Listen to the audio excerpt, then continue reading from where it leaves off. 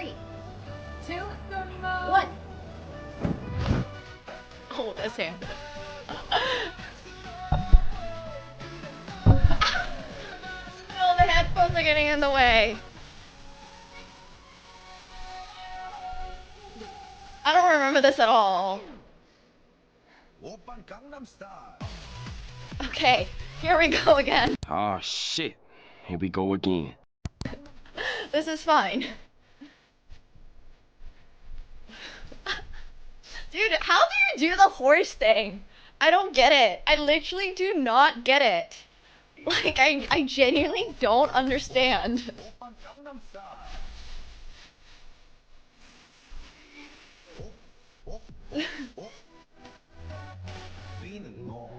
Alright, I'm done.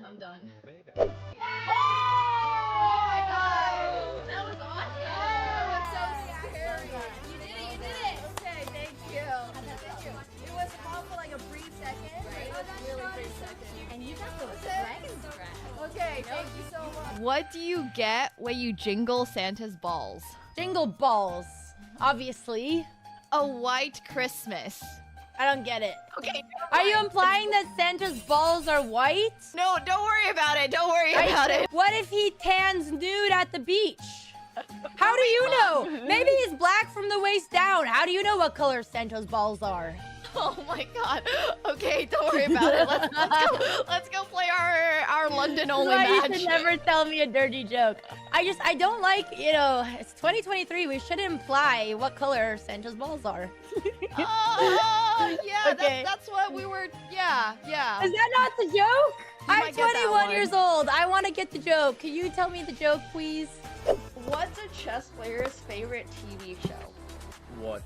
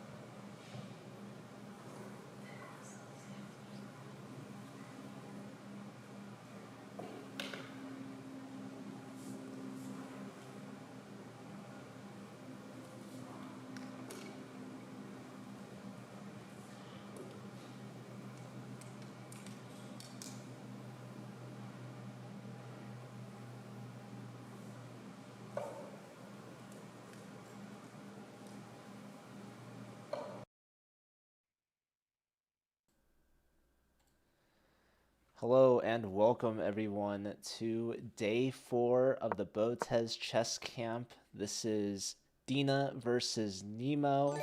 Big matchup here. I'm Joe, once again joined by none other than James Canty. Welcome back, Canty. How you feeling? I'm back. We back. We feeling great. How y'all doing, chat? What's going on? How's everybody doing? And we got games. We got liftoff. So looks like stuff's going quick too. Let me think. Let me see what's being played. Oh, we got a little Nimzo action. Yeah, we've got D4 from Dena. They call her D4 Dena That's sometimes. right. I actually have this. Let me move my camera thing. I keep having this square box around my face. That happens when it's just like chilling. Oh, I got you. Okay, it should be good now. Have I been on 6 hours already? No, actually today was a rest day. I was actually just sleep like kind of half the day. To make sure I was asleep. I needed to get some sleep, bro. Yeah, I streamed Canty 12 hours yesterday, guys. streamed more than half the day yesterday, and he's back in action for more. That's And right. Nemo is back in action against Dena. So Nemo came off of a draw, a thriller yesterday against the host, uh, Miss Botez, who you can see in the background with the pineapple shirt. Looks like the Botez matchup, sister versus sister. They've got some antics going on, some costumes, some Yeah. wigs, and yeah, I've seen some costumes at chess tournaments before. Usually at like amateur team tournaments, you have like costume awards. I don't know if you've seen that, Canty. Have you played in I U.S. actually amateur have team? not the US once before. Yeah, like once or twice before, but I have. But also, they talking about your camera right now, and it does. I It looks see like you're that. very focused, bro. Oh You are boy. very focused in that one position. My man's is not It's moving. okay. I have a backup camera if needed. Yeah, my camera for me looks good, but it's not on the stream. But that's okay. You had to adjust your camera. Now I guess it's time for me to adjust mine. That's right. We gotta make sure the camera's good. Sorry. Everybody checking their camera. What's good, chat? How y'all feel though? Both chats. I'm in my own, and I'm in Nemo's chat as well. Hope you guys are doing well as we here for the day watching round 4. We already got a Nimzo on the board, so here in Dina's position, trying to figure out kind of what to do. There's many ways you can go with black though. I'm a fan of King's Indian, but I also have some good stats with Nimzo. I actually have never lost a game OTB with Nimzo and Queen's Indian setups. So it's nice, but it also isn't super aggressive like I like. So, you know, Guaranteed. guaranteed, never lost a game. I also have beaten Fabi on camera with them. So you can go to their channel. What is it? C Square Pod. So I beat Fabi and Christian That's with crazy. Black with Queen's Indian. Actually, they both went Queen's Indian in that game. But it was nice. It's nice. It's a nice opening, bro. Like you can play for some dynamicism and you can play for a win without taking many risks as you do in a King's Indian. Well, hopefully it works well for Nemo today. Yeah, Nemo has a lot of choices. Depending on what Dina does, she can play knight e2 or knight f3, which is the usual stuff. Knight e2 or knight f3. And then after that, we either play d takes c4 or b6 or c5. Those are the moves you usually go with. But it's always a good one. It's always a good thing to see. Okay, my opponent's already thinking. We in like open in here. So it's feeling good already. Nemo Study Hammers Indian course. Well, you also have Box 2 as well. You also have one that I recommend highly by Ernesto Fernandez, which is one that's not talked about a lot. It's because they don't have a bigger following, but it's a fire course. Boy, it's fire. Good afternoon, John Canty. What up, 93? It's good. Hello to the chat. Welcome in, everyone. We had a prediction earlier in Nemo's. Who's going to win? This is definitely the toughest opponent left for Nemo in the field. She's got 4 games left, including this one. After today, she's going to have a rest day tomorrow, and then she's back on it. I don't know the order of the players, but I know she still has to play against Anna Kramling, Andrea Botez, and Jules Gambit. So this is going to be a big test for Nemo. If she can get past Dena, then I like her chances the rest of the way. But Dena had a shaky start against Anna Cramling, getting a draw after blundering a piece. So that was a crazy game. And I'm curious to think, like, is Dena going to let that experience kind of shake her up? Maybe it's kind of like a slap in the reality of like, man, you really got to prep deep now and get ready because you've got some tough opponents like Nemo, for instance, right now. So do you think that's going to help her, like having a bad experience early on in the tournament to then get back into shape later on? Yeah, definitely. It makes you tighten up. Like if you have especially when Nemo's last game, like she like, oh no, I got to tighten up. That's basically how you have to approach it after you have a game like that. You're like, yo, I can't allow this no more. I got to tighten up. So we might see a tighter game from both of them actually here, which is nice. So bishop takes c3. This is all theory so far. You can follow up with c5 or d takes c4, c5, queen c7 type ideas. You're going to really kind of bully the c4 square. There's a few ways you can play it. c5, which looks cool, and also dc, bishop takes c5 followed by queen c7, knight c6, take, and knight a5, and then bishop d7 or b6, bishop b7, rook c8. So it's really nice. Yeah, we see d takes c4, bishop takes back, and solid, very solid for both sides. Nemo's already castle, which is great, and now she's following up with c5. Usually, Theory.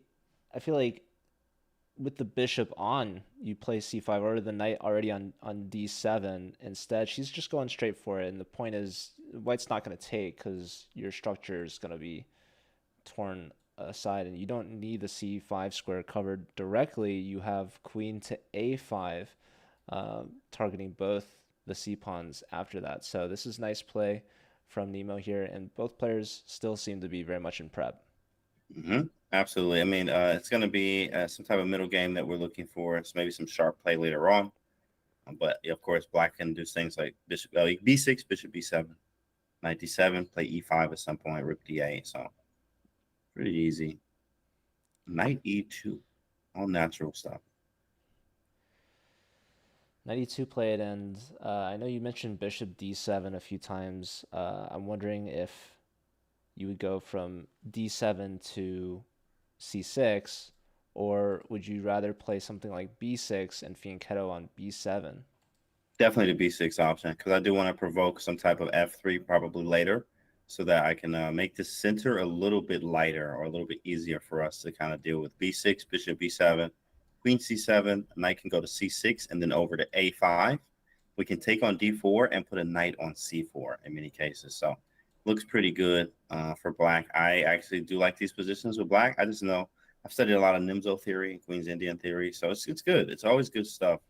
And it's very solid, and you can play dynamically as well. It's not like a Queen's Gambit Decline where I haven't lost OTB with that either, but I've never won either. So Okay, draws you're only. not winning with it's like exactly all draws, bro. It's ridiculous. And every time I play it, I'm like, why do I do this? Like, what did I think I was gonna Keep get? coming back. So, yeah, like thinking you're gonna get something aggressive and you're not. And Queen's Gambit Decline. So Nemso can give you that healthy balance. Nice. We have a question. Who won yesterday? So Nemo played against Alexander Botez, and if you missed that game, definitely it's worth taking a look. Check that one out. Canty and I watched that for 6 hours, and it was a gruesome defensive battle from Nemo. Very closed game early on. I think Nemo had a chance to take en passant out of a French defense. Instead, it ended up being super closed, and Nemo actually had to face against some brutal tactics and ideas from Alexander Botez.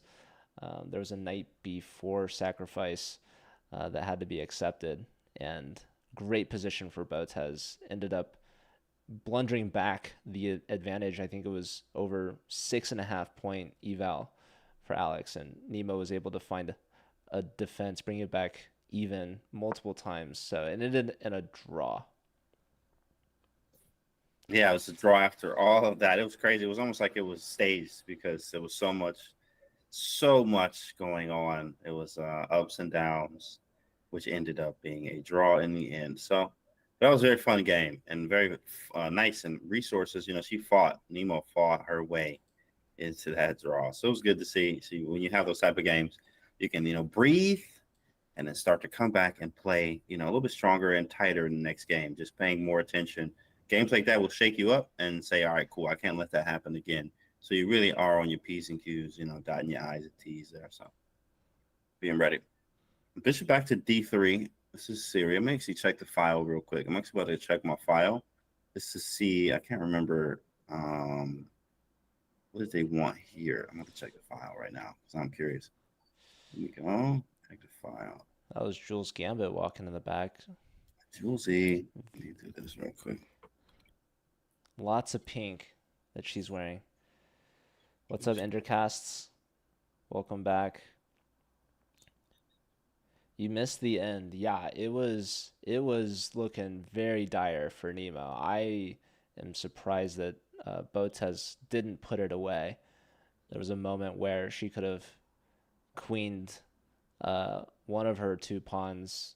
Nemo had a B2 pawn, and Alex could have played either C3 or A3 and break through that way, but she never ended up doing it, and Nemo was able to push her doubled B pawn all the way to promotion, and Alex had to give up her extra knight for it and ended in a rook and pawn endgame that was drawn very similar to her first game against Jennifer Yu. She was down a pawn and held that one with the Philidor position.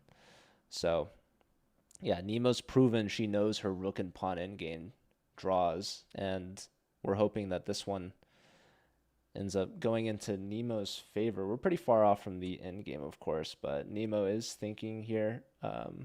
Dina's gained time since they've started, so she's still in prep, and Nemo maybe starting to get on her own at this point, figuring out how she wants to develop these minor pieces. Okay, this was a draw. Okay, I'm just checking out some of the files. Okay, so yeah, files look good. Kind of fun. I found that there is, well, all the stuff we talked about before: B6, knight C6, and playing E5 at some point. So yeah, it's gonna be a fun game. It's not gonna be super aggressive at all, but it is going to be fun. We'd like to see. So let's actually do this. Oops. Yeah, some outfits from the players for sure, but Nemo's wearing a very nice red dress. She's matching Canty today. All red. It was in the agenda. It was in the agenda today. She like, yo, rock red. I'm like, bad. All right, let's go. I didn't get the memo. Yeah, They it's left all me good. out of it. All good, Joe.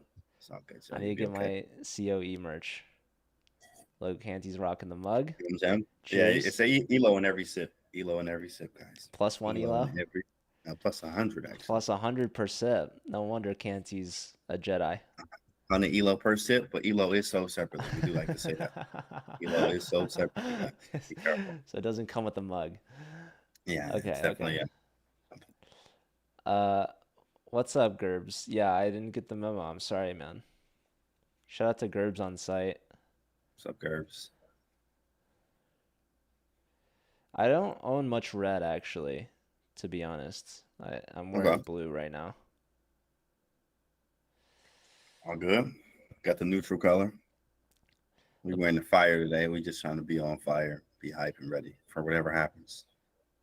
Yeah, the bar's been raised for the commentators since we brought Canty in for 6 hours yesterday after doing SEC. That's right. I had literally a 12-hour commentary day, guys. I think that's the first time I've done 12. I've done an 8, but I've not, I've never done a 12, and that was the first time I've done a 12-hour commentary day. But luckily, honestly, I'm very big on fitness and staying in shape, so it really helped a lot because I wasn't as tired as I thought I was going to be. So I know that helped a lot from staying active. Luckily, Canty's in shape because he's back here for day 4 for more. A very nice nap.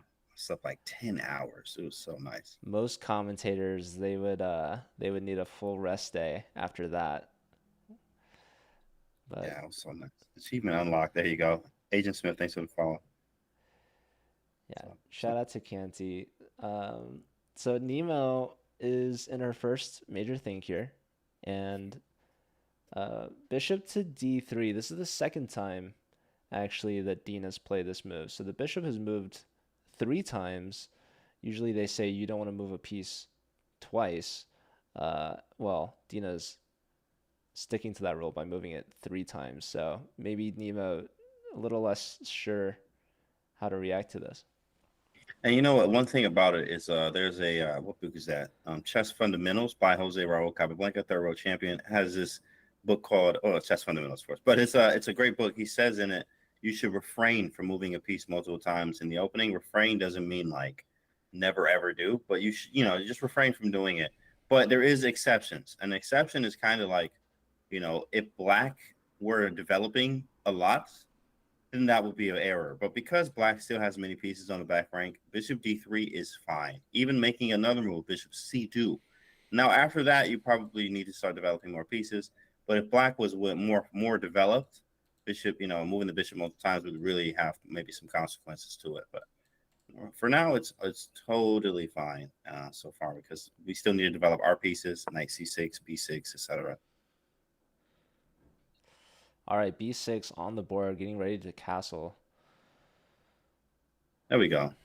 b6 on the board. Biophil saying that the volume's a lot lower here. I think if you're switching between channels, you can adjust the volumes on Twitch directly. But that's correct.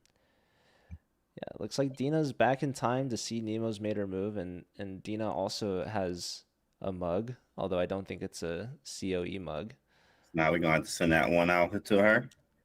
We're going to have to get her a COE mug, guys. Yeah, COE, one of the official sponsors now of the Nemo stream. Sponsored by COE. Calculation over everything. Young King, what up, big dog? I see you in the chat. Yes, sir. We in here. So castles and bishop b7 is probably going to be played very quickly here. Very quickly. Yeah, castles from Dina on the board. And now we're expecting bishop b7. There's also bishop a6. Yeah, that's going to be very draw-like. Okay, maybe not draw-like. The problem would be white's bishop on c1 is pretty bad. So, but I'm not ready to trade yet. I do like bishop b7 because I'm aiming at g2, which may provoke an f3, which is going to create some weaknesses.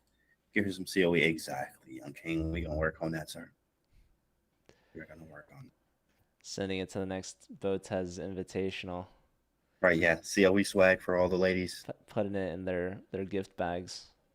Yeah, we do. We actually have the women's clothing, too. We got it up, everything. They got it all. We got it all, Jeff. 100 plus ELO in every item you wear. ELO sold separately once again. That's a disclaimer. Thank you. Yeah, Dina, I wonder if she's drinking coffee. Maybe some That's a big coffee. That's a lot of coffee in there, boy. You have all night. I actually had 3 cups yesterday. I needed it. I usually don't do that. I don't go past 2, but yesterday was a 12-hour commentary day. I actually had 2.5, so I didn't have 3.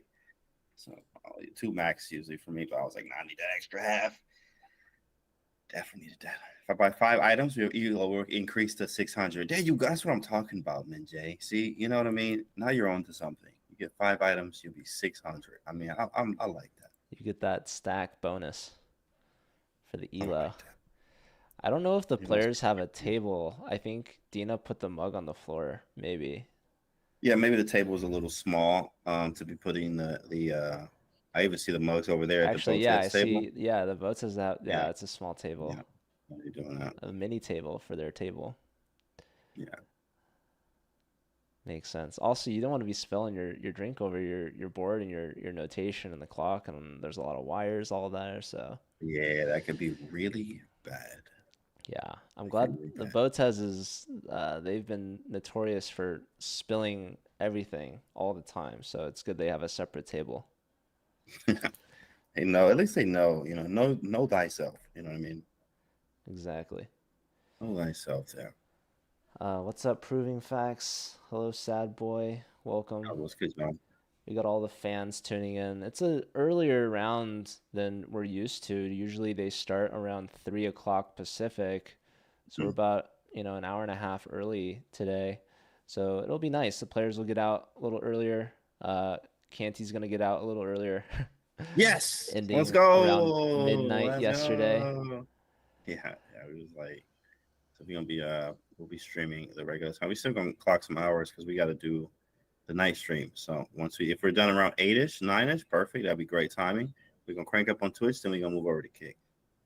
Yeah, we can definitely, I think, send the raid your way. Appreciate it. If you wanted to go back to back, I know you're definitely on that Twitch grind, man. Oh, absolutely. We on the Twitch grind. We on the Kick grind. We're doing our thing, guys. We're just getting chess content up and out, man. For Man's sure. putting in the hours.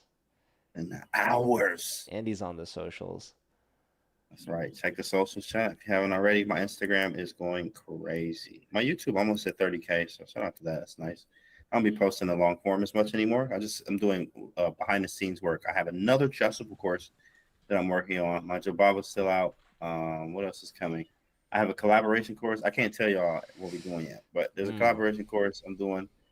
And then we have I just signed one for another chessable course to do with the black pieces. One with white, another one with white, one with black. It's supposed to drop probably around January-ish, something like that. It's a lot of work to do, guys. A lot of work to do. Bishop B7 on the board. There we go. Yeah, Bishop A6. Yeah, computer was calling for Bishop A6. Bishop B7 played. And this we're not offering any trades, right? We're keeping material on the board. That's what we're going to use to attack. So this is a very beautiful bishop on the long diagonal. And as you said, it's going to try to provoke some weaknesses, right? Yeah, I actually like Bishop B7 and Knight B7. Now, I know the theory is Knight C6, E5, and etc., but it just feels natural. Well, okay, you do get superfluous knights. That's meaning they do the same thing, and that comes from Dvoretsky calls them superfluous when you go Knight B to D7, because it actually does this. They're like fighting for squares is what it kind of means. I don't actually know the meaning of superfluous, but I do know that that's the word that he uses, and he actually says it's more about knights are fighting for the same squares. So, but I do like Knight B D7 over Knight C6 because I like the Rook D8 idea followed by E5. It just feels good because I'm not blocking the bishop. But Knight C6 is the theory, though. Knight C6, Rook D8, E5, stuff like that. Yeah, Rook D8 you mentioned. It's a solid move. Getting the rook into the center, opposite the queen. Thanks for in a way. Yeah. So we're trying. Yeah, actually, I would go A8. I was going Rook A8. So get the knight out first. Yeah. That's interesting because I figured like if I could put the two rooks on two squares, I would choose D8 and C8. So where does the rook on the F file want to go? Is it gonna stay there, or is it gonna go to E8? I'm gonna move E8 because I want to push E5 to help push E4 in some cases. Got it.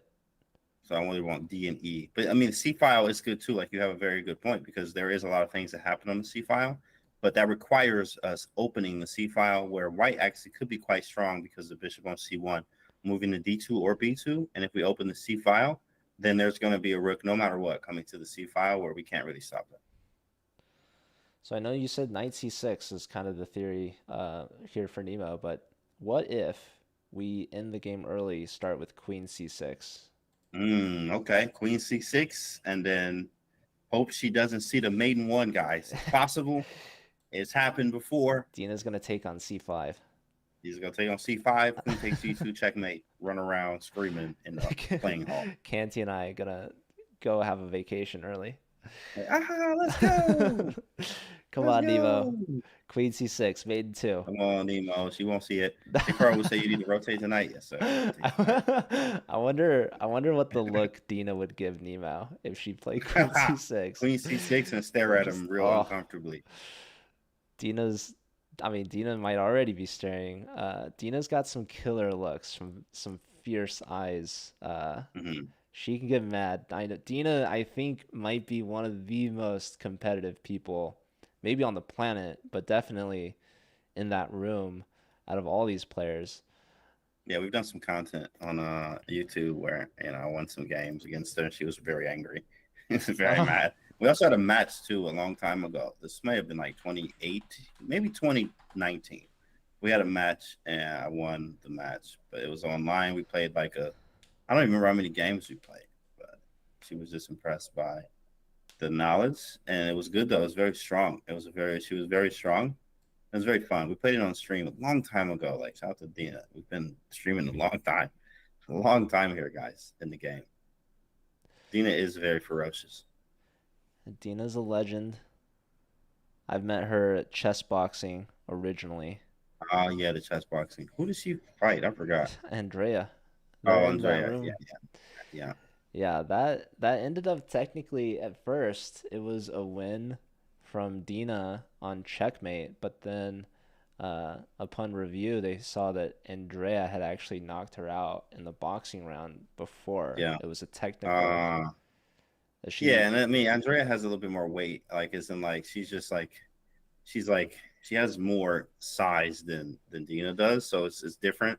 Like the weight class is harder there. It's tougher to fight that, you know. So I just know from chess boxing now, like I'm not gonna meet chess boxing certain day, like, yo, would you fight so and so? I'm like, yo, he's not in the same class. So if I hit him with a left hook, that's gonna be bad. Like I'm like I weigh 212, you know. Canty's Fighting not a guy trying to that's kill like anyone. 170, that's not advisable. You know what I mean? Canty's Not looking advisable. out for us small guys out here. Yeah, that's not advisable. It's not Um, advisable at all. yeah, and I know Nemo actually has done some boxing training, and I think even Jennifer Yu at one point was signed up for chess boxing. So a lot of these players are uh, ready to put the gloves on, besides Oh yeah, just people are playing ready. chess. Yeah, I'm definitely I'm ready. I'm ready at all times. I box 3-4 times a week, and I also spar on Tuesdays, so I'll be ready to go, man. Yeah, Ready to go. doctor in my chat's asking when am I gonna start chess boxing? I don't know. I don't know if I can do that. I'm just trying to stick to. I can barely do the chess. Yeah, the chess boxing is different. It's different, bro. But you get that break in between. Really, the boxing part is the hardest. I'm not gonna lie. I mean, of course, the chess part is obviously easy, but the boxing, bro. If you've never boxed before, guys, I mean, you got to think about the last time someone's actually tried to punch you right in your face. Like, think about that for a second. And there's mechanics behind it of even like throwing a punch. Like one of the biggest things to know is throw a punch and actually keep your hand up, keep your opposite hand up. So little things like that it goes a long way. Like most people don't punch like that, but in boxing you should, because if you don't, you can get caught with one. If you don't have your hand up while punching with the other hand, just learning that is already crazy. It's fun, bro. It's very fun. Once you get into it, it's like no way of getting out of it. To be honest. Yeah, I mean, it sounds like it's definitely a hobby that you could really get into. Um, and like for me, I'm taking some baby steps. I got a gym membership for the first Okay, time, okay, so big fella got the Jimmy trying to Jim membership. work out a little bit, and I could totally see it being, part of your routine, which is good. For me, it's tough. I'm proud of myself for just going like once a week. So, Nice, bro. That's what it takes. You know what I but mean? it's Once a better week, than it's wise. for years I was doing nothing. Now I'm Yeah. getting older. I'm like I gotta like have to do something now because I was more active younger. You But know what? There's a statistic that they say, and this is for all the people 30 plus. I'm 32. So they say you lose in your 30s. As soon as you turn 30, you lose 1% of muscle every single year if you don't work out. And this is a very important to understand. So, I work out a lot. So I'm not losing any muscle, right, anytime soon. But it's important to understand that you will lose muscle 1% every year if you're not active. So it's important to try to stay active, guys. Try to do something, some weight training, etc. You don't have to lift heavy, but definitely just some resistance training is what they say. We have a move.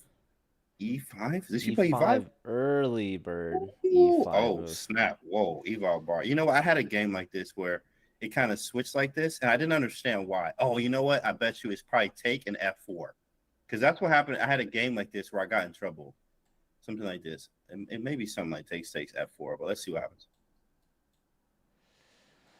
So yeah, E5 on the board. Canty was trying to prep it, putting the rooks in the center first, and we haven't connected our rooks yet either. Our knight's still on B8, and Mhm. this is a move where we're pushing a pawn. We're not really developing, right? We're just kind of attacking in the center, and maybe it's a little early because we didn't have all of our pieces out and ready yet. So we're starting the party early, and not all of our guests have arrived. Chess Sharks, thanks for the Ray boys. Let's go. We got Chess Sharks. Huge raid. Thank you, Chess Sharks. For those of you joining, this is the start of the game of round 4 between Dena and Nemo here at the Botez Invitational, hosted by the Botezes in Malibu. We see Nemo in her red dress, sitting back down at the board, and she's just played e5, putting Dena into a think. And Dena was pretty much in prep. Nemo has spent about 15 of her minutes here, and maybe she's intentionally playing e5 to try to throw Dena off book a little bit. The engine gives something diabolical, bro. That's crazy. It's a e4, and then after takes, bishop g5, knight b7, and then rook c1 and queen something. And apparently it's just better. That's crazy. Like, that don't even make sense. It just doesn't make sense how, white is that much better after these sequence of moves. So let's play it, actually. I just want to see why is it so much better. I just don't understand. So it's e4. It says best move is e4, which is like pawn e4. Yeah. Yeah. And then takes, so everything trade out. Takes, c takes d4, c takes. And then bishop g5, yep, knight bd7, and then rook c1. And apparently, yeah, I must say it's 0.8, but they like white here, and I don't understand that. Queen d8, knight, oh, that is going to be annoying. Oh, okay, I understand. Queen d8, knight f5. Oh, yeah, that could be something. Yeah, the knight, Gary Kasparov says a knight on f5 will win games. In reverse, that's a knight on f4. Now, of course, why does he say that? It's because a knight right there is very dangerous, especially when you got the bishop coming, a queen comes to f3, and like you could get in trouble really fast. So I do understand, but that's just difficult. You had to give up a pawn to get here, and like if you don't know this idea, like I don't believe Dean's gonna play this at all. But it just, you don't even know that you're better. So that's kind of crazy. That's a crazy line, bro. So yeah, we'll see how deep Dena's prep has gone. I know she's been prepping a lot, and apparently she's also been helping Andrea with some of her prep. So these players not only having to prep for themselves, but helping each other out. And they all know each other. They've all played each other many times in the past. I actually don't know if Dena or Nemo has played OTB before. I definitely know that Nemo's played her opponent, Alexandra, many times in the past OTB, both growing up in Canada, repping Canada as well. But yeah, Dena's definitely one of the sharks here at this tournament. So I would not be surprised if she cooks something up here after a slight inaccuracy here early from Nemo e5. A5 look good too. Giving up a pawn for an attack is my type of stuff. There you go. So Nemo needs a lot of moves to consolidate, and Dena has a lot of natural moves. Yeah, I mean, it's kind of like, I think it's very level as a practical sense, because black is one move away from connecting rooks, like knight d7, knight c6. White, on the other hand, actually has to move the bishop off the back rank and the queen to connect the rooks. It's just that whole sequence of e4 and all that stuff is crazy. That's a crazy sequence. Yeah, she played a normal move, like, which is understandable. Bishop b2, which is very normal. So now we're back. Now we're feeling good. How you been, Kent? I've been good, bro. How you been? Has Nemo been doing prep? I think Nemo. I would assume that all these players have done some amount of prep. I'm sure more. There's some more than others, but I know Nemo has mentioned that for classical, I mean, she's not really taking the prep too seriously, getting too much into it. And I know that she has done some amount. I'm not sure how much she's done for Dena. It's also tougher, like when you have the black pieces. I guess maybe if Dena plays d4 all the time, it helps. But I was watching the Botez commentary with Hammer, who's been a coach for Alexandra, and apparently he tried prepping her with e4 as opposed to Alexandra's usual d4 against Andrea. And against the Sicilian, Alexandra played an Alapin, which was Hammer's prep, and apparently he wasn't anticipating that Andrea would play the most common move, d5. Oh, so she makes it up. Nice. Even if you do prep, even with a grandmaster like Hammer, your prep can still go wrong, and Alexander's kind of having to figure out everything on her own after, I guess, move 3. But No, yeah, that is correct. that kind of happens. That's correct. It does happen sometimes. It's kind of annoying. Fly But said it's part that of it. Part of it. Alex was out of prep on move 2. My bad. Oh. He said, just keeping up with my diet, potatoes in chip form. Nice. Okay, that's what's up. At least you're keeping up with your diet there, Noel. You At know, least you're keeping up with your diet. potatoes are vegetables. What y'all eat today, Chad? What y'all eat today, man? I had 2 protein shakes. I think I had an apple with some caramel, and then I had some chicken with rice and vegetables with 2 eggs and a little bit of cheese. So low carbs today, very high protein, about 130 grams. What about you guys? Man, I know you're legit just already, but I also know you're extra legit when you know the weight, the grams, like the calories. You're keeping track of all that Yeah. stuff because Yeah, I keep track of it. that is not easy to do. That is a lot of extra work to make It sure. is hard. I'm used to it now, though. But yeah, I'm very. It was tedious at first, but now it's just very easy. Tea and yogurt. Okay, what kind of yogurt? I actually did have a yogurt today. Oh, I forgot to track that. There you go. Proven facts. I knew I liked you, man. I Huge. gotta put that in my tracker. I forgot I had yogurt today.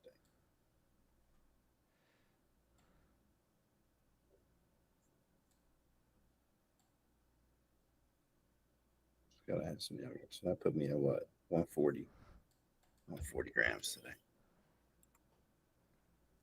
It's 130 gram, like half the protein Canty needs. No, I mean they say you need like 1.5 of grams of protein per pound of body weight type thing. So I weigh 211. So I just like to go anywhere between like 130 and 170, 180. I ain't trying to go 200. 200 every day is ridiculous, bro. Come on, my guy. That's crazy. Ooh, dahi with some probiotics. This is not a hotel. This is, I guess, a house, like a mansion out in Malibu that they rented out. What's up, Logan Roy? Mm-hmm. Do you use an app? I do. I use MyFitnessPal. 0.7. No, yeah, of course. Yeah, John. Of course, you're a fitness expert. Sorry, I forgot you at the gym every day. I got some marinating right now. Gotta be insane. Ooh. Booty Doctor saying they just had Oreos with their coffee. Nice. What's up, Landon? Good to see you again. Welcome. Yeah, we're waiting for Nemo to make her move. Dena just brought the bishop out to b2, staring at its own pawns, but those pawns are prone to move. And Dena may be missing out on a crazy idea, e4, getting her bishop to g5 instead of b2. Yeah, this is a good moment now for Nemo to bring the knight back into the game. Knight c6, developing for the first time and connecting the rooks. So, Two plans. I do like cd4 followed by c4. It depends on what white's gonna do. But I mean, not cd4, ed4 followed by c4. This is just kind of playing off the head. I can go good and bad because the engine could be like, oh, you're terrible. But I was looking at ed4 and then probably c takes d4 is going to be played. And then I was going to follow it with c4 because that gives me a pass pawn. So then I want to go with like b5, rook c8 and stuff like that. Very possible. Let's see what the engine says. I'm just curious. E takes d4 and c d4. Let's see what happens. C takes probably. So c4, probably not the greatest. Yeah, engine already doesn't like this. But what is the best? They would just want bishop c2 or what? What's the engine say? Yeah, I like bishop c2. Yeah, this looks. I mean, okay, you get the center, but I have this mean pass pawn on the c file. Rook c1, I don't care too much about because I'm going b5, knight d7, rook c8. Like I'm like literally, if you imagine as a human here, I get b5 in, I get knight d7, a5, I move my queen off of the file, and I'm able to push and create a pass pawn, even 2 of them because I already have 1. Like practically, this is nice, but the engine is just cooking. They're like, yo, you get crushed. It's +2. Like you're not even attacking nothing. That's crazy. That is crazy. Engine is just disrespectful at all times. Yeah, engine doesn't care about your passed pawn. I just don't care about none of that, bro. Ever. It just says I Ever. got my pieces out in the game. Where are your pieces? Ever, bro. That's kind of Yeah, crazy. computer says top move here is actually e4, which kind of blocks our bishop. It kills any queen c6 ideas. Yeah, that's really not something I'm trying to do. That's going to be a very blocked game. Just like yesterday. Like, I don't think anyone wants any more blocked games. So, E4 it does block up the game. And then I have to figure out what I want to do. Like, I can't, if I play E4, the reason why you go C5 and E5 is to chip away at this pawn structure. But if you go E4, well, I'm not chipping away anymore. After CD4, I mean, that's just going to be rock solid. So maybe we play. Okay, so if we do play E4, we'll probably have something like knight C6 to A5 with a rook A or F to C8 and play knight C4. That's the whole kind of idea if we're going to lock this boy down like that. And that will get us into a closed position. You kind of give white that connected past D pawn, right? Yeah, we do. We do give him a pass. We can hold it, and it's not that strong. Of course, obviously, if pieces come off, it will be, but we'll see. E Holterman, thank you for the gift what up, bro? to Zelko. Appreciate that. Welcome. What'd you say? Win a rook? No, it's more about like if we trade rooks or if we trade some pieces, then that D pawn would be kind of annoying. Got it. Yeah. And dude, this I think is Nemo's slowest start to any of her games so far. We're move 13. She's already spent 25 minutes of her time. This is I guess goes to show maybe the pressure of having to play against someone like Dena with the black pieces. Although you could argue Nemo played with the black pieces against Jennifer Yu in round 1, and I think she was doing a bit better with time management in that position. But yeah, I'm a little worried Nemo doesn't seem as comfortable maybe as she could be out of this. She's played E5 maybe a little early, and she doesn't really have a good solid follow-up, it seems. She should probably just continue the development. She still has the knight and the rooks to move. So I'm curious to see if she will push the pawn, or if she'll capture, or if she'll develop. These are pretty much the three main ideas. Yeah, there's just a lot to do. She's thinking about which way she wants to go plans-wise. Because knight C6 is a move, knight D7. Here we go. Yeah, she went knight D7. Knight D7 played. This is the setup I advocated for, though, because it's flexible, and I don't block the bishop. I don't block the bishop at all. But, yeah, Engine doesn't like it. And, of course, Engine never likes anything you do ever. But as a human, it's practical. I get my rooks to go to E8 and C8 type ideas, and I'm just kind of seeing what's going on. I'm kind of flexible. But we didn't mention the superfluous knights, meaning the knights on D7 and F6 kind of fight over the same square. Some of them, especially the knight on D7, it looks good, but it actually doesn't have another square besides B8. So just having that, Engine doesn't like that. Pretty obvious, because you don't have a good plan for this knight, but it looks good. It's developed, and it stays out of the way of the bishop on B7. Practical, fine. Good move, practically. Engine-wise, it's like, oh, yeah, what is this? All right, so interesting. Yeah, I like that the rooks are connected, because now these are major players in the game that can develop further. We've got lots of great squares. You have E8, D8, C8, all fantastic choices.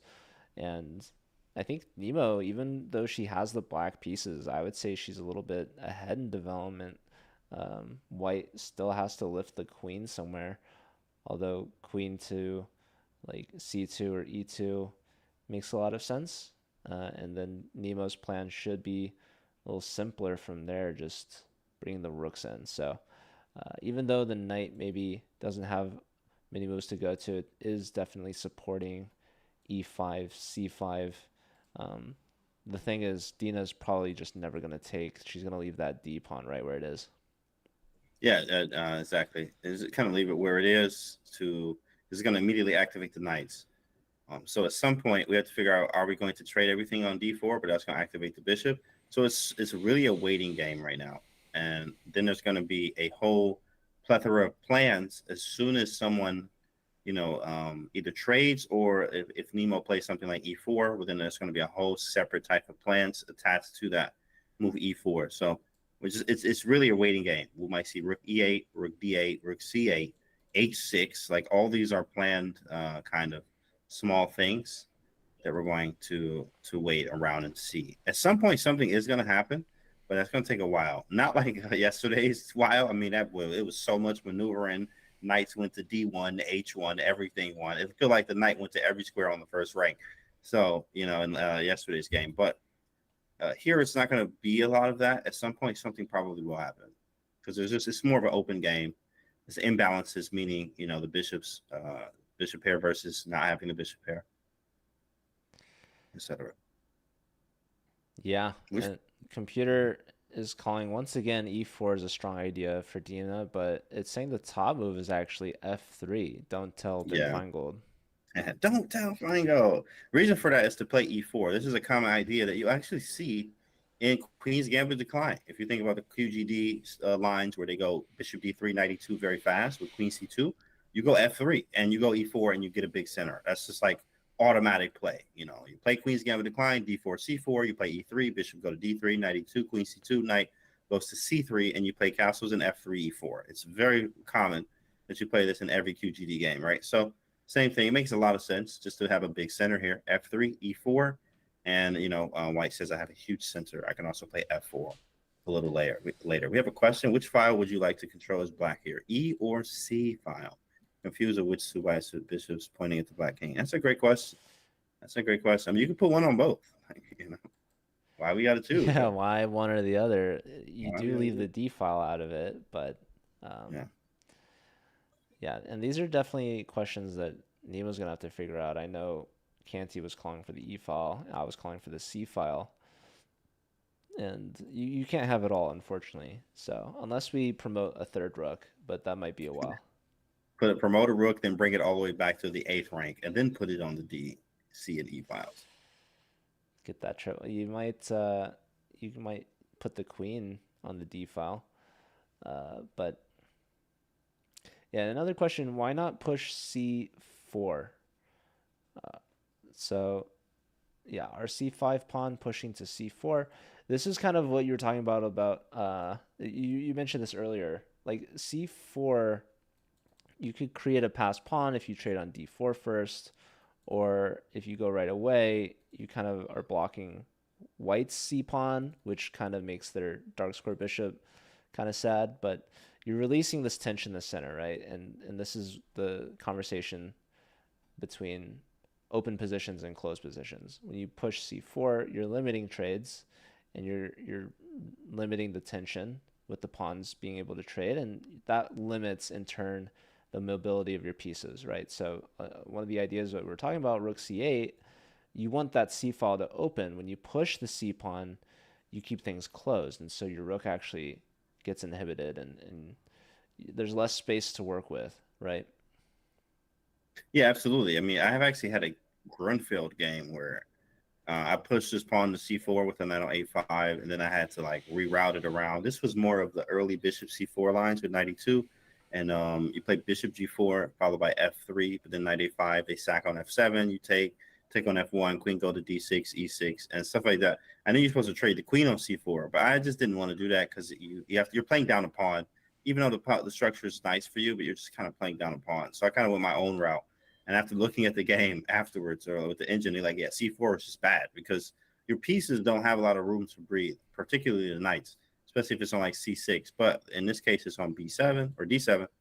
But even then, when you play c4, there's nothing for the knight to really go to yet. So it's good to just have the flexibility and have the patience to figure out when you want to actually go c4. So it is more of a waiting game, I think. Rook f8, rook c8, stuff like that. Maybe an h6, maybe an a5, like just maybe a bishop c6, queen b7 type idea.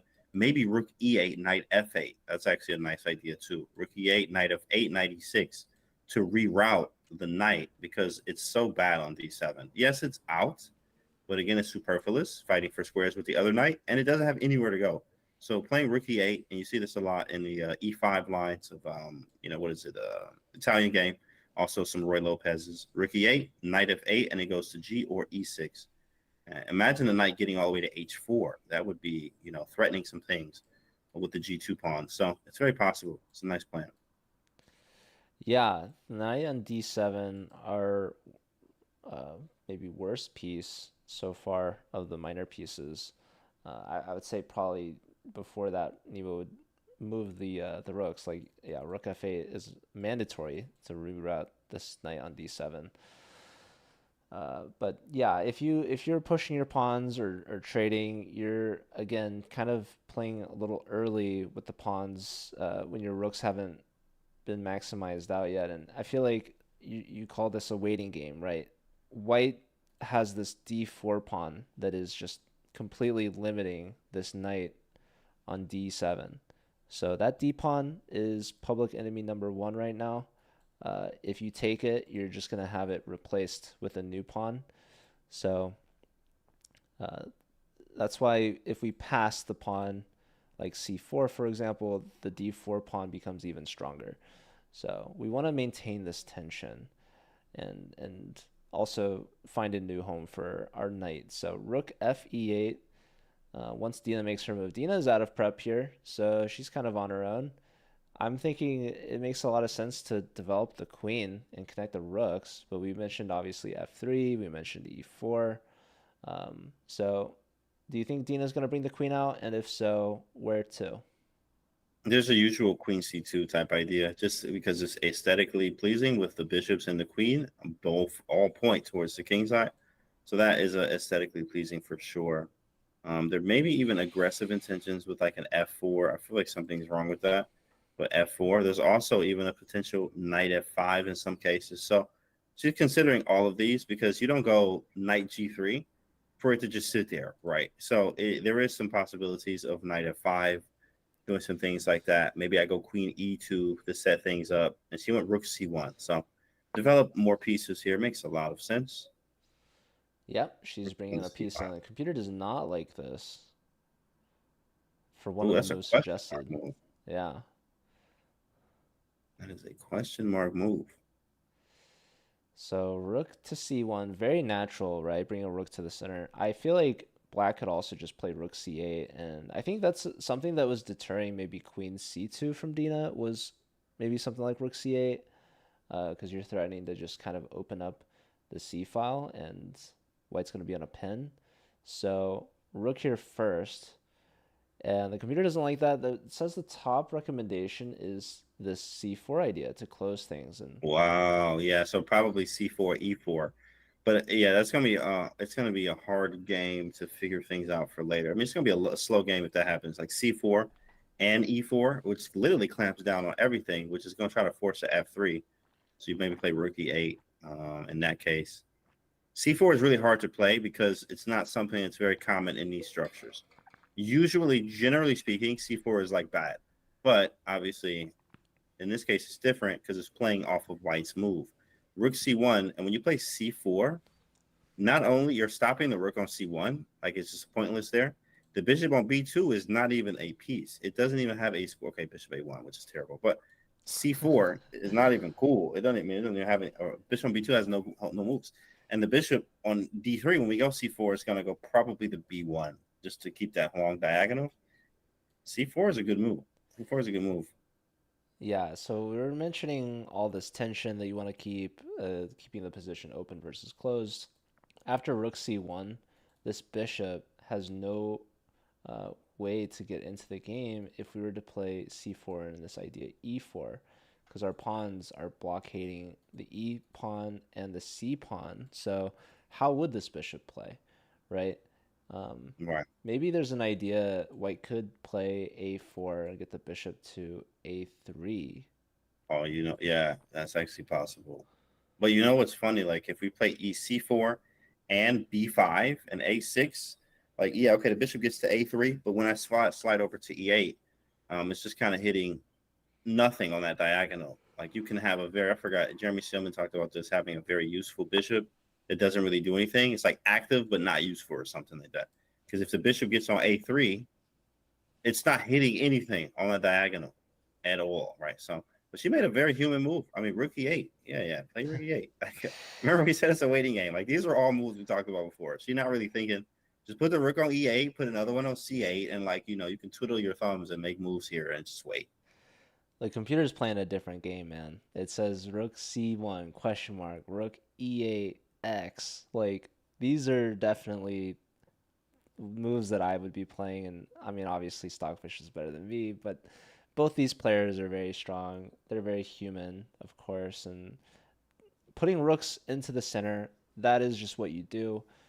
The computer's playing it on a different level. So Get a different up here.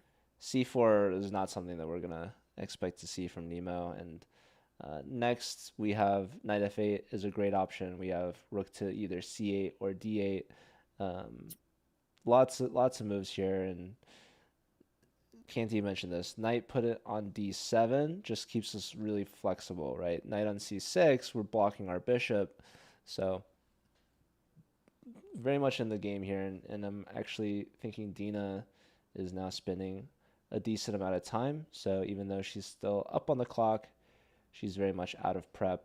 And I think Nemo's going to be a little bit more comfortable in this position, especially now that, like, neither side is showing that they want to trade these pawns. So they're focusing on these development moves still. And we're going to see some remaneuvering of the knight on d7, I'm sure. So yeah, Nemo's next, like, 5 or so moves, I think, shouldn't be too difficult unless Dena starts posing some problems. Whoa, okay, tactics since it's tingling. I was figuring if I get a knight to g5, I was looking at knight h3 ideas, but queen c6. Whoa, Eval just going crazy, bro. Like, we just need to turn that boy off. Engine just disrespectful. Every move is wrong, terrible. Well, it's same thing. C4, they're begging for c4. Just let's level our expectations. We're not expecting. I mean, unless Nemo turns the engine on, I'm not sure. She gotta. C4 is the only move that's showing it likes black. It's eval is reading minus 0.69. It's ridiculous. Like, every move, human move the rook to a file, develop your rook wrong. Like, what is up with the engine, bro? It's just crazy. Shout out to Erud in my chat saying that they liked white, but not anymore. So, like, I mean, a lot of flipping back and forth here. I mean, if you compare white's position now compared to a couple of moves ago, I mean, the only difference is white centralized their rooks. So, like, how could it really be that much worse? Exactly. Unless white magically finds c4. So we do have this nice idea, actually, of maybe rook a d8. I mean, I don't like maybe a queen a4. That's probably why not. But rook a d8 is nice because we follow it with c4 and knight c5. That's an idea people are not looking at too much. But rook d8 does maybe allow. No, queen a4. There might be bishop c6. My idea here is to play 3 moves: rook d8, play c4, and knight c5, which is a really cool idea. Obviously, taking advantage of the pin. And then the knight from c5 can go to b3, sometimes d3, also e4, and around to e6 as well. So there's a lot of nice plans involving rook d8. So rook a d8, you may see a queen move because we're trying to prophylactically not even be in that type of on that square d1, at least in that file. Yeah, and this knight to c5 idea, very similar to what Botez played yesterday, knight to b4, putting a knight where the pawn could capture it, but was pinned in some way. Whether or not we'll see that, I'm not sure. I feel like Nemo probably more naturally would go to f8. Although I do like rook d8 for a lot of reasons, right? You're lining up the rook opposite of the queen, so you do get these tactics. You get access to the e5 and c5 squares if you push those pawns. So it's definitely... That's something that Canty has in the works that he's calculating. We'll see if Nemo... They might have that red connection today. The Reds, we on. What's up, chat? What's going on, Canty? Any big tournaments coming up? Yeah, I have something looking at September. I'm just chilling. I got next some big tournament coming up. Yeah, doing that. What's going on with black miss win, white miss win? Yeah, I mean, Indians just ridiculous. Miss, Indians just miss. win. Engine Everything's a calculated miss. forced mate in Yeah, 70 moves. yeah, like the Magnus game with Fabiano back in 2018. It was Fabio was playing Oh my white, god. missed mate in 36. You know, mate in 36. How could he miss that? How could he miss that? Kind of crazy. Erod saying Dina looks defeated. I don't think so. I Not think at all. Dina's just waiting. Chilling. Nemo still has her cough. She brought some inhalers, it looks like. And yeah, Dina's just patiently waiting. She's gonna get up and let Nemo think.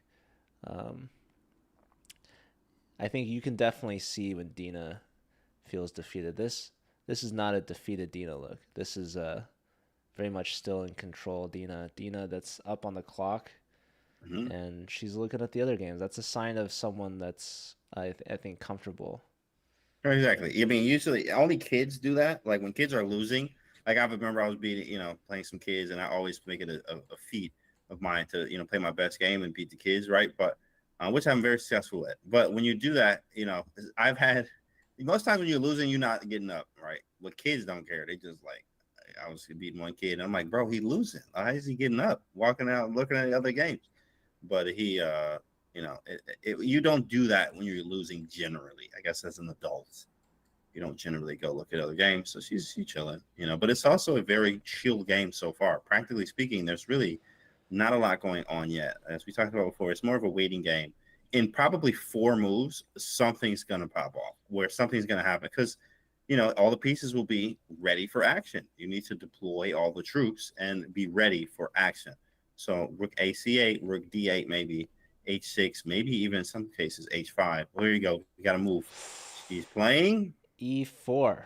So she E4. almost went with the C. I mean, they're very similar ideas. I think perhaps this was after Rook E1 was played. Maybe Dina was perhaps preparing for E4 herself, and this has to have been on Nemo's mind. So she plays E4, saying, "You know what? I'm gonna just clog your center, attack your bishop," and Canty's idea of Rook D8 still alive.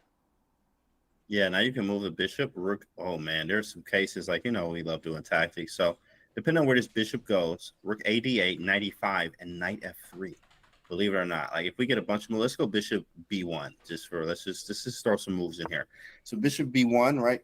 If bishop B1, we're looking at maybe rook A to D8 with the idea of knight E5, knight F3. After you sack the knight, you go queen D7, queen H3, and knight G4 going for mate. So here, even our hates this move, by the way. I mean, they always do. So what's the move here? Like, I mean, pieces look bad for white. So why is this just not good?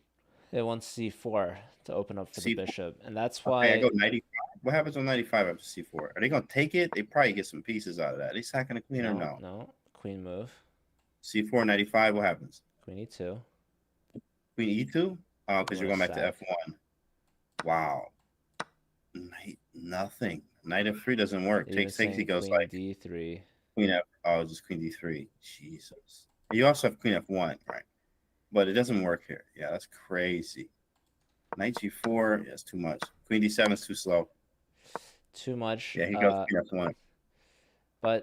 But yeah, here before Rook AD8, it loves C4 again, and this was the idea we were talking about: E4, C4, and yeah, we give white the connected pass pawn, but this bishop. I mean, both these bishops, yeah, they're not happy pieces. My boy's just gross. Yeah. So this is an occasion where Nemo's given up the bishop pair, and Dina has the bishop pair. But with these 2 pawn pushes, you're halting all of white's pawns in the center, and because of that, both the bishops. This is a position that is going to favor these knights. These knights. These knights versus these bishops. And the knights are winning for sure. The knights are winning. Man, those bishops are bad, bro. So, that is a terrible bishop. Yeah, both of them. Pawn to E4, and I know we were just showing this evaluation was saying those bishops look so bad if black can play E4 and C4. Here, Dina or Nemo starts with E4, And so this should give you a great hint as to why the eval still is in white's side in their favor. There's one place to put this bishop that's under attack. So is it obvious to maybe the chat? Where would you put this bishop? Maybe, I'm sure Canty knows if there's a right answer here. If there's a right answer, man, that's ugly. Shoot, hold on, bro. Right answer, yeah, I would play B1 or F1, but I don't like C2 because I'm blocking the Well, rook. we know what the computer You wants also go, if you bring yeah. the bishop back. Yeah, computer works. So you have to go bishop C4. Chat says bishop C4 as Yeah, well. bishop C4, and that is not a natural move. Remember, this bishop has gone to D3, C4, back to D3. Is it going to go back to C4? Is it going to do the return tour? Or The return of the bishop. or is Dena going to tuck back? Tucking back is the natural thing to do, but we were showing there the computer wants C4 to be played, and that is shutting down the position. And if Dena doesn't want that to happen, she has to go to C4, preventing Nemo from going there herself. We got a photographer taking some nice shots. Oh yeah, definitely. That's I think that is Botez's photographer. I remember him from last time. We were in Charlotte. We did some content. Botez sisters and some kids. If the kids won, they got $10,000. And it was me and the Botez sisters versus 3 strong kids. We ended up drawing the game. Wow. So they only got out $100. Ah. Yeah. These kids, man, they're kids, sharks. Yeah, it was a blitz game, and we ended up drawing the game. Found some nice tactics in there to help draw the game. Yeah. It's nice, though. Very nice event put on. Yeah, Chicago Kev asking, who's Anna playing against? You see Anna right behind Dena there in white. She's playing against 2 times U.S. Women's Champ Jennifer Yu, the only other woman grandmaster besides these 2 at this board right now. Jennifer Yu, very strong. Have you ever played Jennifer? I have. I played her 2 games, blitz games, in a chess boxing exhibition, actually. Wow. Where we had to it was just like chess boxing fit. It was in I don't know, I don't remember where we were actually. I don't remember what state we were in. We were somewhere, but it was a chess boxing exhibition where basically you have to hit pads and stuff and score on the padding and stuff like that. But we played games there, so I won both games. It was fire, but she's very strong, so don't get it twisted. She's a very strong player. I just was able to find some nice tactics in both games to win both. And Bishop there you have B1. it. Yeah, Bishop going all the way back home. This is very loud, very natural. And the only move that likes black here, if Nemo can find it, it's C4. We've been talking about it. Usually an explosive move. I guess you could say it's still explosive here, but this is a move that closes things. It makes this game going to be another one of these long grinds like we saw yesterday against Miss Botez. So I'm very curious to see if Nemo is up for the task of closing the position, closing it on these 2 bishops. End of it. Yeah, it should be on the great end of the close up this time. Oh, she's done it. She played C4. Oh, you can see it before. There it is. C4, lock it down, clown. Lock it down, clown. Oh my goodness. Oh, where are these bishops going, Dena? These bishops. Where are they going? Do you even call those bishops? What are they? Oh man, I mean, they got no moves. Where are they going? And I feel like a huge threat from Nemo is B5.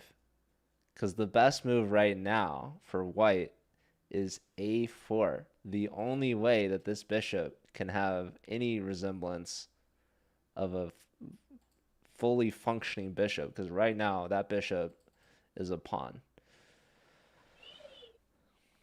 Yeah, it's looking good. B5, A6. Now it's more about maneuvering pieces kind of to the king side, because if you notice, the queen side is all whites. I mean, it's all locked now. You got all my pieces are in that cluster over there, and there's nothing really to target.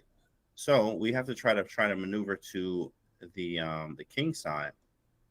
And the question is how. I can see a rook getting to h6 at some point. So I see maybe a plan of like rook e6, double the rooks. Then we have to figure out what to do. How do I get this rook over there? H5, knight g4-ish.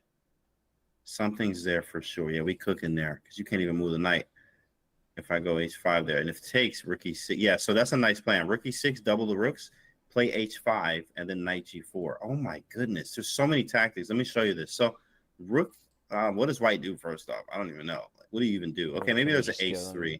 H3 is going to stop all of that because, yeah, we're just trying to figure out what is white going to do first. Okay, a4, rook e6. You want h3 at some point? Yeah, I think h3 is going to stop everything. It's going to be quite annoying. h3 is going to stop everything. Still double the rooks. I want us to go maybe we can go h5 anyway, though. This is what you see in Queen's Gambit decline theory from black side. I wanted to go h5, but now she can just take it. The idea was to take and play rook h6 because the queen on c7. But h3 let's see if she's on takes. I mean, takes. Rook h6. Yeah, it's possible. Queen goes back. And then maybe, oh no, that's going to be nice. I get a tempo with knight f6 and followed by bishop c8. And it's going to be like, oh, even that. Rook e6, bring the other rook around. Yeah, so you might have to go queen e2. Queen e2. Now knight f6. Yeah, you Either way, I mean, white's pieces are not playing black down yeah, a pawn, and even look at this, bro. Bishop c8, knight g4. Like, go like a5 or something. On a5, just to show the ideas here. What does white even do? a5, bishop c8? It likes g5, bro. Oh, b5. Let's do that first. b5. Oh, g5? Whoa, that's crazy. G5, I was just trying to get the knight to g4. That's crazy, bro. I wanted to go bishop c8, knight g4. Is a very nasty idea. Because you're threatening mate. But also g5, g4 does the same thing. It's just with a pawn. That's crazy. Man, that's sick stuff, bro. Yeah, and the plan is, even if white loses material, e7 mate. Black has pieces, man. Black has the nice attack. White's pieces, the bishops, are cut off from the game. Everything that Nemo has, she can focus on this white king sitting all over there on its lonesome. The only thing that the king has is this knight on g3, which, like you said, you could just play h5 and try to sack a pawn to trade it, right? Or threaten like h4 or just put like a knight on g4, even sacrificing it in some lines. You're just going to get this attack going. So yeah, this is actually very exciting. c4 was a critical move planned. It wanted c4 then e4. I don't know the subtle difference, but yeah, I guess the difference is that you play c4, there's no bishop c4. When you started with e4, you allowed Dena one last opportunity to play bishop c4, and she missed it, and now Nemo has capitalized. She's gotten c4 on the board, and now Dena, both hands on her head, you can see she's maybe thinking, what have I just done long run? These bishops are going to be just tall pawns. They're stuck over there. Yeah. No, that's nice. It's looking real good for Nemo here. She is in the zone, locking in. Very good. We locked up this position, so I'm a fan of it. We just gotta see what Dena does first, and then the rest we figure out from there. I see Jennifer and Anna are discussing post-mortem there, it seems. Some analysis. What was the result on that game? Oh, my bad. What happened? Jennifer and Anna finished their guy. I guess Jennifer won. Oh, shoot. Dang, that was a quick game. That was quick. Anybody have any insight of what happened? It looks to me like Jennifer had a queen and rook doubled on the H file, and Black was just going to lose. That was it. They're going to just lose. So, yeah, Jennifer continues her her winning streak. I guess if today's round 4, she's won 3 in a row. So that puts her at 3.5 out of 4. Yeah, honestly, man, I don't know if Jennifer's gonna lose a game this tournament. Yeah, she be locked in. Remember, she won U.S. champs twice. You know, women's U.S. champ. Like, you don't just like it's strong players there. Like, you got to remember, Irina Crush. You know, like she be crushing. You know, and Jennifer Yu has won that boy twice, so she is a beast. Yeah, definitely a beast, a force to be reckoned with. And Anna Cramling, no slouch. I mean, she's a strong player in her own right. Shout out to Anna and her mom, who's holding down the fort with commentary over in Sweden. Her mom over there. Let me go see. Hold up. Let me see. I see. I got her thing Pia. right now. Shout You out got to the Pia. moms on the com. I didn't even Mom know on the mom com. played, mom on the com. Let me see. Moms. Oh wait, ain't no camera. Oh, there you go. Oh no, wait. She doing commentary where? That's Anna Maya and Hammer over here. Hammer don't look like mom at all. In fact, Jennifer.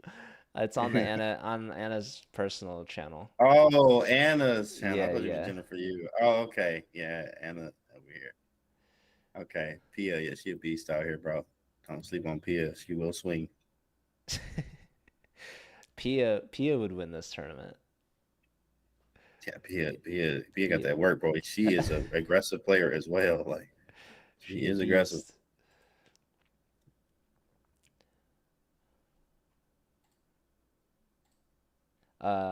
Shout out to Center of Insanity for the raid. Hello and welcome, everyone. This is round 4 of the Botez Invitational.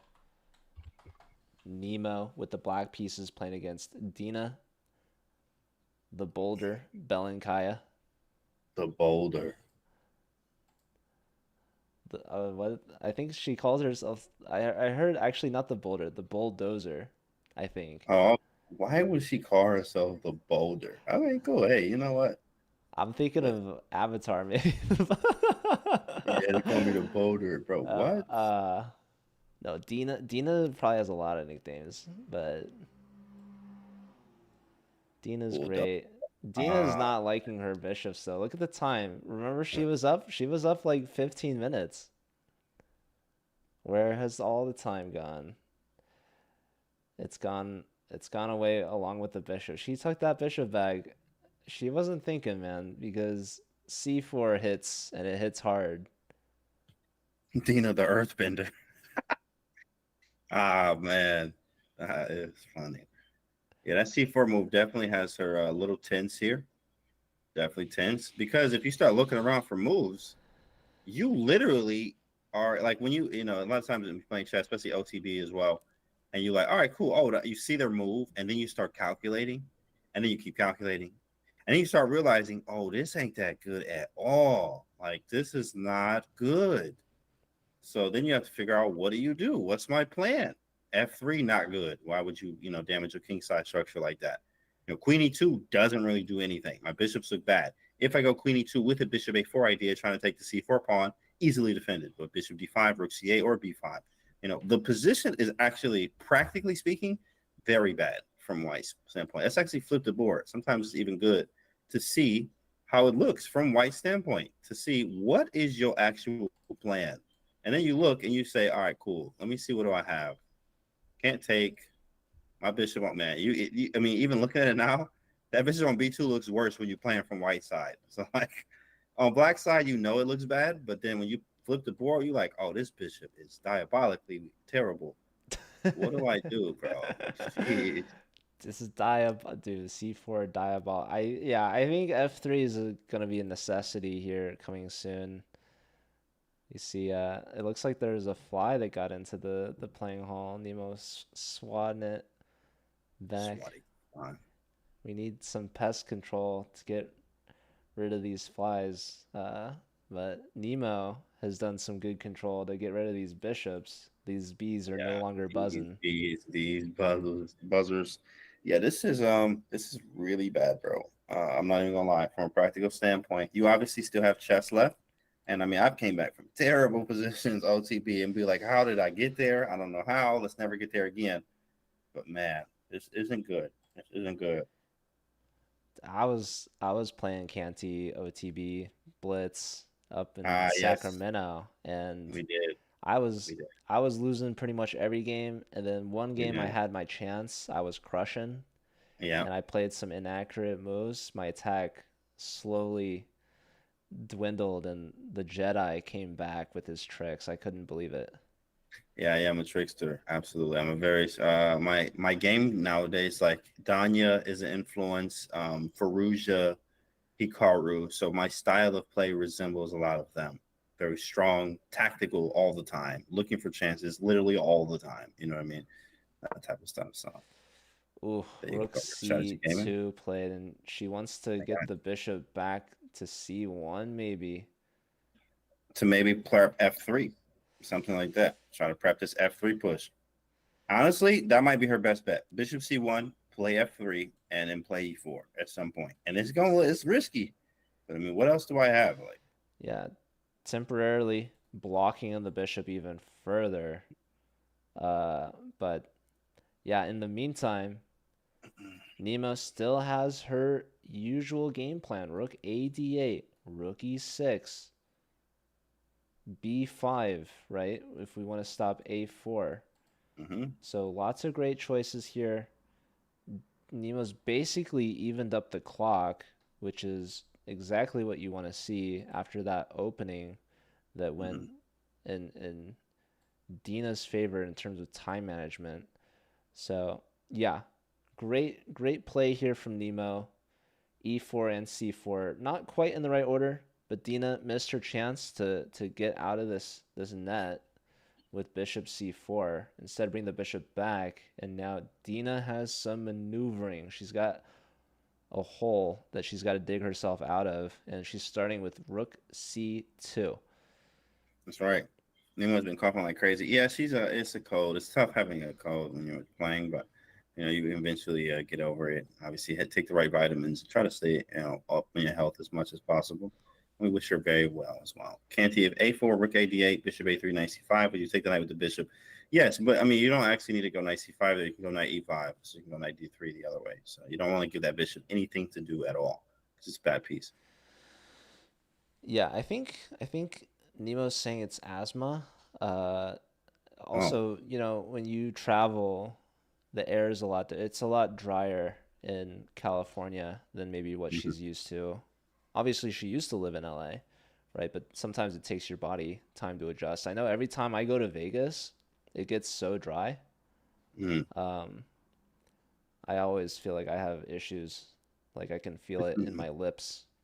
I always highly recommend people to take daily vitamins. Like I take a zinc, I take a multivitamin. Vitamin D3 is a lot good. People that have COVID actually have lower levels of zinc. I never caught COVID, blessed enough. But also I didn't know this till later that people that had COVID had very low levels of zinc. But I was taking zinc every day. So it's weirdly enough, I was like, oh snap, maybe there's a correlation. But taking zinc, multivitamins, and etc. really help you with the health. Omega-3s, exactly. Sometimes 6s too as well. It's nice there, Joseph. But that is correct. Like it's having some things in your system to help you fight the colds that are going to come. Not that you're taking these to stop them. It will, but you'll be able to recover much faster. 100%. Yeah, that's awesome. You never had COVID. Congrats, man. I appreciate it. You avoided it. Definitely did. You dodged that. So miss me boys. with that. All right, and now B5. I like it. Definitely did. Bro doesn't like play chess even a bit. Oh yeah, I get that a lot, but it's, that all the time. Like, you play chess? I'm like, yeah, bro, yeah. Especially in the gym. Like, yo, you play chess, bro? Yeah, man. Yeah, I do. Pro. Absolutely. Canty not only plays chess, but he lives, eats, breathes chess. That's correct. Training all the time. Yeah. Chessable courses and all. And look at this. Nemo's doing the same thing we did. She's looking at it from the other side just to see how bad it looks. Yeah, that's pretty gross. Pretty bad, She's bro. doing it while Dina's away. I keep saying Dina and Nemo. I feel like they're very similar names. I guess some number of letters. I guess similarities in there maybe, but no. Someone asked if you could play bishop to c6 going for a4 for the pin, but obviously b5 kind of blocks that. I think that idea is maybe a little slow. Maybe the rook on c2 or the queen wants to go to a different square anyways. So I'm thinking like maybe the rook goes to e2 or maybe the queen goes to e2. It's also very predictable too. Like bishop c6 is a move like, oh, I hope you don't see it. Like, I mean, at this level, that's not happening, right? So bishop c6, it also maybe you want to put the queen there and slide over. It could be played, but it also helps the rook probably go somewhere where it wants to be anyway. So bishop c6 would be like, oh, well, thank you. I was trying to move the rook to d2 or e2 anyway. So it helps me do that while we just kind of made a one-move threat, which is not necessarily always a bad thing, you know, but what is that saying? Patzer sees check, Patzer plays check. So like just because you see a check doesn't mean you play the check. Just because you see something like, oh, I can threaten bishop a4 doesn't mean we actually go try to do it because it could be easily stopped. For instance, like that queen c6 mate threat earlier, which, yeah, okay, it is a mate threat. That's a little different. And we have some good follow-ups, go for it. But if we don't, then, you know, we don't have to waste the time. We could probably put something, play something better with a more extravagant or more intricate or more in-depth idea behind the move. Yeah, and you know what's interesting? Before rook c2 was played, the computer really was hoping for a4, I think. And after rook c2, the computer didn't want b5 as much as it did. b5 was the third recommendation. It preferred playing with the rooks first, either rook e6 or rook a d8. No, you can feel it. I knew rook e6 was an automatic move for me because, like, if you're tied down, this is when a chance when you know, because I know this from King's Indian. I just love KID, right? King's Indian for life. But when you play, when the opponent is locked down like this is your chance to create threats on the side of the board where you might be aiming, especially the king side. Rook e6 is just powerful. You're going to move the knight at some point, bring the rook over to h6 or g6, and it could be very problematic. Rook e6, knight f8, knight g6, over to h4, play h5, knight g4. I mean, you can just smell mate in that area. You just have to aim the pieces there. b5, though, is a slower move. It's like, all right, you know, saying I have control of the position. I mean, b5, okay, b5 happened, but then what are you going to do? Like, oh, yeah, cool. I didn't go rook e6, but what are you going to do anyway? And it's just bad. Maybe she wants to go bishop c1 like we talked about before. Yeah, Nemo has a time in the position because it's going to take White a lot of maneuvering to try to even get out of this jail cell that Nemo's constructed. So she's not in a rush to bring the rooks in, although doing it earlier is definitely more helpful because you're going to be that much faster and ready to launch your attack. B5 is more of a restricting move, right? White had an idea to play a4 to put the bishop on a3. Now that's not an option. So Dena's definitely more limited after this move. This is still a good move, right? Third choice. But it preferred the rooks in. It's a little bit faster, a little bit more aggressive as opposed to this. But so far, so good. Nemo's actually up on time as well. And yeah, she's kind of pushed these pawns to restrict White's structure. E4, C4, B5, and she's putting all these pawns on light squares. I'm wondering if the bishop on B7 is going to try to get in at some point, and I'm assuming the bishop's fine where it is now because White probably the only breakthrough I can really see is F3. F3, correct.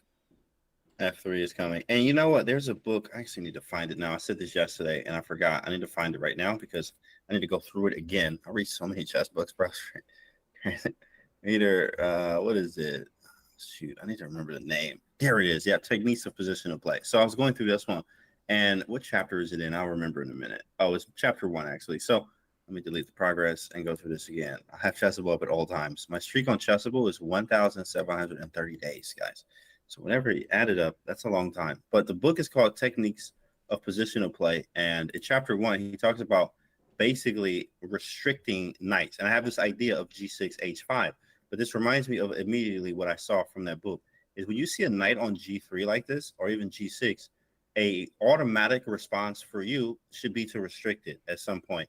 And he was a lot of examples of showing this, which is like G6, a simple move that is very powerful because you can go H5 and go H4. The knight has no squares really. Obviously, go back to E2, but G6 is the knight's not going anywhere, and then you go H5, H4.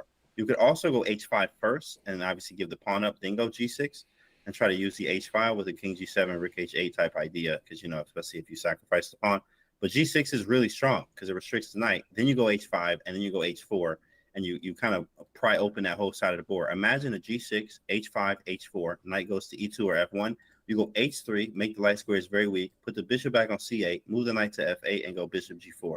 And it's going to be very nice because you created a lot of I see you trying to keep up there, bro. You're drawing the arrows. There you go. You got it. Yeah, my guy. Come on. Talk to him, Joe. Talk to him, Joe. He got him right. Exactly. H5, H4, H3. Exactly. Bishop G4. And that's going to be a very nice idea here. And I don't even know how you stop this. White has no good move. Like, this is bad. This is very bad. If Nemo is able to create some kingside play, regardless of what she does, she's going to win the game, I think. And that's also like what's kind of mind-boggling is,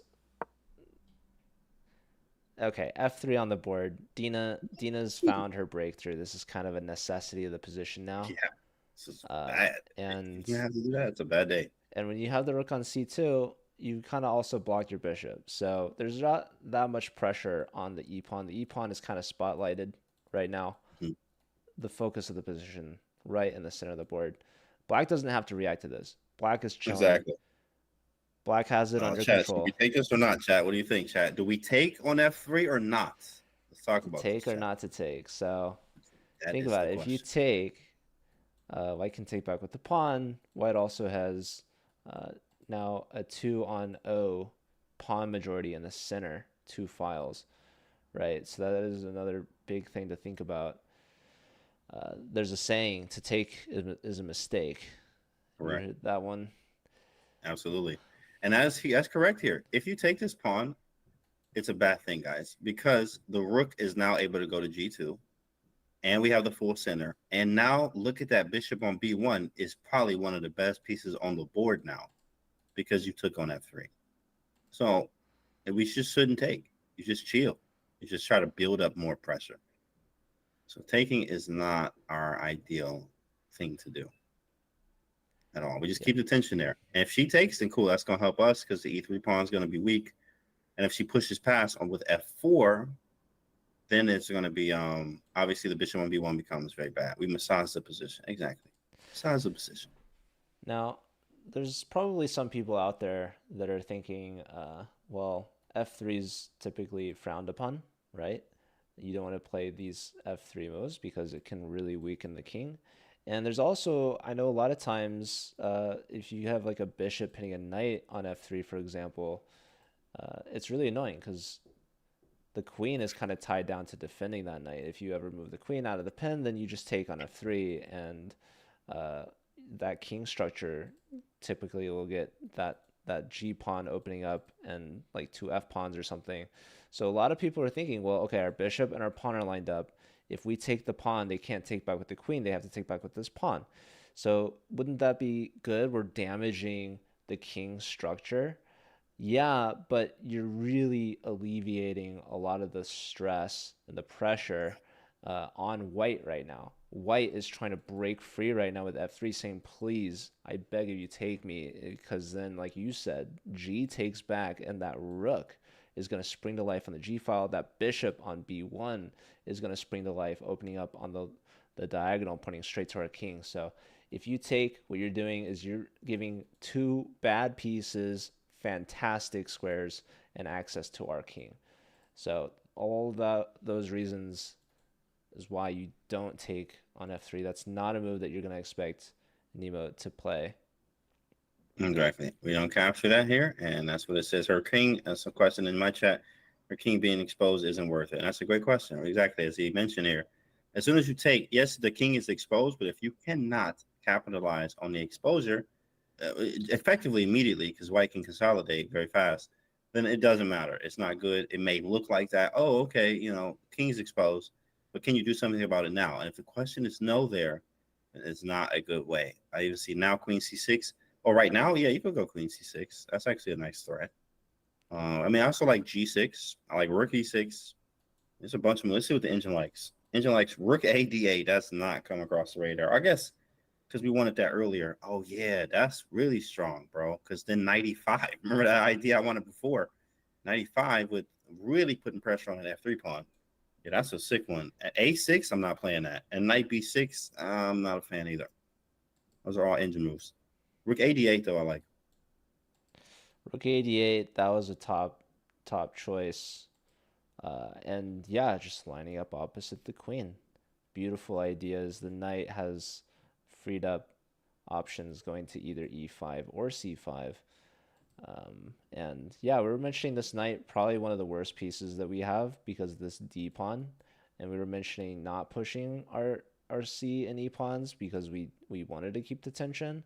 But because we were able to lock out the bishops, keeping things closed is really beneficial to us.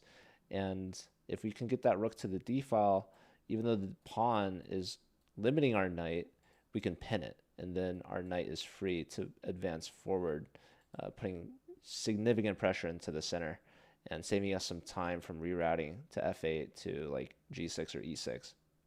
Exactly. Knight f8 looks good too as well. 95 to play g6. That's right. Well, as we wait, it's Nemo's move. I'll be right back. We'll take a short break, grab some water, use the restroom. Be back, guys. We're almost 2 hours in. So See you I'll soon. be back. We have a question. Who's the girl on the right? Well, the one at the board closest to us there is Nemo, our favorite, of course. This is what we're covering the broadcast for.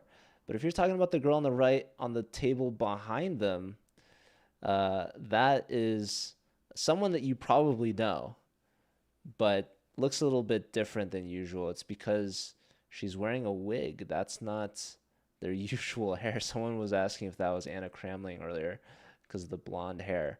But no, Anna was playing on the board on the left. That game just finished. She, I believe, resigned to Jennifer Yu. But yeah, that is Andrea Botes. She's playing against her sister, Alex. I can actually share with you real quick and turn off the board for a moment so you can get a look at their game back there. Andrea and Alex. I don't know what the position is. Who's better or who's worse? I know it was an Alapin. That's my favorite against the Sicilian. Apparently not something that Alex is used to, but was prepped in by Hammer, who was commentating, and Andrea playing something that he was not expecting. So yeah, I'm curious to know how that one's going out. I assume Alex is the favorite in that matchup. I know Alex won the last time they played OTB, so maybe Andrea is trying some antics with a disguise. I think Alex even switched things up. I don't know what happened. She was wearing a pineapple shirt. Now she's not. So I don't really know what's going on over that board. I know they also started late because they wanted to do an intro video and had to do 2 takes. And there we go. Alex has made a move. And now I don't know what Andrea's alternative disguise is. You know, in some universes you've got Bruce Wayne and Batman. Here we've got a move. Rook e6 played. And this is going to help her in her attack. And Dina's just come back. Let me show you guys the board again. And there Nemo goes. All right, what we got? We have rook e6. Rook e6. Okay, there it is. Nice. She going. Yeah, they don't have to take anything. So you can double the rooks up and do our thing. There it is. So rook enters the equation. The second rook still has yet to play, but its time will come. Nemo will not forget about it. She's going to use all of her pieces. But yeah, computer did like this rook a8 idea so that the knight could get some options. Maybe strike some fear into Dina, figuring out, okay, if the knight's going to come in, like, if my pawn is pinned, maybe I got to move my queen somewhere. But Nemo's solid still. Rook e6. She's got A lot of maneuvers. Rook swinging over to the king side. The other rook doubling. Still rook ad8 is an option. But yeah, Dina's got some issues that she still has to sort out. So if black's never taking on f3, like, still, what are we doing about the bishop on b1? Okay, rook quickly coming over to the f file. And that opens up for the bishop as well. And the position is definitely favorable for black, but it's not anywhere near like winning or anything necessarily. It's just it's easier for Nemo. And Nemo's last move, actually, she gave a lot of time. But yeah, only down by 2 minutes here, and I'm curious to see how quickly Nemo's going to react to rook f2. What it is just better for black. Like these positions like this, a lot of times, it's not just crushing these guys, or in this case, these ladies. It's not just crush. You can't just crush them. Like, it is possible, but in this position, it takes time. Especially as you see, even Magnus, obviously one of the greats, is he does this time and time again. It's slowly improving the position and then you wait for the mistake in there and wait for your chances. But rook a to e8 is just making sure everything is ready for battle here. Very nice. Rook e8 gets the last piece into the game, and then we kind of wait to see what white does, and slowly improving our position. Again, we even have the idea of g6, h5, h4. A6, like stuff like this, slow movements, and trying to figure out and responding to how white plays. Yeah, rook a e8 or rook d8. These are the top two recommendations. It likes knight b6. I know you mentioned that wasn't your favorite move, but I'm wondering if the knight maybe is going to go to like d5, but we do kind of block our bishop there. Yeah, it's just not the greatest. But you also have this idea of at some point maybe a knight a4 and playing on the queen side, with a5 and maybe b4 and try to create a pass pawn with the c pawn. Hello, Natasha, joining to cheer on Nemo. What's up, Natasha? What's good? Beyond Mike saying these are some well-dressed chess players. Yeah, these players know a lot about fashion. For sure. Looks like Dina's making space for the mug next to the board. So the small table maybe not good enough. Yeah, there's not that much space for like a score sheet, drink, clock, all their cameras set up. They got some pens. There's wires and all this stuff connecting everything. There's a lot going on. But they're making do with what they've got. Gwep asking e takes f maybe. We were talking about this. This is not a move that we really want to consider because we're really helping out this bishop in particular on b1. Bishop on b2 probably the worst piece on the board. Bishop on b1 not that far off behind, but it is putting pressure now on e4. And this is good reason for Dina to continue doubling up the rooks, and that's exactly what she's done just here right now. Let's double the rooks. Very easy move to make. Chilling. Someone asking how much the board costs, the DGT board. Is it about $1,000? I'd Absolutely. say it's in that ballpark for Close. sure. Exactly. Yeah, it's around there. Maybe like $850. Maybe more. Depends. I think there are certain boards that are more expensive than others. But I want to mention these boards are actually borrowed from the Miracosta College Chess Club, and I was able to get them because I work with them. So that's my full-time job at chess.com is running college chess events. So I had a connection with them, and they were generous enough to lend the boards for this event. So, yeah, boards are very expensive. These are not owned by any of the players. These are lent from the school. So shout out to Miracosta and the Collegiate Chess League. Really appreciate helping out there. And, yeah, this event is the Botez event, but it is run in partnership with chess.com, who's helping support and putting the games on chess.com on their events page. So it's a joint effort putting these events on.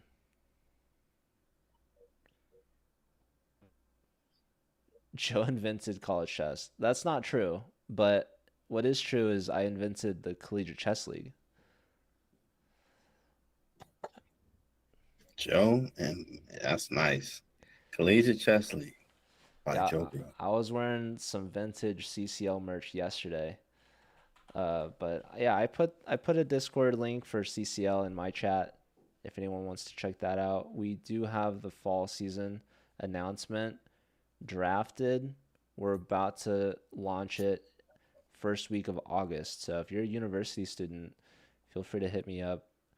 We give out tons of free memberships. And what's really cool about the CCL in particular is that we give out $50,000 in prizes every school year at no cost to the students. So it's always been free, always will be free as long as I'm in charge of it.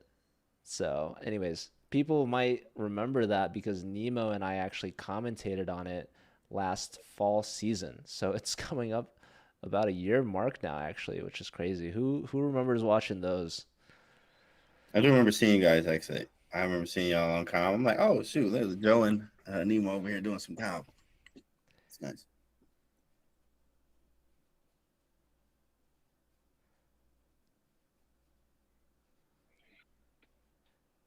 Got a question. Could the D7 knight be good on D5? So yeah, if we go knight B6 to D5, the knight is definitely more centralized, putting pressure in the center, but none of those pawns it's attacking seem like really big weaknesses, and the knight, I don't really know where it wants to go from D5. The knights are connected again. Scanty called them superfluous. And also, I'm really worried about our e4, like we're blocking our bishop on the long diagonal, right? So if we put the knight on d5, we're kind of getting in the way of this bishop, which isn't great. So how do you feel about it, Canty? Does the knight want to go to d5 or does it want to go to f8 and go somewhere else? I want to put it on h4. I like to put knights on places where it's very hard to get rid of. So when you put the knight on h4, it's a very annoying piece. So it also is attacking f3 in some cases. So if we put more pressure over there, we could really cause some problems. I do like it there. I do like it on d5 too. But if I get it there and pawn f4 maybe happens, then the knight's just stuck there. And not that it's a bad square, but it also is not attacking anything. We would want to go knight d5 followed by e takes f3. But as soon as we go knight d5, there might be an f4 where now the knight is just on d5. Looking great, but not doing anything. I don't think white would play f4. Like knight on d5, I really like, even though the knights are connected, it's actually working out really well because f4 allows us to go knight g4. And then our other knight could go to f6. But I was thinking if they try to kick our knight out with h3, it really weakens the knight on g3, but our queen no longer attacks it because white played f4. But there were tactical ideas. Obviously, knight gets to g4 with a tempo on the rook, which is nice. Well, we got to defend g4 too as well, like h5 because queen takes g4. Oh yeah, that's my bad. I'm like thinking the pawn is no longer controlling that. So my Oh yeah, tactics yeah, are off. same. I was definitely looking at that too, like because there's a problem. I'm like, If yeah, that happens, we have a move though. Bishop c1. bishop back to c1.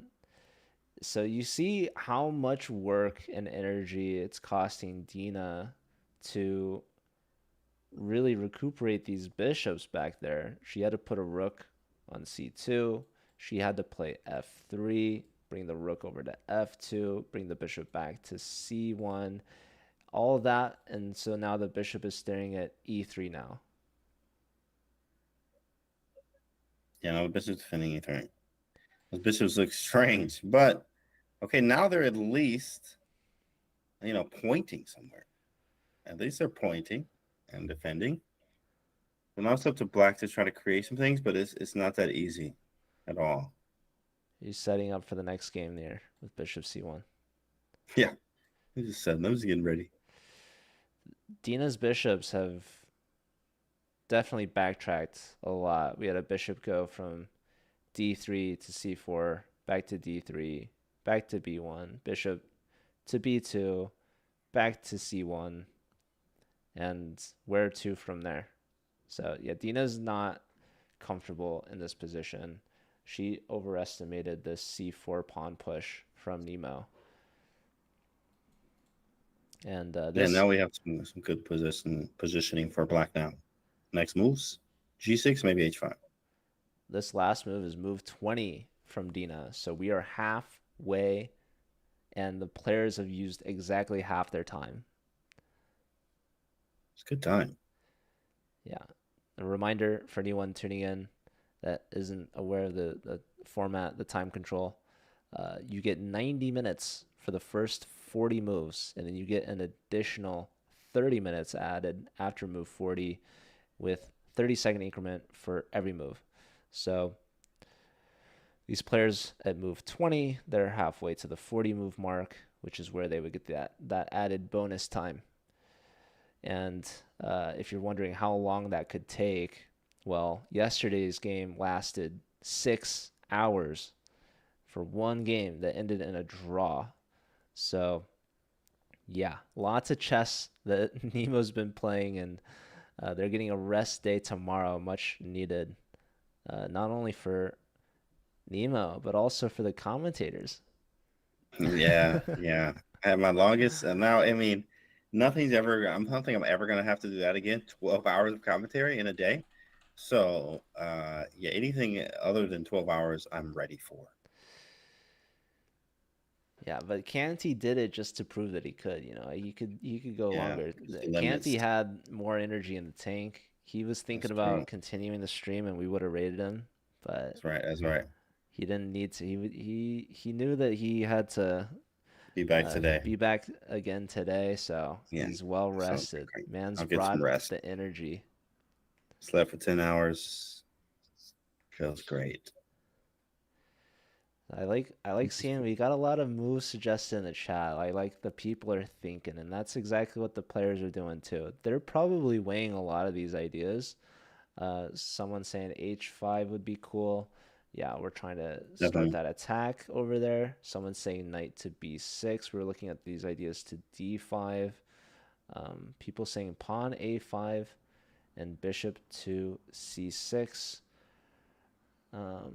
We mentioned bishop c6 earlier before the pawn got to b5, right? So I'm not sure if we want to go for this a5 idea, because are you trying to play b4? Because that's probably not what you want to do. You like these pawns here because they're taking away squares and options from this bishop. That's why Dina's struggling so much to maneuver all of her pieces and make space for the bishops. If we play a move like a5 and try to go for like b4, one of these pawns on a3 or c3 is going to capture, and that will vacate that space for this bishop to go to later. So Nemo purposefully created the structure to intentionally block out options for these light square or these white bishops. Yeah, it's now a matter of improving. And I always when I'm telling students about improving, you're like, how do I improve? Which is a great question. And usually that involves moving a piece or a pawn to a better square than what is on already currently. So and sometimes it can be retreating, but most times it is moving forward is how you improve the position, by moving pieces or pawns to better squares than what they're on now. So g6 makes a lot of sense. We have a move. I just heard a move. What's she play? Play queen a5. I saw this move, but I didn't really like it. But yeah, it's no zeros. But okay, it hits c3 pawn. So I guess she's saying, hey, how are you going to defend this pawn effectively? And maybe she's going to bully the pawn with ideas of knight b6 over to a4. She has all the play, though. She is better. Yeah, so Nemo, when you have space, that means you have the luxury of deciding what you want to do with that space. Nemo has control to go king side or queen side, and here she's decided to go to the queen side, and the computer doesn't like it as much because really you want to focus your attention against your enemy king and keep things on the king side, keeping things relatively close here. Like, even if we could win this c pawn, like, we don't really want to take it, like, do we? Like, I mean, maybe we get this strong past c pawn, I mean, I'm assuming white will defend it some way. But our queen now, if the pawn does get defended, what's our queen doing on a5, right? Right. Yeah, yeah. I definitely do want to snap this pawn because that C pawn is going to get rolling, and we also could take the A pawn too if possible. So the question is, in fact, let me see what the engine says. Oh wow, they don't even consider Queen D2 or C2. That's crazy because it's saying give up the pawn in all cases. It's like, so why? I don't know. Well, let's take a look. What happens on Queen D2 or C2? I don't know. Oh, there's probably just, well, no, knight D5 gives up a pawn. So, okay, let's check this out. So what happens on Queen D2? Queen D2? D2. Yeah, Queen D2 or C2. Let's just see what happens.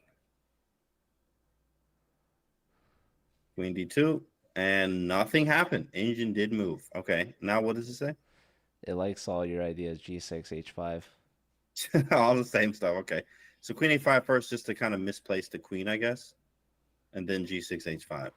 But I mean, it's baffling that it says, best moves right now. I'm looking at it says Rook EF1. Come on, bro. I'm not doing that. Bishop D2. Why would you give it the A3 pawn? And then A4. These all our moves are just are not human. Like, A4, I bro. mean, Oh no. like A4. Come on, dude. Come on, Yeah, bro. I think the computer, given Dina's position, is just saying I've had enough with my bishops, with no prospect, no future. Please, please take some of my pawns. Get these pawns Right. out of here. Get them out of the way, so my pieces can actually play. Right. Yeah, yeah, definitely. I think the Rook EF1 idea is about taking on E4 and trying to absolutely capture on F7. So Rook EF1, Queen takes C3, and then obviously you take on E4 with the knight or the pawn. We trade, and then the F file is open. So, but we don't have to even give that up. We could play like F6 or, oh no, we can't. We can't go knight F6 because E5. There's some serious counterplay there, but it's you have to see it. It's not that easy to find. Maybe after Rook EF1, you might take on F3 first, then go Queen takes C3. So there's some strange possibilities here. Yeah, chances now for Dina.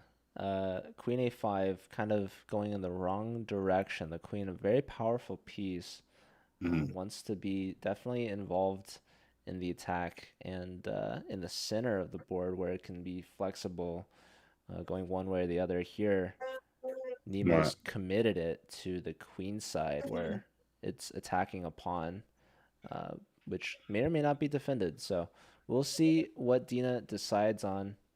I think Rook EF1 would be a crazy move from Dina, crazy deep move. So that would be exciting to see from her.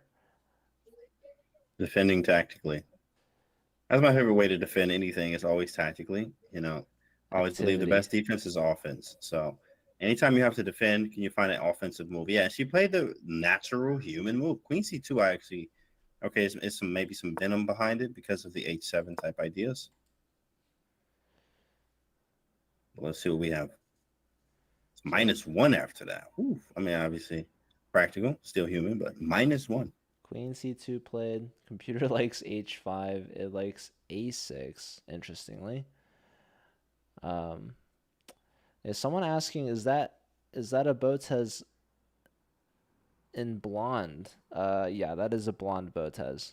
Some people have dubbed her Blondrea. That's funny. It sounds like a object or a sighting. Yeah, we spotted a blonde Botez. We spotted one. Yeah, we spotted one flying down I-95. There's a blonde Botez out in the wild. Blonde Botez. Be careful. Blonde Botez sighting. Watch out. I don't know what yeah, I was trying to mention like she could be like a superhero, a secret identity, Blondrea. Mystical unicorn. I don't know if that'll help her chess. Although, isn't she like 0 for 3? Yeah. It's tough. That's always tough. I even saw another content creator post. I won't say their name, but recently, went going 0-4 in a tournament. Just losing 4 games in a row, which is tough because like you're fighting, you're prepping, and then you lose. Confidence. The hardest part when you're losing that many games in a row is building the confidence to say it happened in the past, and you have to go play another game. and you're thinking about the 4 other games, and now you're not even thinking about the game. Like, you could just lose a lot of games very quickly. Yeah, I definitely know what that's like. Very tough. When that happens, I want another identity. It's like, yeah, I'm going home. I'm gonna withdraw. I'm out of this tournament. Thank you. That's what Andrea was saying yesterday. She put on her story that she's withdrawing, and a lot of people thought she was serious because she lost, 3 games in a row. I'm pretty Yeah. sure, but of course she was joking, and like they've got a pretty serious tournament here. One of the questions that they had on social media was which of the players is most likely to drop out. A lot of people put Alex, and I would love to see if Andrea beat her. How crazy that would be. I feel Oh, like yeah, that would be if there's crazy. any tournament to do it, I feel like this is the one because Alex is not only playing, but she's also the organizer of this event. Like, it's a lot of logistics, a lot of preparation, a lot of work to try to get everything together. She's, the one inviting the players. She's talking to all of them, making sure that they're getting in on time, um, helping them out with everything. She's helping with getting the meals there, everything. All the cameras, the crew, the production team. Like, it's a lot of work. Definitely a lot of work, and you also have to prep for games in between. Yeah, and apparently her prep didn't go too well, so I am curious to see what the result is on that board, but it's still going. And yeah, this game, Nemo's kind of in a think tank a little bit right now. We mentioned they just reached move 20 with the 45 minutes each to them, like halfway point. But now she's only on move 21, 1 move later, and she's down to 37 minutes. Still pretty decent amount of time, but she's kind of figuring out, like, okay, put the queen on a5. Like, what's the follow up? Do I go knight b6 to d5 now? Yeah, that h5 idea is really nice. You also are just very flexible. You have so many moves you can play. You also, again, too, you want to stay really good on time. So a 10-minute think here may be wrong from Nemo here, because she will have to get that time back later, which is very possible. But it's a lot of moves. You just want to put the ball in white's court. Okay, what do you do? What are you going to do next? What are you going to do next? And etc. I think a plan might be rook e to f1 and then taking on e4 might be Dina's plan. So she may be trying to plan against that. But h5 is very annoying. So, and this is, again, something that you just should have in your arsenal. When you see a knight on the edge like this, playing h5 is a very common move. Or g6 to stop it, followed by h5. Put it in h. She's made her move g6. G6. And this is Nice. solid. This is she's anticipating a few things here. First and foremost, boxing out the knight. Secondly, preparing h5. And lastly, she's maybe blunting this diagonal. The queen and bishop lined up here. Maybe she does at one point want to take on f3. She's giving herself options here. So it's still a flexible move. You even called king g7 at one point to play rook h8. So this is definitely a good move, and just maintains her slight edge and a lot of flexibility. Very flexible. Looks good. h5 is coming too as well. h5, h4, and etc. What's going on, Rack Monkey? Hey, Ray. What's going on? What's some commentary today? Ray from Playing the both gym. sides. Like, yeah, we're at the gym. Ray was like, stopping by quickly before work. Yeah, we're doing some commentary on 2 channels here. We are also on Nemo's as well. Yeah, Canty mentioning the people at the gym surprised he's a chess player. They can tune Yeah, in they and get that all the see him. time. They can Right, see it right. with their own eyes. A lot of chess friends at the gym. They're like, "Oh, you stream?" And they come to the channel and it's fire. So that's good. Canty going to the gym and Many the people, chess man. gym. That's right. Yep, that's right. Tomorrow I'll be boxing tomorrow, 2 p.m. Boxing class, conditioning, really. Keeping both his mind and his body sharp. Always.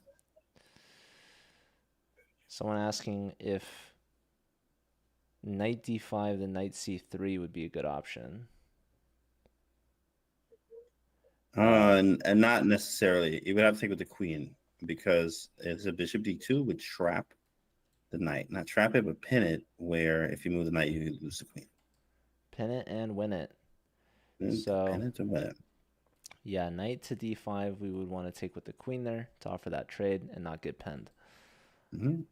Also, knight notations with the letter N, because the letter K is a very important letter reserved for the royalty, the king piece. MD Knight, thanks for gifting. Look at that, rack money, baby. Got yourself a sub. Huge sub. Let's go. Why can't Nemo play short games? Well, she played, her shortest game was against Linda on game 2. That was 34 moves, about 3 hours. 3 hours is a short game. That is correct. That's no bonus time. Ooh, Midnight, another sub. Seattle Justin got one. Hey. Seattle. Shout out to Seattle University. That's nice, man. Got a sub. You're going crazy. MD Knight with another one. She got 34. Gift bombs coming in. You catching a sub. Mr. Flowro offering a 1v1. Like that. Well, there's 2 of us. How would that? I don't know.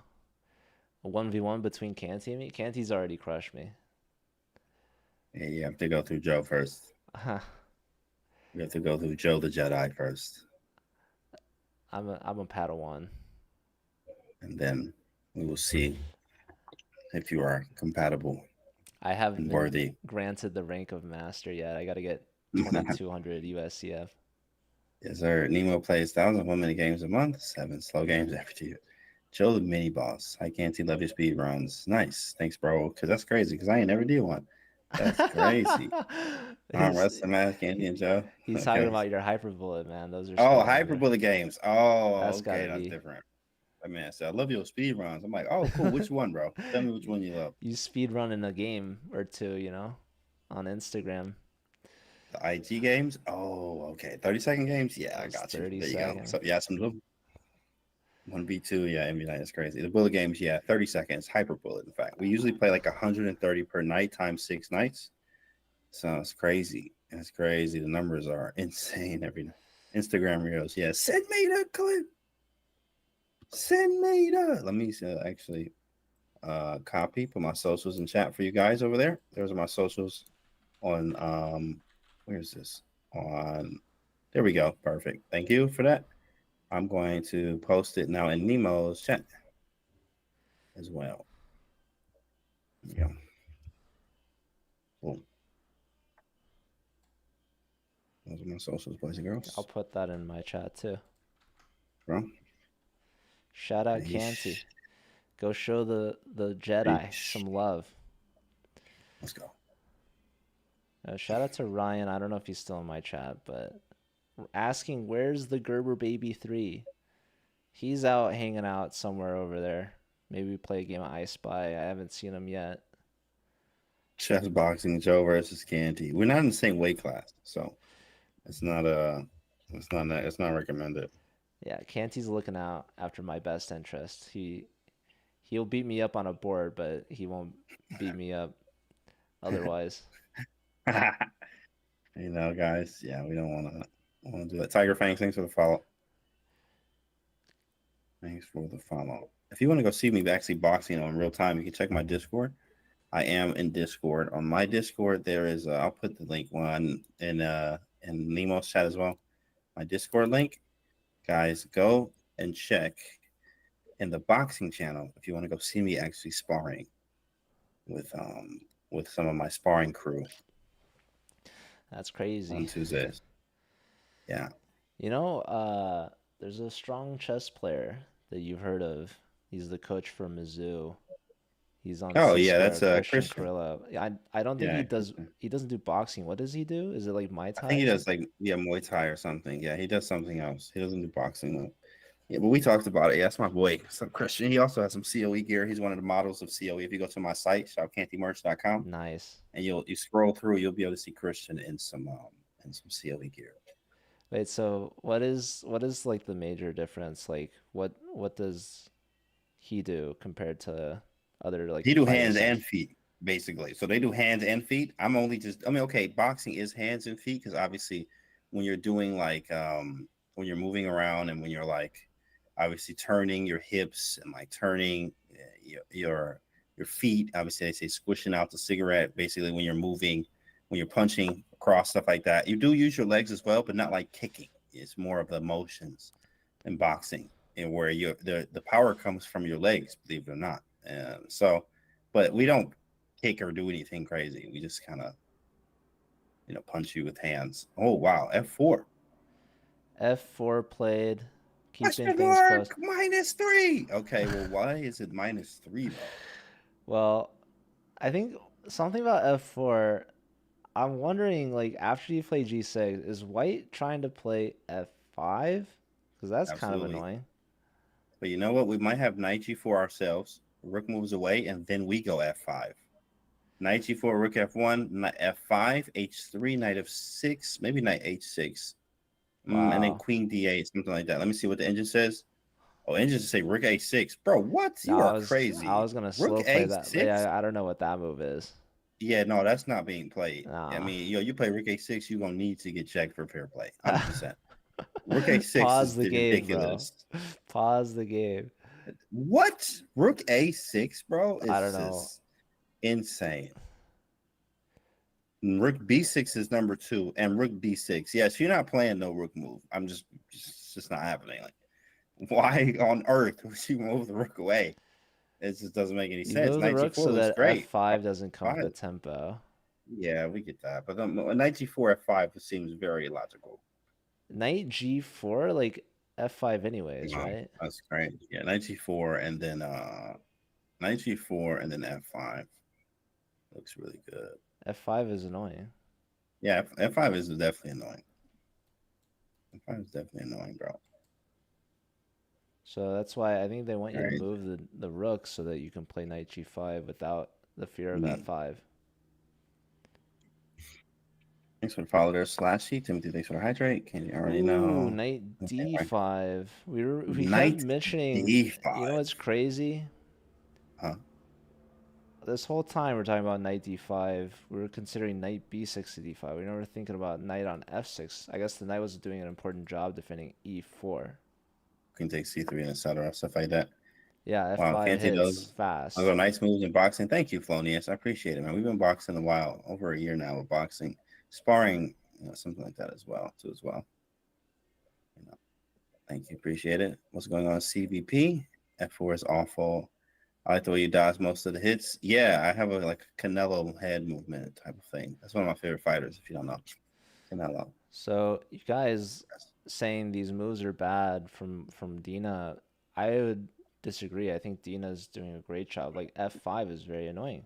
The rook If I was winning, needed to be moved. That was a big advantage for Nemo, and it wasn't. So now you see it still likes black, but only because of one move in particular, and it's not easy to play. The rook lifted to the 6th rank probably wants to stay on the 6th rank, if I could imagine, but the move that it wants is rook 6 to e7, staying that on makes the a lot e of sense. file. Yeah, I guess you got to defend the e pawn.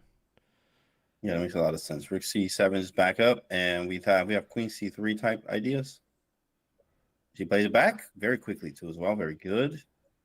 Yeah, now we're targeting the c3 pawn. It still likes black by about 1 point, but still, this is still a very close game. Dena's found some complications here with f4, f5. Definitely. Flonius, thanks for the tip there. I was actually thinking the same thing. I need to like throw some more punches. I can dodge a lot and the nice counter punches, but I need to throw more. F5 is only effective because Nemo didn't play knight G5. Knight B4, white takes, black queen takes the pawn. Oh, so you want B4 and then white takes and then queen takes B4. Oh, wow. Nice. The problem is A takes B4 or C takes, and then you lose your queen. Cue SpongeBob fail noise. As that's not going to work. That's not going to work, unfortunately. Can we But go back and look at this knight g5 or knight g4? Knight g4, still f5. Yeah, this computer already likes white. I was thinking that a little bit. Now a rook move. F5 immediately. And rook f6, rook f4 maybe. Yeah, it's kind of annoying. Hit The point being, let's devastate. we don't want Yeah, to which take one? these. F5, we don't want to take that. I mean, oh, you mean there? Yeah, this one's gonna be you lose some material there. Yeah, we're not taking here either. Okay, so the rook needs to move. And okay, well, anyways, yeah, the game is getting complicated, and the players are getting lower on time, both at about 34 minutes each. Yeah, Dina's throwing punches right now. Throwing punches. Thanks, Phony. Appreciate it. So now what happens on bishop b2? Because this is a very obvious move. Bishop b2. And E2, what happens? Not d2. Yeah, because a3 is hanging, so we don't really want to give nothing up. So bishop b2 is pretty bad. Like, man, that sucks. That bishop is terrible. And it only moved up like one. Wants to bring our back knight to f6. And then go knight g4 maybe. But then there's h3. It's not very knight easy. Knight f6, it's actually saying a4. a4, okay. Yeah, it's not calling for h3. Nobody playing a4. h3, it wants the queen h3 is a human move, though. It's very human. Queen c7's an issue. Queen c7, 92? What? Oh, knight f1, because 92 hangs e3. Knight takes e3 is big pawn there to give up. Knight f1, very passive. It's just passive. But okay, passive, but then you have to say, all right, yeah, cool, I'm passive, but what do you do? That's always the question. Like, okay, cool, yeah, you're right. But what do we do? You know, maybe bishop c8. Yeah, but you got some shuffling moves here to make. I figured. Good technique. Maybe speed can be improved. Yeah, I'm working more on speed. So there were quick strikes. Thanks, bro. Appreciate it. Yeah. Cool. Good to know. Good to know. All right. Okay. Oh, yeah. So let's go back to the live. And we're waiting. Someone's saying bishop c1. That is Dina's bishop that she's put there back to the starting position because of Nemo putting this light square pawn wall blockading White's pieces, but White trying to break through with the F file. Okay, wow. She's played the knight back to defend c3.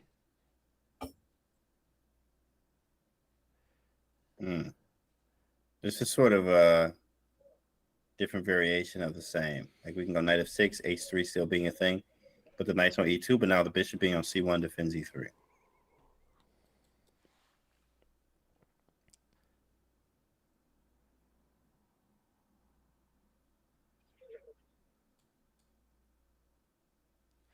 See, top choice is actually g5. G5. Yeah, that's difficult to play. I ain't even gonna lie. Pass me with that F pawn. No, F5 is crazy. G5 or G5. G5, man. Yeah, knight F6 much more natural. This is second best. Dena definitely still fighting, trying to fight for space, but Nemo doing very well here with the black pieces. Nemo's going to try to come away here with the win, even though she's got black. I think that maybe yesterday's game, a little disappointing. But, of course, happy with the result. You have to be happy with a draw, given how many times you're losing. That she got away with one for sure. So, today's a new day. Clean slate. Today's a new day. Clean slate. Let's go, Nemo. I feel you funny. Keep your head up, man. Just keep working. That's it. And now, so knight f6. I mean, we have to. What did he say? Someone told me don't lose. Right? Easier said than done. But they say like at these tournaments, you just a draw, lower rated player. Who cares? You know, you just don't lose. You know, you can have one draw and then win the rest, or win draw. Just try not to take a L. Easier said than done, but you know that is the mindset there. Lots of Shout, time. So see what happens. shout out to Rosie Chess with the raid. Thank you. Welcome. Hello. Nice. Rosie Chance, what's up, bro? This is round 4 of the Botez Invitational. Nemo playing against Dena, the Bulldozer Belenkaya. Oh, and the camera drop. Great Oh, timing. It's okay. We'll try to get that back. mic drop. There it is. It happens. This is the second time it's happened. But not a big deal. Spencer asking, is Nemo winning? Nemo is favored here for sure. And Dina's just in a rough spot. Great job, Tracer. So maybe actually we can go back through this game from the start and show the Raiders, the newcomers, how this game unfolded. So Dina with the white pieces playing d4. We have a Nimzo Indian. Castles kingside for Nemo. She trades off her dark square bishop, takes on c4, and then immediately plays c5. Queen c7. b6, going for the bishop fianchetto. And then early e5 here. The computer didn't like this because it likes e4 to get the bishop out to g5, but instead Dina goes for this fianchetto. And we see there's many opportunities that Black can now close the position with c4 and e4. And Nemo plays it her own way with e4 first. This is really the last chance that Dina could hold her advantage with white by playing bishop to c4, ensuring that the bishop has a future and mainly preventing Black from playing c4. Instead, Dina goes back with the bishop, and now Nemo shuts things down with the explosive c4. And from here on out, Dina has to struggle to try to break through and open up for her pieces again. She finds f3, rook f2, bishop back to c1. And she has this idea, f4, f5, forcing the rook back. And then she has to bring her knight back, knight f6. And we are all caught up, Dina, for the first time under 30 minutes. So 7, what's good, bro? And yep, we all caught up. What move are we on? 25. They still got moves left for time control. It's not very close here. Yeah, Nemo hasn't lost yet. 3 rounds in, she had a win against Linda Diaz and 2 draws, one against Woman Grandmaster Jennifer Yu and one against Woman FIDE Master Alexandra Botez.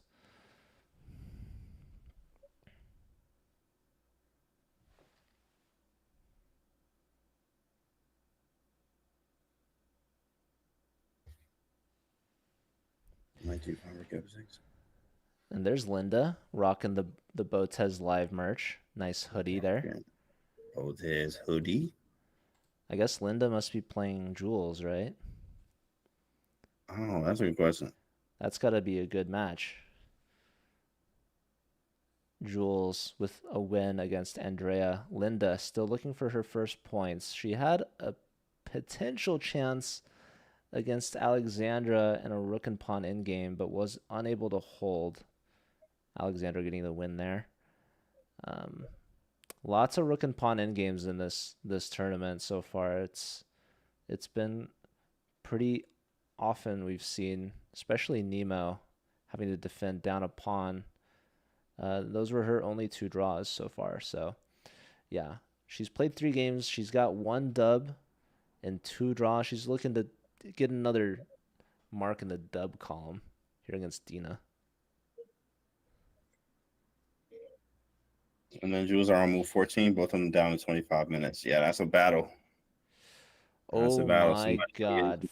Move 14? Yep. Down to 25. They spent over an hour on 14 minutes. Yep. So they got to make like 25 moves in 25 minutes. That's crazy. No, that's really crazy because that takes a lot of time. And of course, time trouble is real, boys and girls. Time trouble is real. So Michael Dakota asking, what should Dina do now? So That's a good question. this is a great question. That's why Yeah. Dina's taking her time right now because she doesn't know either. But the top choice by the computer is F takes G, and it's reading at minus 1.7. If she does anything else, at least it's going to be minus 2.5. So this could be really good for Nemo, and I don't know if Nemo's like ready for it, right? Like maybe Nemo's trying to figure out what on earth Dina does, because it's not clear. What's the threat? What Are we happens on going? Rook EF1? Oh, but then maybe knight G4. Yikes, that boy trapped. Yeah, you Dang. can't go Rook EF because we have Knight G4. Where's the Rook going? What happens on H3? So if H3 is played, the computer still wants that G5 move. Oh yeah, that's crazy. But that Okay, is that's crazy. So maybe H3 is the best yeah, practically. choice. So H3 at least stops the threat. What's the threat coming? Knight G4. How do you stop it? H3. And then black is up to black. Oh, it seems like I heard a Okay. cat. So it looks like Okay. she took on Yep. G6. She's played the best move, F Okay, takes. absolutely. And now Nemo has to decide which pawn to take back with. Okay. The computer likes H takes. And you mentioned this earlier, King G7, Rook H8. Oh, Yeah. Camera, we'll try to get it back. There's nothing in my control that can help the cameras. It's just gonna apparently do this every now and then. Last time this happened, it kept getting progressively worse until we had to switch cameras. dang. But we're aware. If that needs to happen, we'll make it happen. But someone asked if you and Nemo coordinated outfits. The answer is yes. Yeah, absolutely. We'll be Like sending we were some random like seating. that. Say less. They didn't invite me as part of it. Yeah, it's all good. We got you on the next one, Joe. We got you on the next one. Space, thanks for the follow.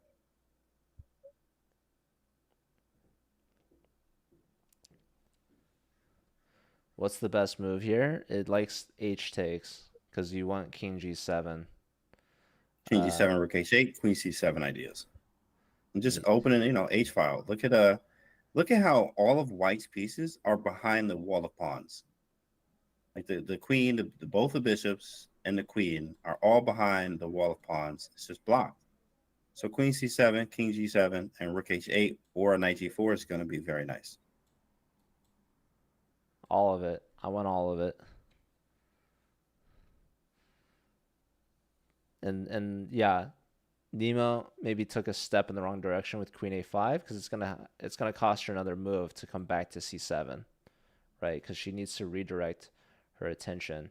Now the Queen on A5 wasn't for nothing, right? We're diverting some of White's pieces and their time, energy, resources defending this backward C3 pawn. But yeah, F takes, top move from Dina. And that's the thing about Dina. She is never going to give up. And yeah, here Nemo takes the wrong way. I mean, she took the F pawn. not as good. My goodness. That Definitely should be not as good. automatic there. You have to take towards the center. Towards the center, yeah. Towards the center. I just don't.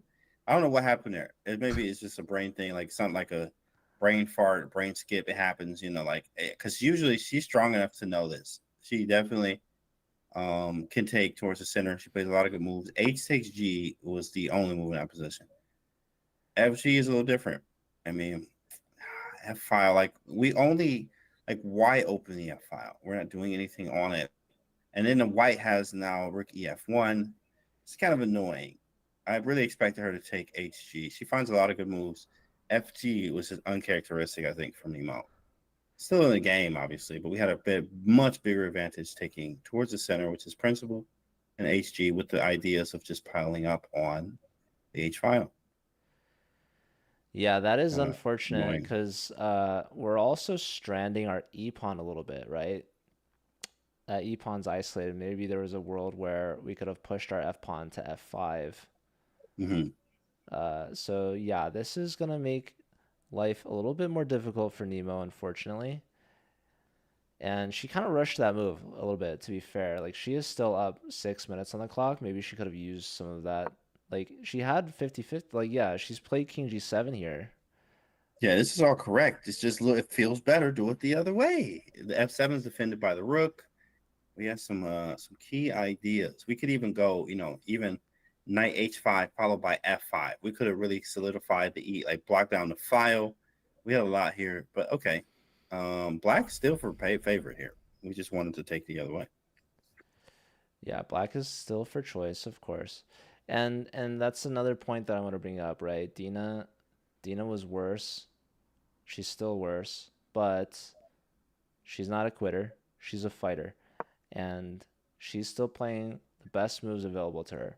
F takes G was a huge play from her. If she didn't do that, she was in big trouble. And she played it, putting Nemo to a 50-50. She chose the wrong choice. And there you have it. Dena's back in it. And remember, Dena was down a whole piece against Anna Kramling and was able to fight back and hold it to a draw, similar to Nemo being down a whole piece against Botez last night, and she grinded that back into a draw. So these players, they do make mistakes. We've seen them. We've seen full out blunders, pieces falling off the board, and yet it doesn't deter them. They're not going to quit. They're not going to give up. These are strong players. Good chances no matter what even happens. So it's hard to put these players away even with the advantage. So yeah, Nemo Yeah. was better, but doesn't mean much until you get that checkmate. Tough.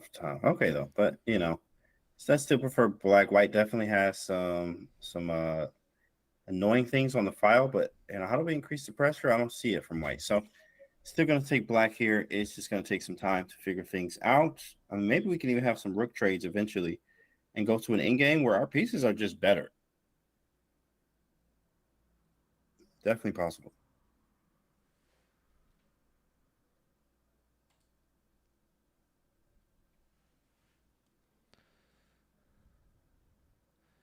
Dena gets up, walks away.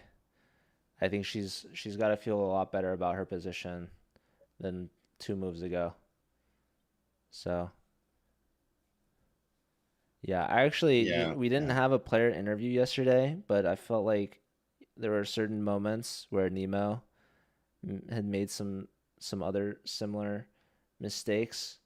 Uh, what comes to mind is her A4 pawn push yesterday, allowing for Botez to really take the B file.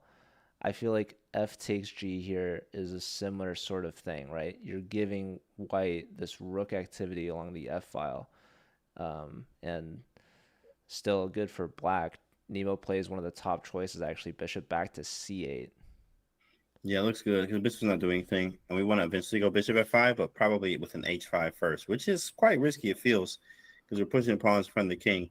But it does stop a potential g4, which is kind of annoying. Also, maybe h5 and play h4, because if bishop f5, there is a knight g3, which is an automatic attack. So we also are just on that line, on that diagonal, kind of waiting to see, what happens there type thing. I put the events page in the Nemo chat. If you're asking where you want to see results, you can see all the games, the standings, the info. Hello, Dijon. Hello, White Noise. Good to see you all. We're here. We in here with the one and only James Canty III, FIDE What Master. up? You all ready? We in here. Let's go. COE, Jedi Knight, Let's go. Jedi Master. All right. Well, as we wait, boys, I'm about to go make some coffee chat. Hopefully, you go do the same. Plug my phone up, make some coffee, get ready for this next set. We gonna be here, man. You know what I'm saying? We still got some time. Down. It's gonna be a grind. So I'll be back in like 5, boys. Take care. Joe versus Phoebe in commentary. Don't forget about the Botez stream. That's a big one. I love Alex and Andrea still going at it strong. This game started a bit earlier than was expected, which I guess is really nice for Phoebe. because it's 9 hours. What time is it over there? Is it past midnight? Is it 1 a.m.? Was Phoebe really going to commentate if they started at a normal time? Like, normally these games start like an hour ago. Like, they would have started at midnight. And like, yesterday, Nemo's game lasted 6 hours. So, that's crazy, man. That's crazy. I hope Phoebe is getting well taken care of from the Belenkaya crew.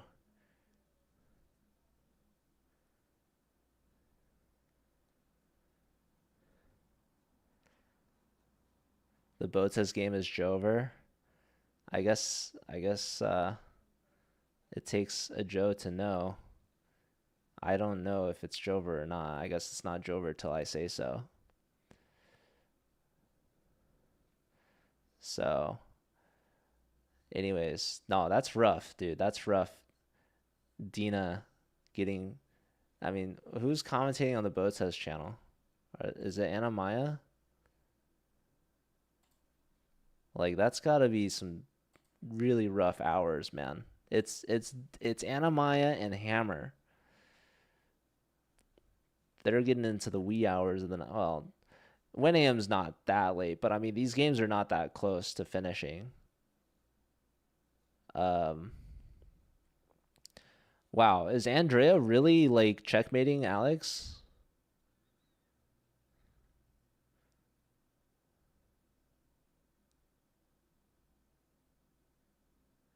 Or, oh, they have white going down the board. I was confused. Alex is crushing. Okay, queen to d2 played.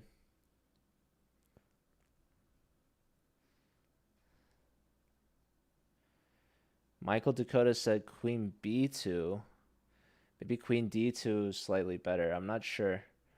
But yeah, still going to be a lot of maneuvering here.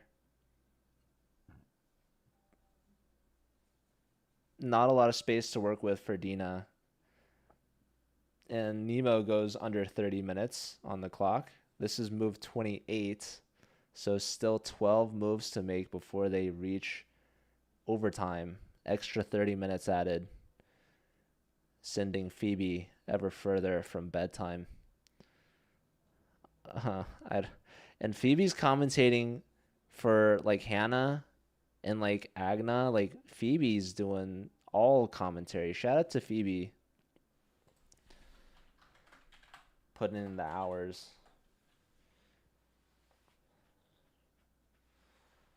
What is queen d2 for? That is a good question.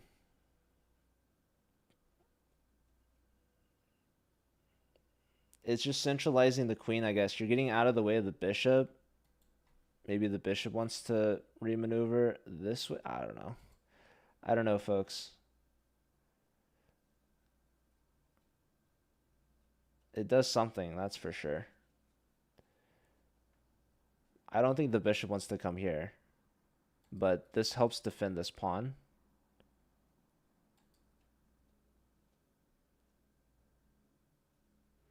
I mean, what else is white to do? White's kind of at a loss for moves. Maybe the bishop can come here and do something.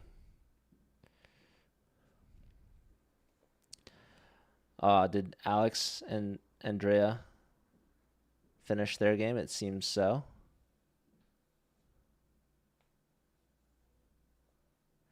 Yeah, Alex with white. Big dub. Beating Andrea again. Back-to-back classical games. And I guess Andrea's outfit didn't help her. She's now 0 for 4? Maybe?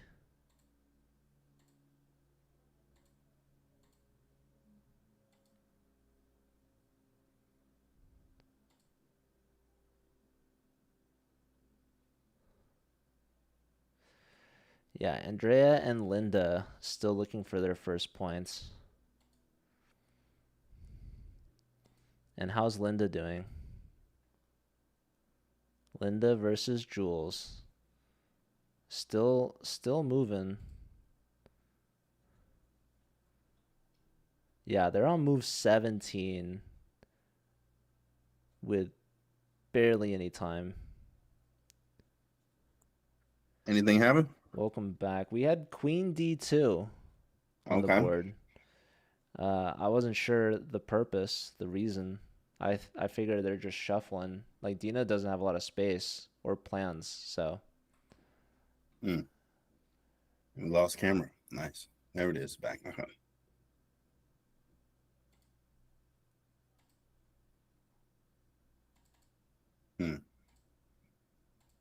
Yeah, maybe something like Queen C7 and G5, G4. The G5 idea is still alive.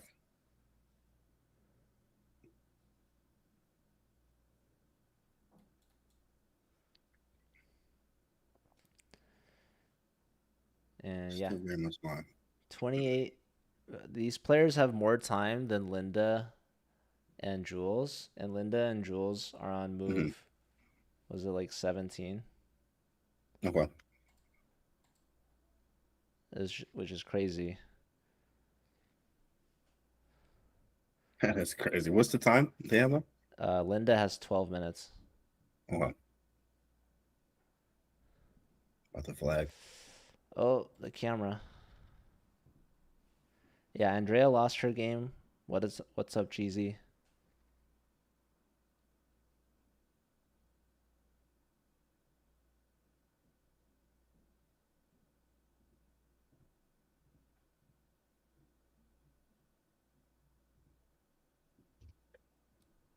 G5, G4.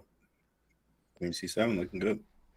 I don't know if she'll do that. I feel like, oh, she's reaching for the queen. Queen's coming back. Yeah, Queen is good on C7. There she went. Very nice. Queen C7. And then G5, G4 is a real idea because you can't take. Okay, I guess you can't take that because I'm going knight G4 and I'm mating. So the next idea is G5. Whoa, it went to zeros there. Engine didn't like it. What did the engine like? Engine wants an A pawn push. Yeah, okay, whatever. You know what? Whatever. Yeah, we're not doing that. Whatever. Give me a human move.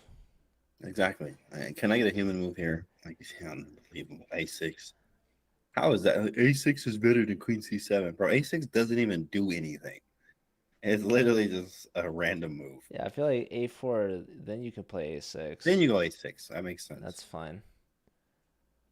We're coming up to 3 hours. We'll get to 3 hours in about 4 minutes.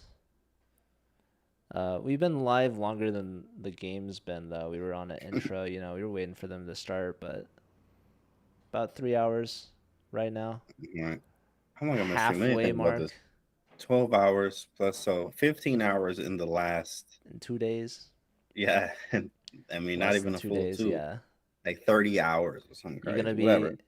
Yeah, we'll see how long this one goes. 30 some hours. Yeah. No, that's cool. I should be chilling. I'll probably take the rest of the night off just to relax. And then I'll be back and fresh. Monday, we usually don't stream anymore on Sunday nights. We used to, but, it's good to take a break. 6 days a week is good. Luckily, imagine if you guys are paid by the hour. Oh, shoot. Then let's run this boy to tomorrow. Yeah, we'd be here all day and night. Imagine. Yeah, luckily we're in the US. There's commentators coming in. I mean, Bota's channel is Hammer and Anna Maya. Dena has Phoebe from the Netherlands. So it's like past midnight out there, and these games have not an end in sight. Dena's channel. Let me see who's on Dena's channel. Phoebe and Phoebe Vita and Chess Cooking. Nice. I don't think I've heard of Chess Cooking. I have not. He's a newer. I see it's a newer channel. 50 followers, just starting. Welcome to the stream world. He's cooking. Hey, cooking. Let him cook. I always like to say, let him rook. Let him breathe, chat. Let him rook. Let him rook. Oh, I understand. But yeah, I mean, if they might be staying up past 2 a.m. I mean, you got to sleep during the day, so you can be up in the night. Be up and ready. And Phoebe's been commentating for Hannah Sace as well, and Agna. And that, I mean, the chess world is large. They've got all time zones covered. We were asking chat yesterday where everyone's tuning in from. I know a lot of Europe's probably going to bed soon, but maybe if there's any Europeans still around, let us know. I don't know how late it's going to be. Whoever stays up the latest wins. All right, guys, and go, chat, and go. Don't try this at home. Phoebe and Anna might have been commentating till like 3, 4 a.m. Whew, man, that's a long day. I don't think I've ever had to commentate at that time. I am not. I think I'm gonna decline. I would just decline. I'm like, you know what? I am just not gonna do that. Daytime, okay, I'll do it. Night, yeah, I'll do it. But yeah, that time, last thing I'm thinking about is trying to be up doing some chess at that time in the morning. Yeah, Candy's got to wake up for the grind. You know what I'm saying? Got to be up. Shoot, I got work to. I got to work out, work to do. Got to check the chart, study some chess as well. Stuff to do. Work on chessable courses, you know. Yeah. Tomorrow is a bye week, so there should not be any games tomorrow. Did I say bye? I mean rest day, bye day. I was like bye week. I ain't never heard of that one. That's got a bye week. No. Got a whole week off. So the next game should be on Monday. Okay. Dena thinking. Dena and think tank. And where are we at move wise? What move are we at? Move 28. They're about to be move 29. Oh, so still like 12, 13 over moves. 10 moves. Over 10 moves left. Only 16 minutes, Dena.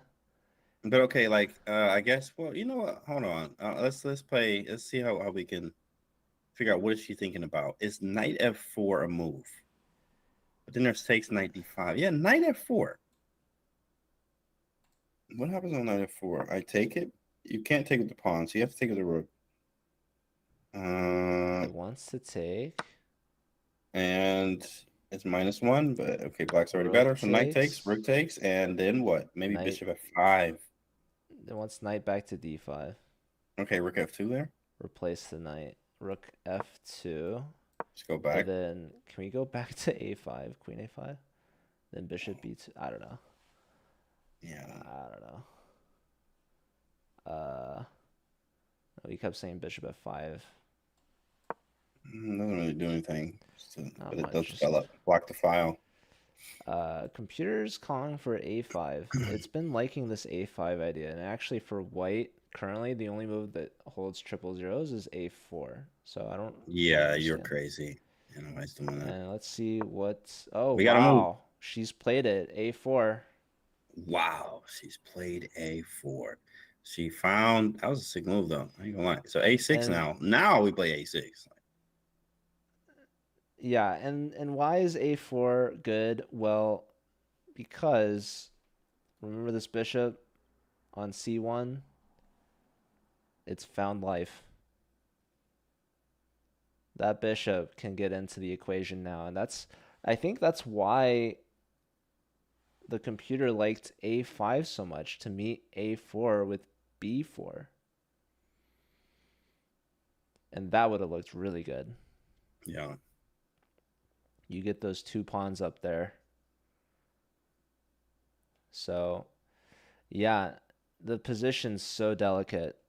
And you see Nemo really leaning forward here thinking, all right, we have ourselves a game now. So, yep, bishop a3 is coming. She wants to activate that bishop. a6, bishop a3, and maybe rook f7. Ooh, I don't really want to be in that pin, though. Yeah, that bishop is so annoying because we can't double the rooks on the f-file like white doubles the rooks on the f-file, right? Because the bishop not only attacking the rook on e7, but also controls the f8 square. So that bishop goes from worst to, you know, it's in there. It's playing. Yeah. Yeah, beautiful Nah, find that's a from good move. Dena. That's a good, exactly. That's a good find. She found a way to break this open because her pieces are very bad, but now at least the bishop can get active on a3. And you know what's crazy? Like A4 had been a good move for a while from white, and Nemo played B5, seemingly stopping A4. But the thing Mm-hmm. is, it didn't stop A4. A4, anyways, white's saying, all right, you can take that pawn. That's fine. But your C pawn's going to be really weak. Your pawns are going to be just sitting ducks, all isolated. Like, seriously, every single pawn isolated except H and G. So, Oh yeah, there's a nice idea here too. Yeah, you got to be careful. There's actually something with after bishop a3 type ideas, then playing knight f4 and trying to, because now when you go knight d5, f7s is the thing. Like you can't play knight d5 again because rook f7, giving up 2 rooks for the queen. so that's why the computer actually likes G5 from black is Right you just now, control G4 or F4. Yeah, it's saying G5 and yo, A6 that's are the top crazy. two. G5 is just so wild, bro. Yeah, G5 is so wild here, bro. probably you Wow. just play A6 and then G5 or A6. No matter what, pretty much white's gonna play bishop A3 next, and we There's gotta no play major rook you can do about it. F7. But yeah, What's going on? question from Bobby Barker: did Jin beat someone that Nemo drew? Yes, Jin beat Botez and Nemo drew Botez. So it's tough, man. You draw the top seed Jennifer, and you think, okay, that's the toughest battle out of the way, right? So I just have to continue to do my best and hope I can keep up with Jennifer. But the thing is, Jennifer, at that point, it's who can beat the field the best. And so far, it's Jennifer. She's beaten Alexandra and today Anna Cramling. Nemo still has to play against Anna, but had a draw against Miss Botez. Mm, that's And crazy. Jen yeah, going crazy here in this tournament. round 5 on Monday, Jennifer will play Dena. That's going to be a big one. It's gonna be a big matchup. And Nemo plays against Jules Gambit. Yeah. Round 6 is when Nemo plays Anna. And round 7, we have the Nemo versus the Gremlin matchup. Andrea. Maybe guest appearance from Blondrea. Andrea spotted. Jennifer Yu. 2 times U.S. Women's Champ. Student at Harvard. Woman Grandmaster. Top seed at this tournament. Just going crazy. World Youth Champ. Just going crazy. Like, what else? Flex. Streamer.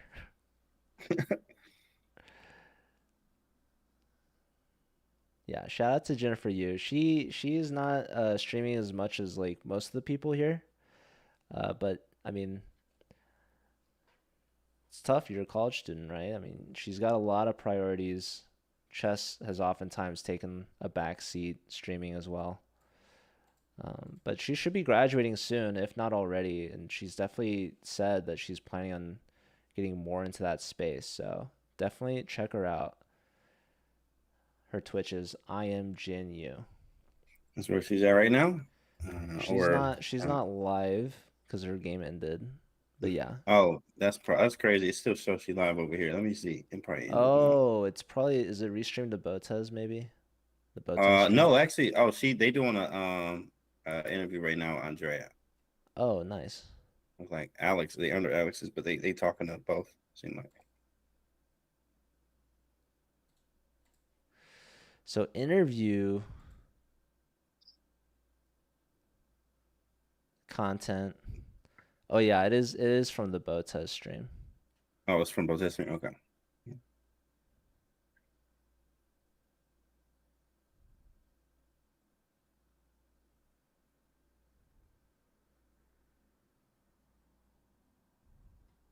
But yeah, I mean, tons of content coming out of this place. Action-packed interviews, Instagram, TikTok, Twitter drama, you name it. This event's got it all. Yeah, Twitter John saw it. That was funny. You got Canty and me giving our deepest thoughts on the positions. You know what I'm saying? We here, chat. We here. Man, A4 really giving Nemo the think. Yep, and they're getting closer on time, and they also are. Let me see. Let me check that again. On move 29. 29. Still got some time. Still have some time. What's happened on MySpace, Michael Dakota? Maybe you gotta let us know. And MySpace drama. Oh yeah, you on MySpace? Oh, what's your MySpace, Michael? Yeah, I'll add you, bro. No, Booty, I don't really have any thoughts on changing any title names. I feel like they make sense as is. Oh, that's unfortunate. Yeah, day one is a struggle. Day one's tough because day one you don't really know if all the technology is working out or not. Luckily, it was pretty smooth sailing on our end, and day two is where we had all the struggles. The camera was dying, and we've seen that a couple times so far today. So the tech to make this all work is kind of finicky. I mean, I was really nervous about the boards because I was the one that helped set those up. And the first day is always tough, but from then on, everything works and it should be smooth sailing. Here, I think the Nemo capture. She's doing it now. Boom! She took the pawn very quick. Wrote it down. It's done on the board. Pawn takes. And an instant move. Bishop A3. Fast. Bishop A3. Hopefully Nemo just plays rook F7 fairly quick. And yeah, Eval starting to think, saying, all right, well, I didn't like taking on A4 because those pawns aren't very good. But Nemo says, you know, I'll just take the extra pawn. You can try your best and try to retake it, but I am up a pawn.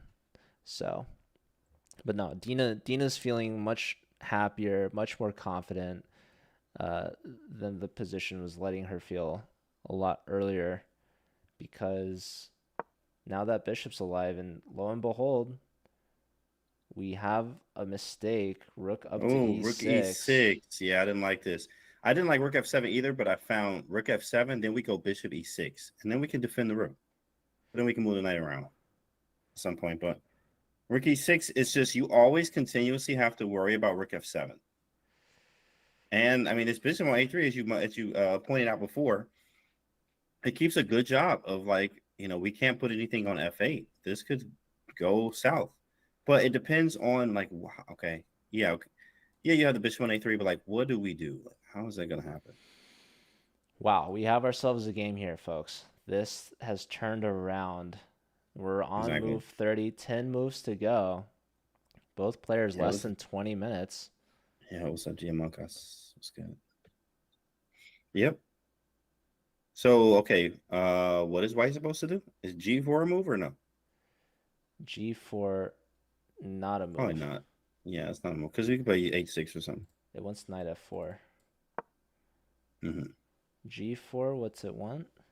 G5. Oh, yeah, that's why knight F4. Yeah, I was mentioning this. Yeah, we have to play knight F4 while we can. Otherwise, Nemo will prevent that, or could prevent that with G5. So that's why knight F4 is an important move. My goodness. Knight F4 is a big threat, bro. How do we... Okay, I have to take it. Knight takes, rook takes. And then G5 maybe? Ooh, it wants you to go knight back to D5. And give... Okay, I figured that. And give up the 2. For 2. You give up the queen for 2, yeah. And that's hard to play, bro. Like, the problem is our pawns are bad. Exactly. Right? So early on in the game, we were mentioning, you know, putting pawns on C4 and E4. White gets that connected pass pawn, right? And so the reason why that wasn't so good for White is because the bishops were really bad, and the closed position favored Nemo. However, as the game continues and pieces get traded, the pawns for Nemo becomes really bad, and already Dina's broken through, sacrificing a pawn on A4 to activate her dark square bishop, and this is working out very well for Dena and her Russian school of thought here. Yeah, this is not looking good now because of the knight f4 move. And I saw this knight f4, but I thought we could just defend everything. Because she's not going to go knight d5. Like, it's just not a move we're trying to play. Oh, but then there's like a queen f2. Oh my goodness. Yeah, we in trouble. If knight f4 happens, we are indeed in trouble. Knight f4, rook takes on f4, and white has And then there's a queen f2, the Alyakin sandwich. Alyakin's BB gun, because it's not technically Alyakin's gun due to the queen being in between. Jesus said, I think she's lost all of her games so far. Yeah. Andrea and Linda have both lost all their games so far. And Andrea's giving an interview right now, actually, if you wanted to get her thoughts from the books. I guess that one just finished. But, yeah, looks like Linda's not doing too hot against Jules. Jules doing very well.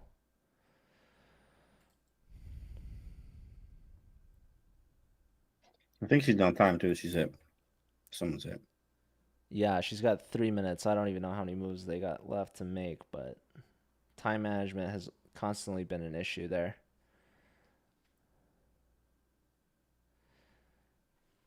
Anyways, yeah, this game, Dena, even though she's turned things around, we've seen things not go so well when she's in time pressure. She's about to get to 10 minutes and still 10 moves to make. And there she goes. She's made her move. Okay, we have a move. What did she Where'd she do? go? Oh, she put the knight on f4. Knight f4 boys. played top move while she can. Come on, man. And our rook on e6 is hit. Not a lot of moves. And yeah, it's not a lot of moves. Yeah, we have to take it. Like, there's no other move. If not, you allow knight takes and rook f7. So we actually have to take it, which is probably gonna happen quickly. Yeah, and you know, people are sometimes favoring the two rooks versus a queen. So in this position, how do you make that judgment? Yeah, it's about how active the pieces are and your plan after you trade. But usually in this case, you know, okay, knight takes, rook f7. Well, knight takes, knight d5, rook f7, takes. I like the piece play, but I don't like the bishops. Like the pawns, as you mentioned before, are a weakness. If we had the A and C pawns, like on b7 and pawn c6, I'm about to take black probably every game. But because they're so weak, it's just going to create, as it is weaknesses. Maybe I go knight b6. It's definitely difficult. It's definitely difficult. And that's why it's like a +1, you know, because it's not really, like, you're missing pieces, white is. Because you have queen, 2 bishops versus 2 rooks, a knight, and a bishop.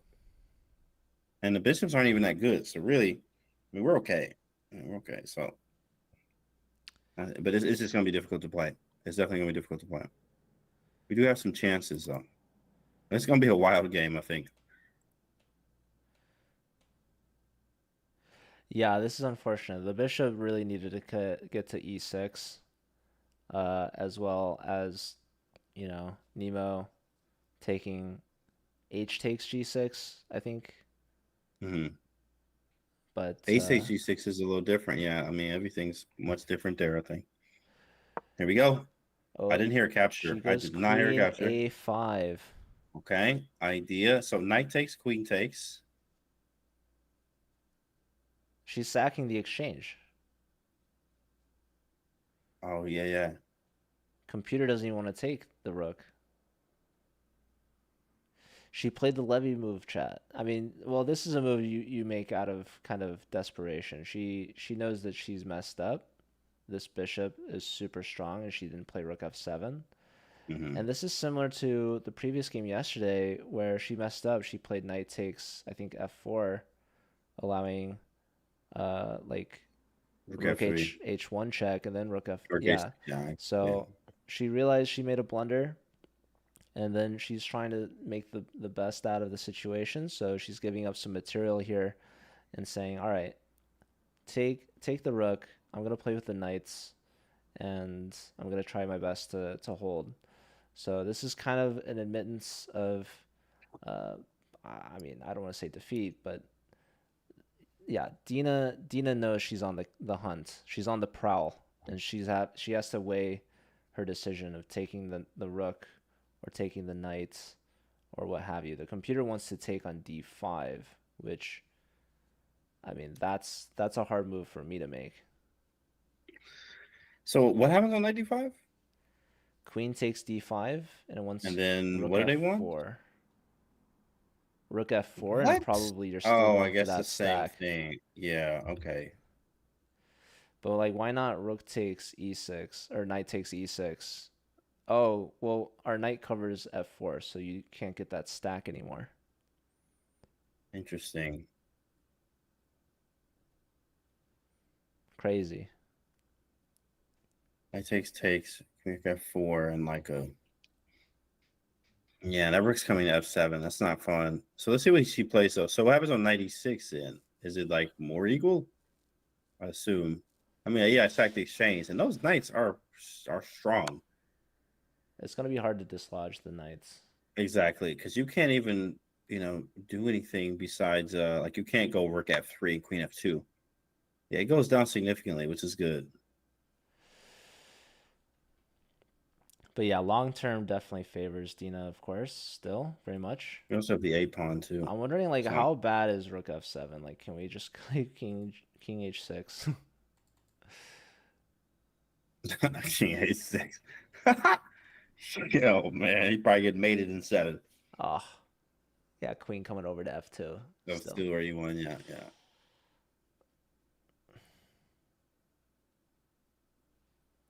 What's up, H1 chat? Shout out H1.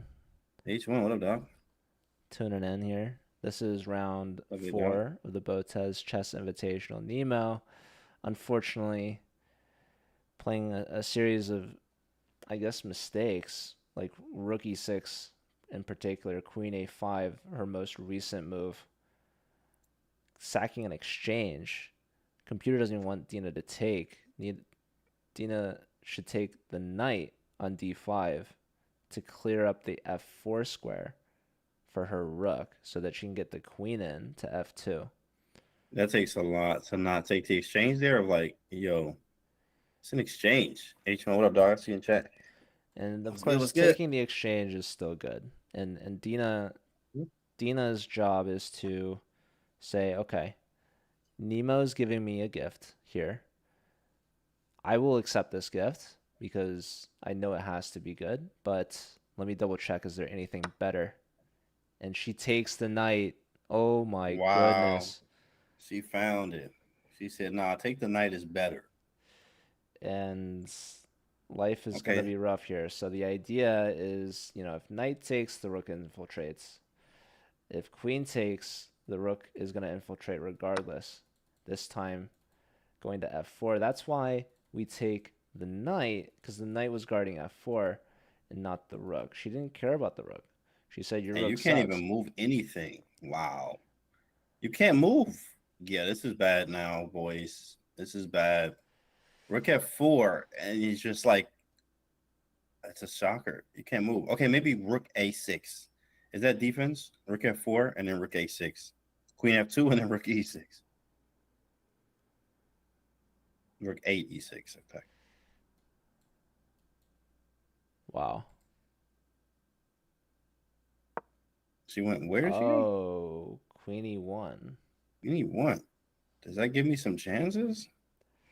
Not really. Yeah, still can't move. Or like, still can't move. But I'm still going like rook b6 or a6, and like bring the other rook.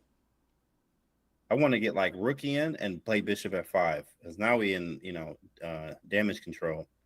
Nothing much. Anybody look up the standings? They have it in go to Nemo's chat over there. There should be a link. H1. Rook a6. I can put it in And your then chat if they h5. don't Well, you time can me put it out. in there.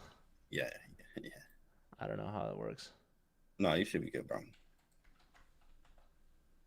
There you go.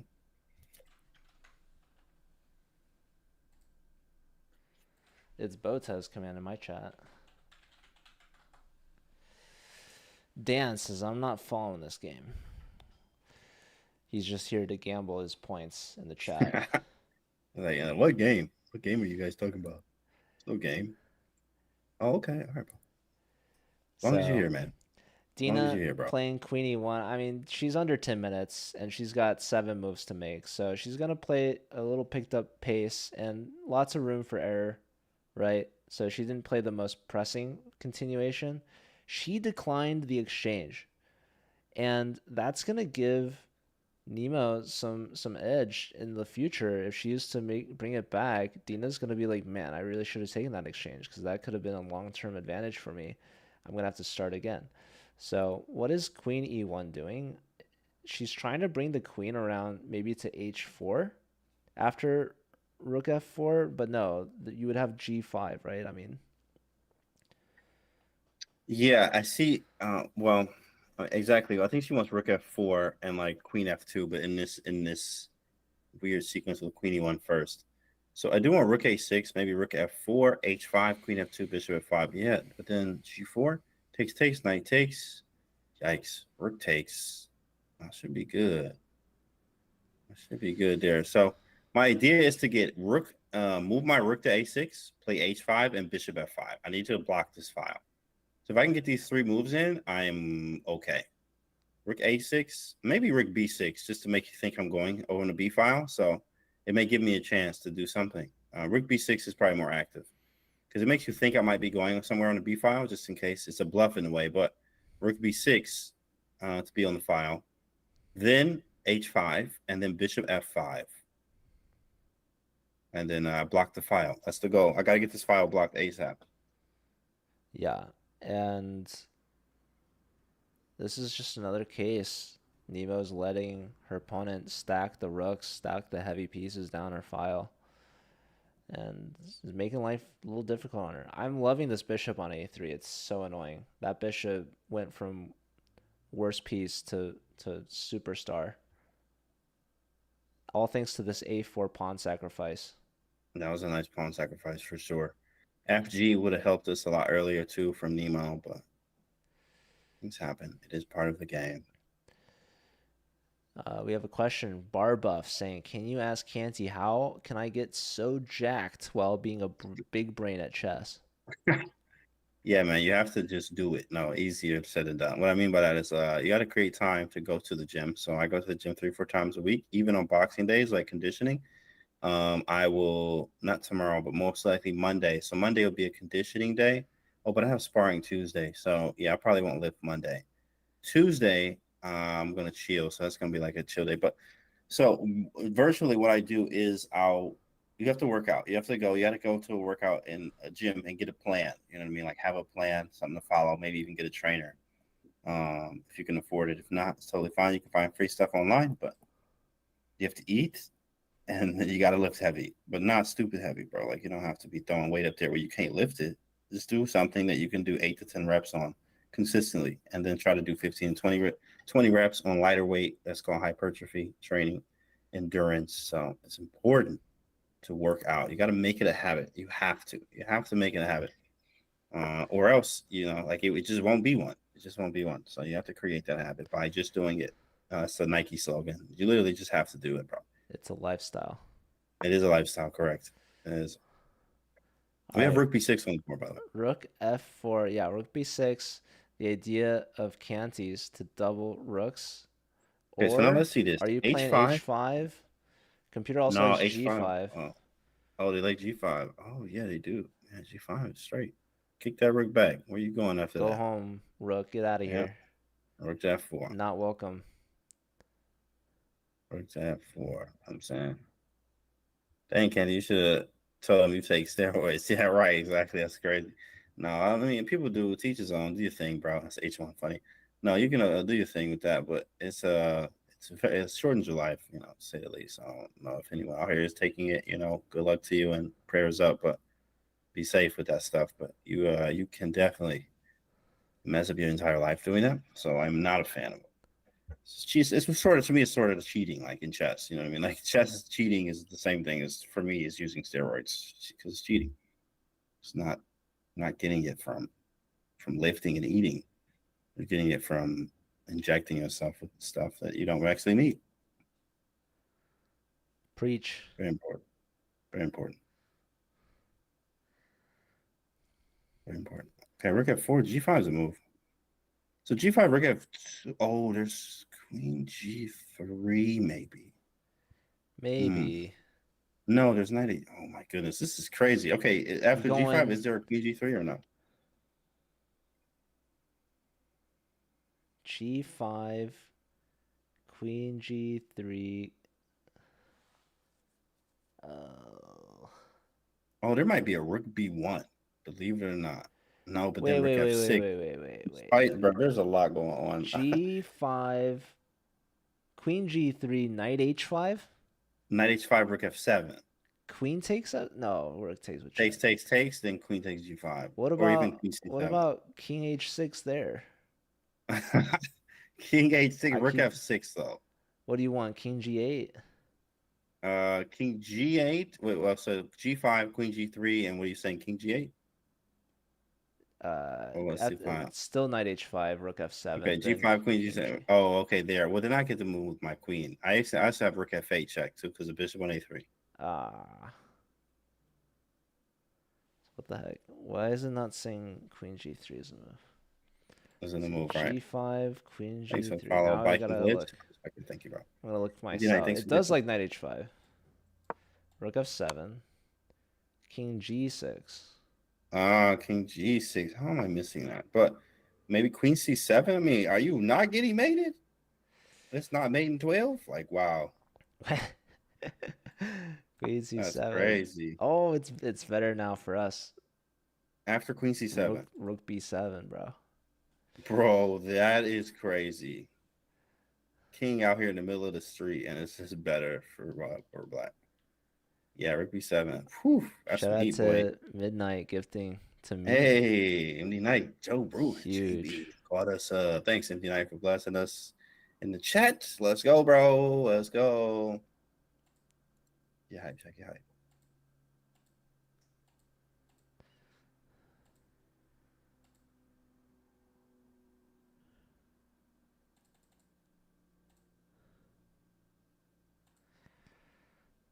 All right. Tough times here for Nemo. Both players now under 10 minutes. 5 moves left to make.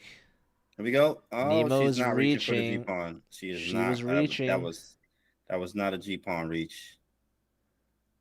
That was sort of a queen or rook reach. It was sort of in the center. A lot of times you can know where opponent's going to move to. Did she move her knight H5? She moved knight H5. Okay, well, hopefully we're okay. I think she might. Fingers crossed. Okay, though. Oh my God! It wants rook F8. And she played it. Oh instantly. My goodness! She doesn't even go for the check, bro. Oh instantly, my rook God. F8. Oh Instant rook F8, boys.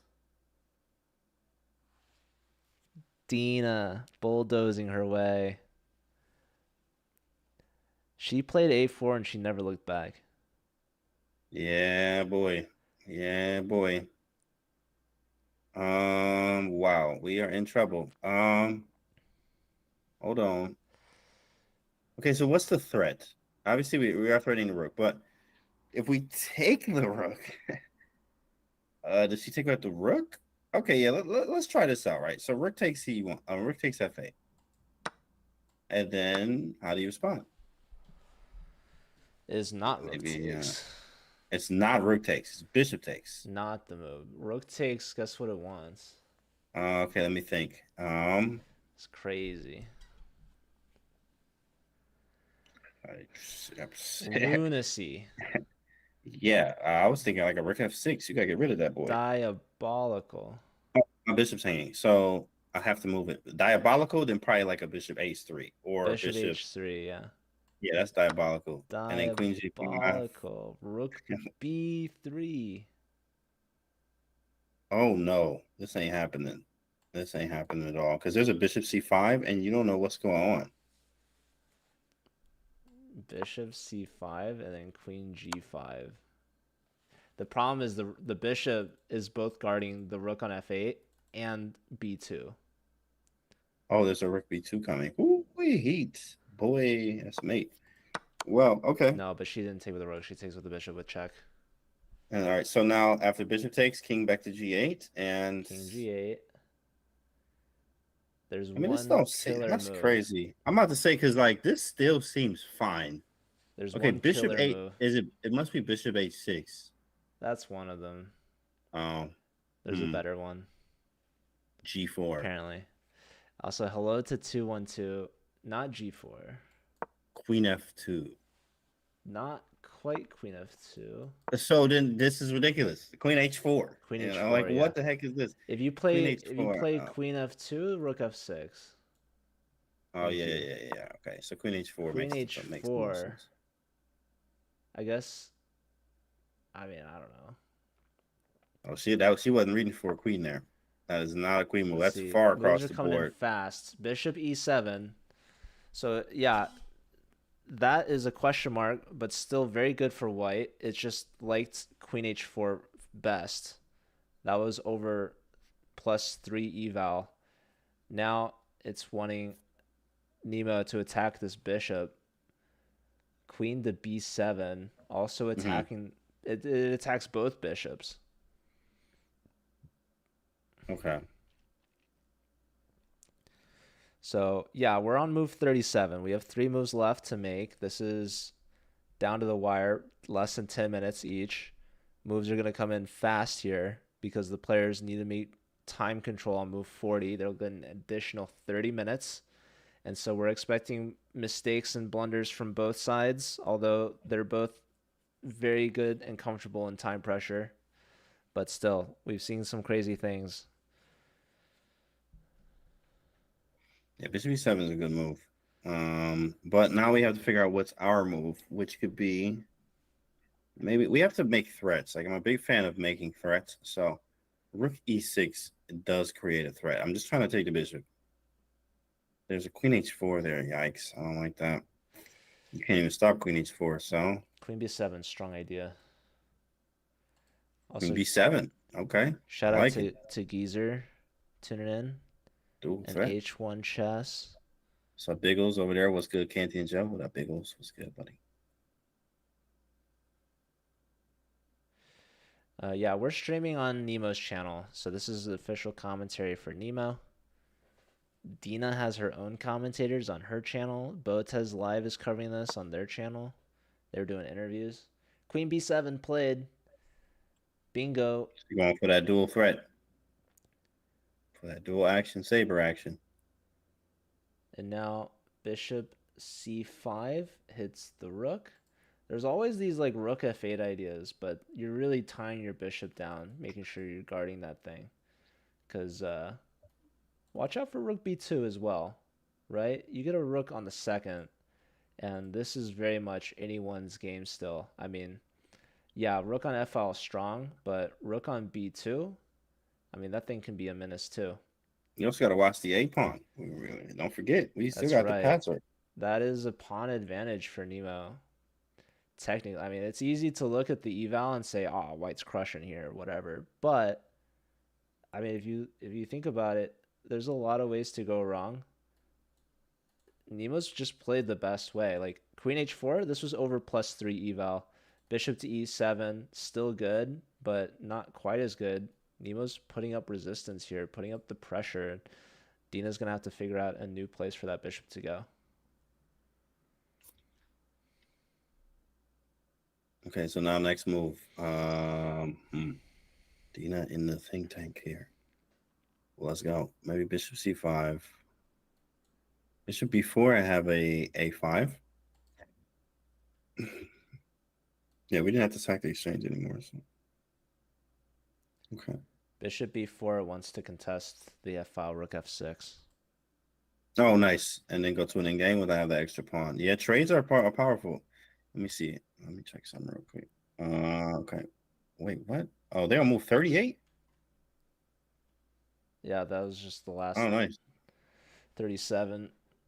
And we've got 38 coming up next. Whatever Dina decides. Both players with 6 minutes. Okay. Okay, good. Sweet.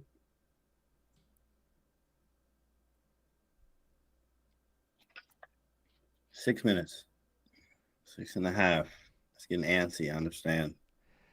H1, thank you for appreciating her. She's not gonna flag. They got the 30-second increment as well. Yeah, they got way too much time to flag, guys. 6 minutes. I mean, you guys start your blitz games with less time than this. 30, exactly. And we play 30-second games like every night. Come on.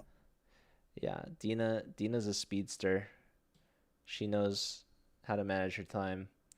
But yeah, Queen B7, good move from Nemo.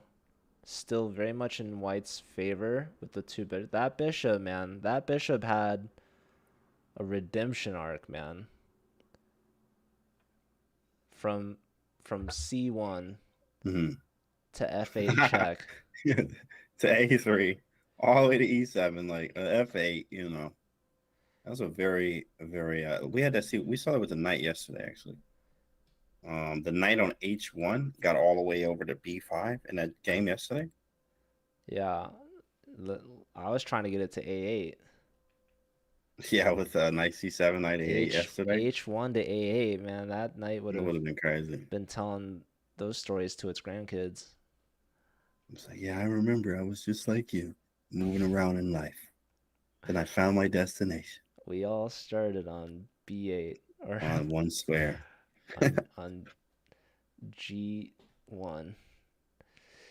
Okay, Dena getting in very okay, maybe not that scary time pressure because they are at like move 38, so they are about to get the time back.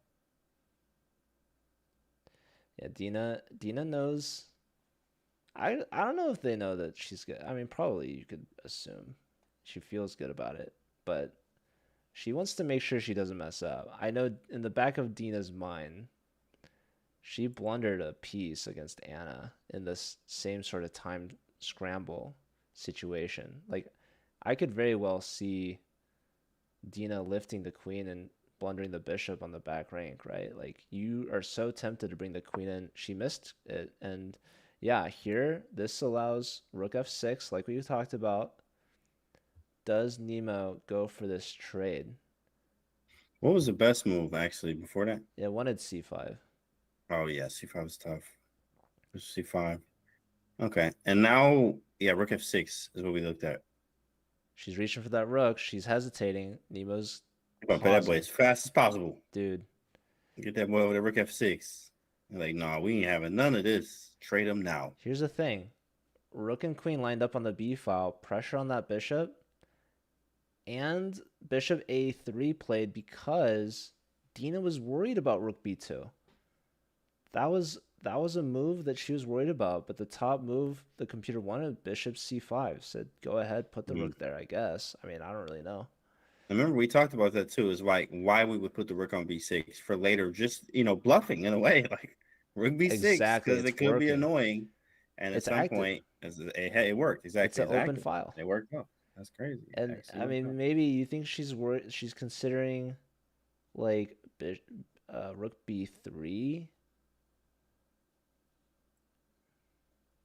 Rook b3 is a very good consideration, actually, because now I can play a3, but there is a bishop a2. I could sacrifice the rook. Bishop a2. Oh. Sack the exchange, get those two connected passers on the third. The two juicers there. Two steps away from new queen on the board. I mean, who cares what the computer says? We're about to find out what the players think, and this could go either way.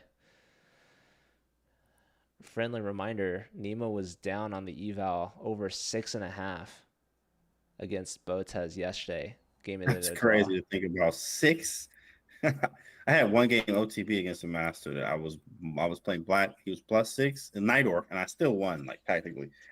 I don't want, but man, I was like +6. I was like, bro, eval impossible. Stockfish says it's over, but we're not playing Stockfish. We ain't playing Stockfish. Okay, knight f6 played instead. Knight f6. So yeah, she thought about moving that rook. She's leaving it here. And dang, bro, whoa, eval bar going crit. What? Computer wants a bishop move. Oh well, then no. Like, No, yeah, I don't see it. No, I don't see it at all. Bishop C5. I mean, I just moved the rook away. Bishop c2, top choice. Getting that bishop Okay. off the queen and rook's eyes. Bro, +3 like that? Dang, I could just defend the pawn. Bishop D7. Guys, do you not hear what we're saying? You saying 3.3, it's over now. We said yesterday Nemo It was was down plus. 6.5. He was Over down that. 6. Yeah, so this is nothing. Yeah, I think nothing This compared is to where we child's were. play. She's up a pawn, guys. This is nothing, guys. People worrying too much about the eval. Eval is a perfect player. All right. Dina's made mistakes. And again, we were mentioning like rook b3 ideas. It doesn't work now. Well, actually, it'd be crazy, but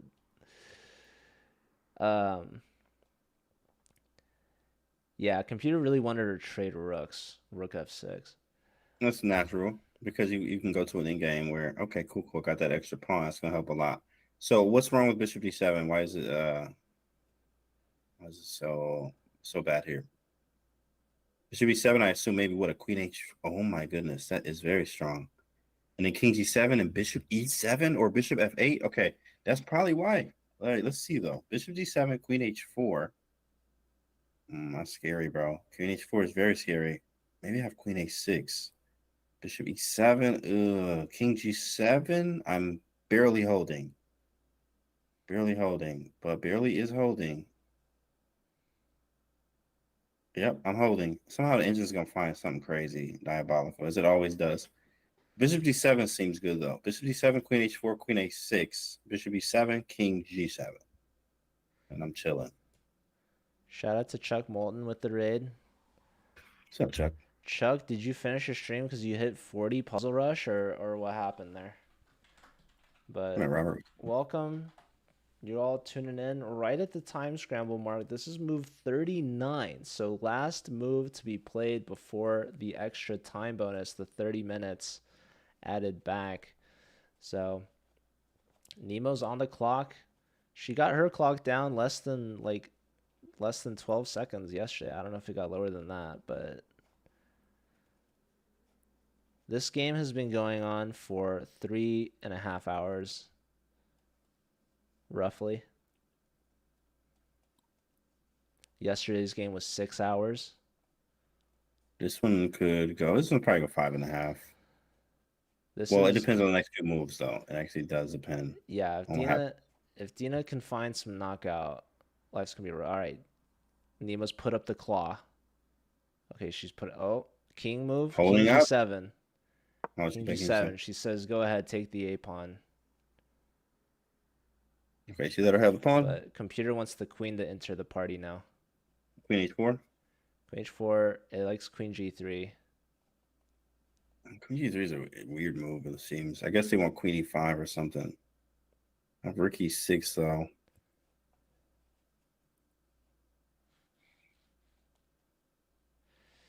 Nemo for sure has had the longest games. Queen H4 played. This was maybe missed earlier, but strong idea. It's very natural. Like, you just put the queen over there. Computer just wants Rook A6. Just defend that a pawn. Oh, that is dangerous. Wow, Rook A6 is defended. I guess because you're not attacking anything yet. It seems like you are though. Bishop E7 will be a thing. Okay, Rook A6 is good though. Rook A6 and then what? What do they give? Can we go Bishop F5? I mean, are we worried about G4? I guess. Yeah, exactly. G4. So you want H5? I did. Even there might be some type of G4 possible. One move is H6. I guess maybe we're trying to play G5.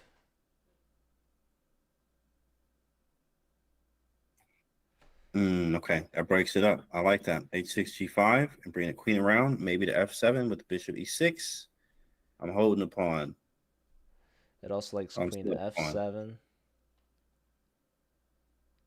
Yeah, I like queen F7. I definitely. That's a nice defensive move for sure. She got to move though. Nemo, is this 40 for her or 1 no? minute. Yeah, this is her last move. Okay. So she has a minute. And yeah, Dina made time control, but she's gonna stick around because she knows Nemo's gonna make a move, and we'll see if either player gets up and walks around. It's a very normal thing to do. Shout out to J Park and Robert. Nice, J Park. Look at it. Thanks, bro. Robert, thanks for the 500. You got a custom made CEO? Nice. COE. COE. J Park. What's up, J Park? Thanks for the 9 months prime, bro. 30 seconds now for Nemo. J Park was good. There's sometimes people mistakenly don't know at what move they make time control. No way Nemo flags here. 15 seconds? Gotta move, Nemo. Gotta move. Does she see? Move, Nemo. There's the claw. There Move, it is. Nemo. Last move. Move, Nemo. You gotta move. Okay. All right, 6 cool. seconds. Perfect. 6 seconds on the All right, clock, we're and good. she gets up. Woo. Woo. Yeah, we're good. We're good, guys. We're good. All right, Everybody rook breathe. e6. Everybody breathe. Oh, and now a4 pawn is falling. Everybody breathe, guys. She heard us.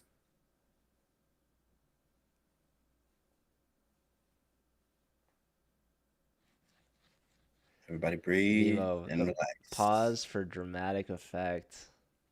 Breathe and relax. All right. And now, yeah, Nemo definitely got up. She's separating herself from the intensity. And yeah, it's unfortunate. She knows she's not doing too hot. And there's a lot of pressure right now. Nemo on the back foot, defending, and Dina's gotten the bishops to start breathing. Bishop takes a4, scooping up that pawn back. You got to watch out sometimes. You can get those bishops skewered. Queen a6 or rook a6. Exactly. Yeah, if bishop takes. You got to figure out what exactly you're doing there. Because you might just lose a piece, but that is the top move. And yeah, computer early on was liking Nemo a lot after this e4 c4 idea because the bishops were terrible, frankly terrible. But then Nemo slipped up. She underestimated Dina's a4 pawn sacrifice, getting that dark square bishop in on a3, where it is now. And if the bishops can breathe, that looks really good in an open position for Dina. So even if material's even, Dina's got the active pieces. Nemo's got an awkward situation. And oh yeah, that was very good. That a4 move was actually very good. Go Dina says, my name is Carlson 420 in chat. I see ya. I see ya. GG's Nemo. Nemo's No, trying she's to still defend fighting him. though. Yeah, especially yesterday. I remember she was down. What is it? Plus 6? 6.5. Right? 6 and a -6 if I actually play white. Yeah. What's up, Landon? We just met time control, so the player's got an extra 30 minutes. And there Nemo is. Let's take another glance. She's trying to get a peek over Dina's shoulders. Figure out what's going on. You're like, you know, it's bad, but it ain't that bad. Is what she's saying. Nemo's thinking, I've crawled back from worse. They That's call right. her No Quit Nemo. No, go ahead, Nemo.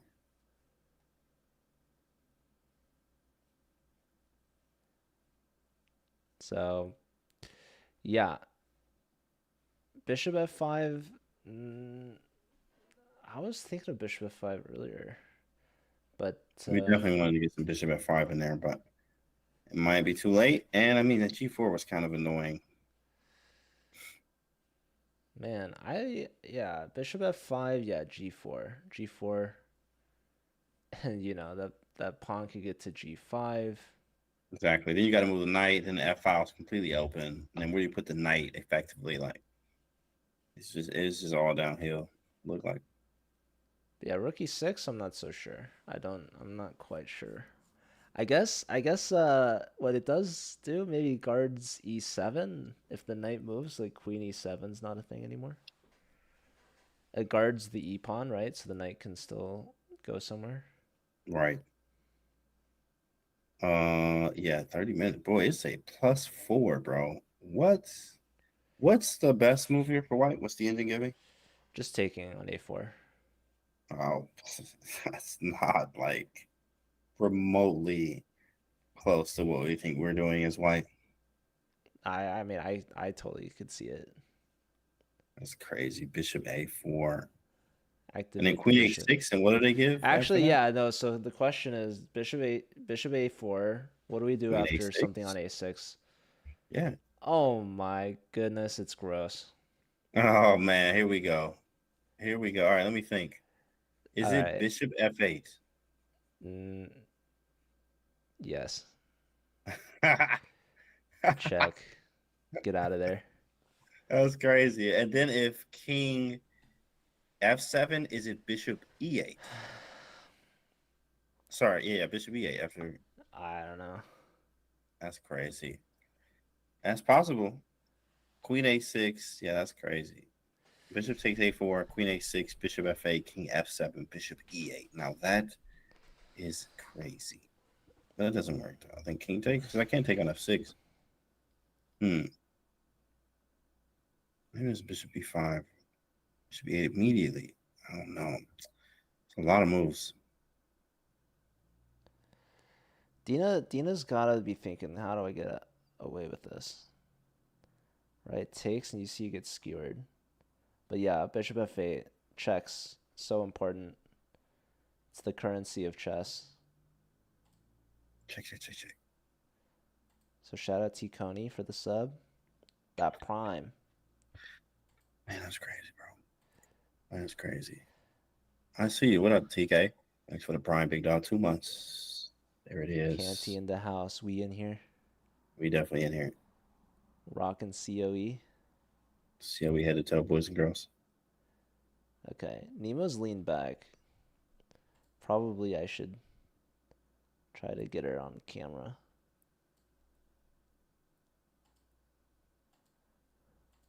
Oh, now she leans forward. Lean back. All right. Lean back.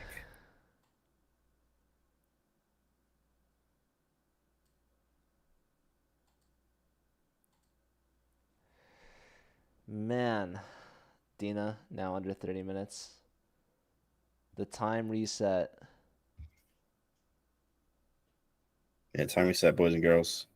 They got time, but that's all the time they get now.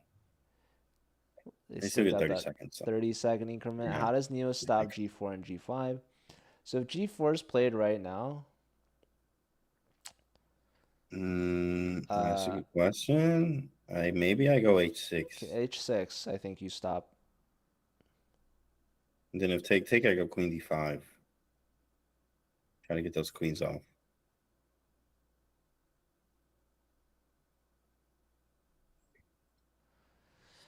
Will Dena dude? She's got to be taking on A4. She's got to be calculating, and then Bishop F8, KO. It's a beautiful I'm looking. idea. I always try to look to see where they're looking at. What did you want? King F7. King F7, Queen H7. Yeah, that's no good, boys and girls. King F7. But then King takes F8. Resi button. King takes F8 there. Not very funny. No, I guess we. What's happening there? Commenting, classical chess is a skill. Yeah, you know what? As I think about it, I think there's no other game where your commentary goes this long. If I think about it, is there any other sport, guys, the commentary goes 6 to 7 hours? Is there like poker tournament or something? Maybe poker or something. Maybe I don't know. 'Cause I don't play much poker. In fact, I don't really play at all. I don't even watch it, but I don't know how to play. I just don't be playing. So is there any other sport that goes this long in commentary? Pija Jr. 47 saying new here. Nemo's done for the game. Correct. Clock is out. No. This game is very much still live and kicking. Cricket goes for days. Okay, you're right. Cricket goes for days, but cricket does go for days. You're correct. Okay, maybe cricket. You're The time control for this classical game is you get 90 minutes for your first 40 moves. They just reached move 40. So their next move is going to be 41. And at move 40, they get an additional 30 minutes added. That's why you see Dena has 25 minutes, Nemo has 30 minutes. So Dena actually had 34 minutes. She's getting up. She's getting readjusted as she sits back down and leans over the board. Dena's trying to calm her nerves because it's a lot of pressure, a lot of stress at around the move 40 mark because you're forced to play quickly as your time runs down. But Dena spent almost 10 minutes on this move now. She thinks that, she's got to be so tempted to take on a4, and she's got to see rook a6 or queen a6, something to skewer these bishops. And the move there is bishop f8 check, deflecting the king from defending this. This knight defended. She's played a move. I don't think she took it. What'd she do? She played g4. G4. And she gets up and walks away. So G4, strong move still. Very, very much a good position for Dena, regardless of what she did. So this definitely still holds her advantage. Now, it wasn't the best move. The top continuation was reading at over +4 for Dena. This is reading at almost +3. Might as well be. But I think the answer here for Nemo should be found fairly quickly. H6, right? Clearly, white just wants to play G5, attacking the knight. We don't want to move the knight and open up that rook on the F file. So we're going to play H6, stopping G5. And that makes total sense. Like, you just don't want to allow G5 to happen. So you play H6 and then maybe something like Queen D5. That's a nice follow-up. Thank you, AJ. You guys are very much appreciated as well. Everyone tuning in, supporting not only Nemo, Canty, and me, but just the event overall. It's much appreciated. All you guys, except Lord Fawn. Yeah, exactly. Actually, let's go. And yeah, I mean, you guys are really trying to experience these kind of games along with these players. It is a brutal all-out war.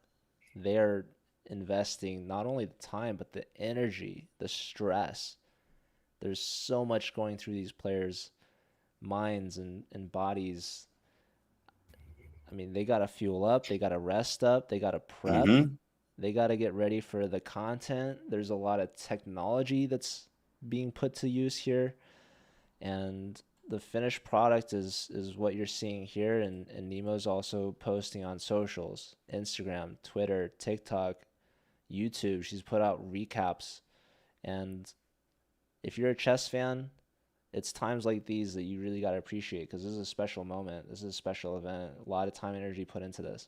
So shout out to you guys, the fans that support it and watch it, and that's what makes it possible. Shout out to you guys, chat. Pat yourselves on the back. You know what I mean? That's what it's about, chat. Who picked the players? That beat the both his sisters. I'm sure they picked the other players. Turn the mic.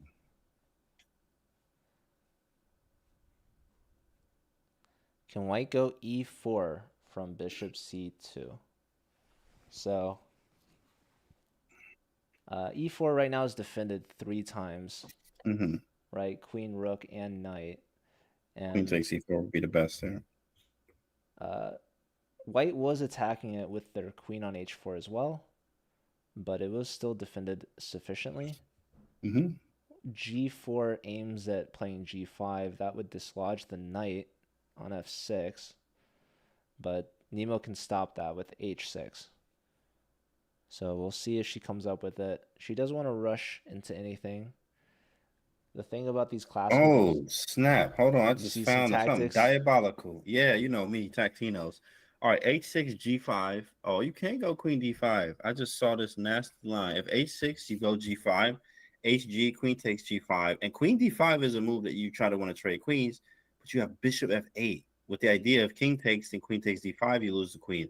So you would have to go king f7 but maybe there's something after that. Maybe I don't. Oh, No, king f7, king queen takes f7 again. still queen takes. Oh Yeah. my goodness! You And then can't go to king the g8, F you go file. queen takes g6, and then king h7, you go queen h6, king g8, then queen takes g6. It's diabolical, boy. That is a nasty sequence. So if h6, g5, hg, oh man, you can't even go queen d5. So I'm kind of out of moves. Yeah, let's just show that. Bishop Takes queen f8. d5, bishop f8 wins. It Boom. doesn't It even doesn't stay winning all the way, but it's saying just go queen h6, bro. Now that's diabolical. yeah, no, this is nasty. Bishop Queen f8 is a move, takes, boy. king takes, rook takes, and Apparently, yeah, this should be winning now. Takes. King e8, maybe bishop d1 or something. bishop takes. Brutal. Oh, even bishop a4 wins on spot. Yeah. Bishop So f8. That move is a shot out of the blue. In fact, in the books, in the chess books, they call it a bolt out of the blue. A bolt out of the blue there with bishop f8. So bishop f8. You know the thing about bishop f8 is she didn't do bishop takes a4, so maybe she just doesn't see it. Although I wouldn't be surprised if we saw it happen on the board. That is a gnarly shot, for sure.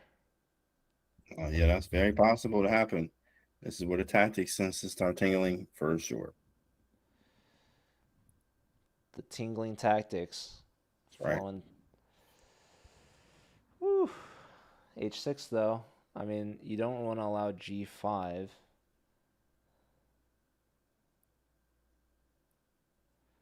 I mean,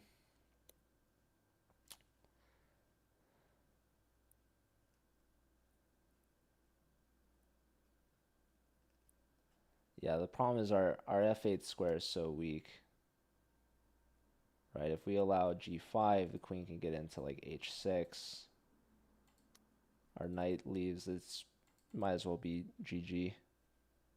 Do these matches affect their official ELO rating? Yes, these are officially FIDE rated tournaments. Live rating points on the line. Dena standing here in dominant position on the board. But Nemo has a task at hand. Maybe I go queen d5 immediately. Queen d5, bishop f8 anyway? No, well, g5, I guess I'm going knight h5 and banking on, I don't even know. Because there's bishop d1 and like, I just don't like this at all. Maybe I go queen c7.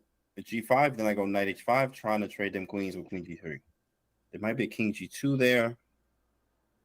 Even then, that is not good. The bishops control all the squares, bro.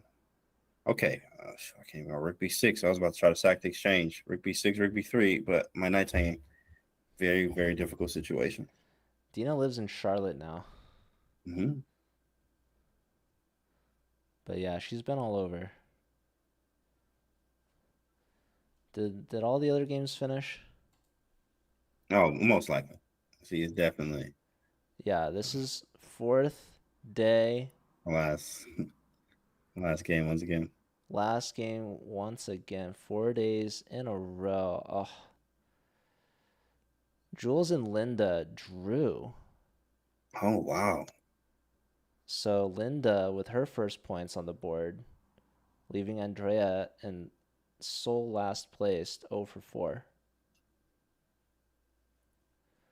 But yeah, that's impressive. Linda held that draw. Yeah, it's impressive because I know she was losing, people were saying. And I'm also very impressed by Hammer, who on the stream is shown as GM Benjamin. Nice. GM Benjamin Hammer. All right, queen d5 on the board. You called it. Yeah.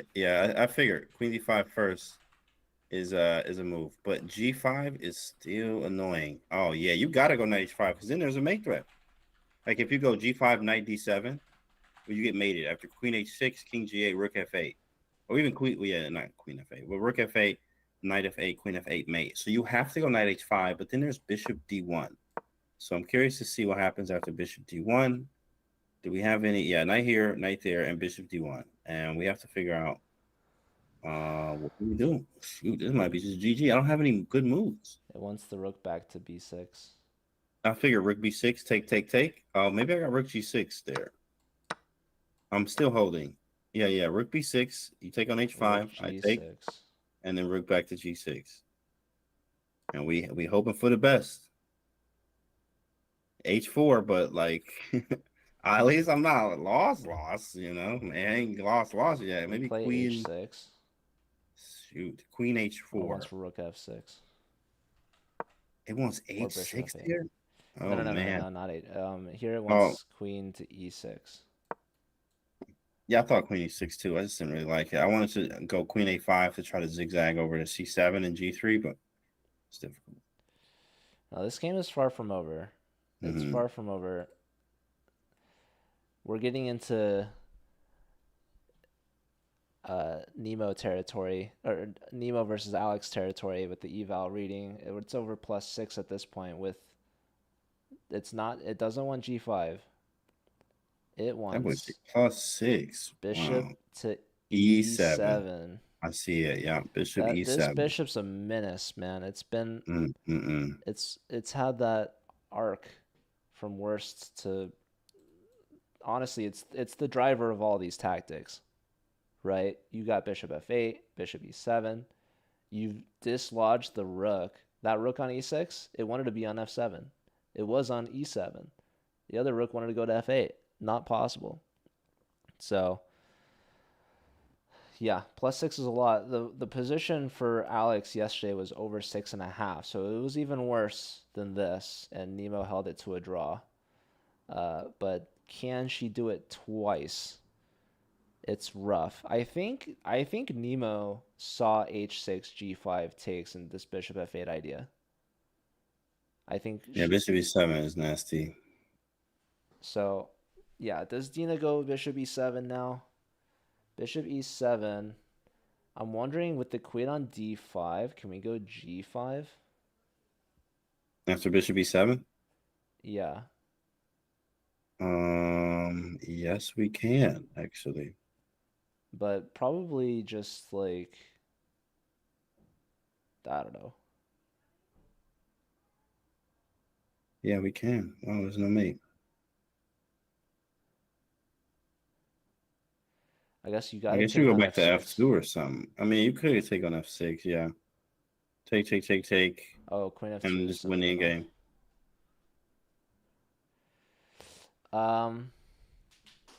Yeah, I mean, I think Magnus probably could draw this against Dina, but like, it depends on the pressure. It depends on if Dina finds the right moves or not, right? Like, if Dina finds the right continuation, then no, like, no one could hold this. So it's all on Dina now. That's the thing about these evals, is that, yeah, it's completely winning, but the player has to find the moves. Like yesterday, yeah, Alex was winning Lord knows how many times, and she just couldn't find the knockout. It's like, if you remember candidates, last round, Fabi versus Nepo. Fabi was that win. He had a win there, yeah. I mean, how many times Fabi gonna miss a win? You know, you had that win against Magnus in World Championship. Now against Nepo and candidates. That was, I mean, how much money was on that line for that one game? Whole candidates win right there. He was going to the league, to the championship. Fabi could have been world champ if he took down Ding, but he had to get through Nepo. Couldn't find the win. Yeah. What was that eval? I don't know. Oh, that was like, I don't remember that eval there, but it was +3 or 4 somewhere around the end when the queen was running around from A8 and the double queen type idea, but perpetual, so it was crazy. That was crazy game. Okay, so all right, I'm curious. Let's put this on the board. Bishop e7, g5. What do you do? Bishop f6, there's rook takes. No, it's not good. Wait, what did you want? Bishop e7, g5. And g5. I mean, maybe, I guess you just have to go back. Queen f2. Is this queen f2? Okay, I figured. Queen f2, because I'm hitting the knight. Oh, yeah. Oh, here we go. She's not reaching for it. She found g5. Okay. Very natural. G5. G5 played, knight H5. See, so you go from a +6 to less than +4, but I mean, obviously +4 is still great. But this is how you could see advantages slip. If you don't play the best moves, you give some chances. Knight H5, very natural response here from Nemo, keeping the queen out of H6, which is a massive threat, coordinating on F8.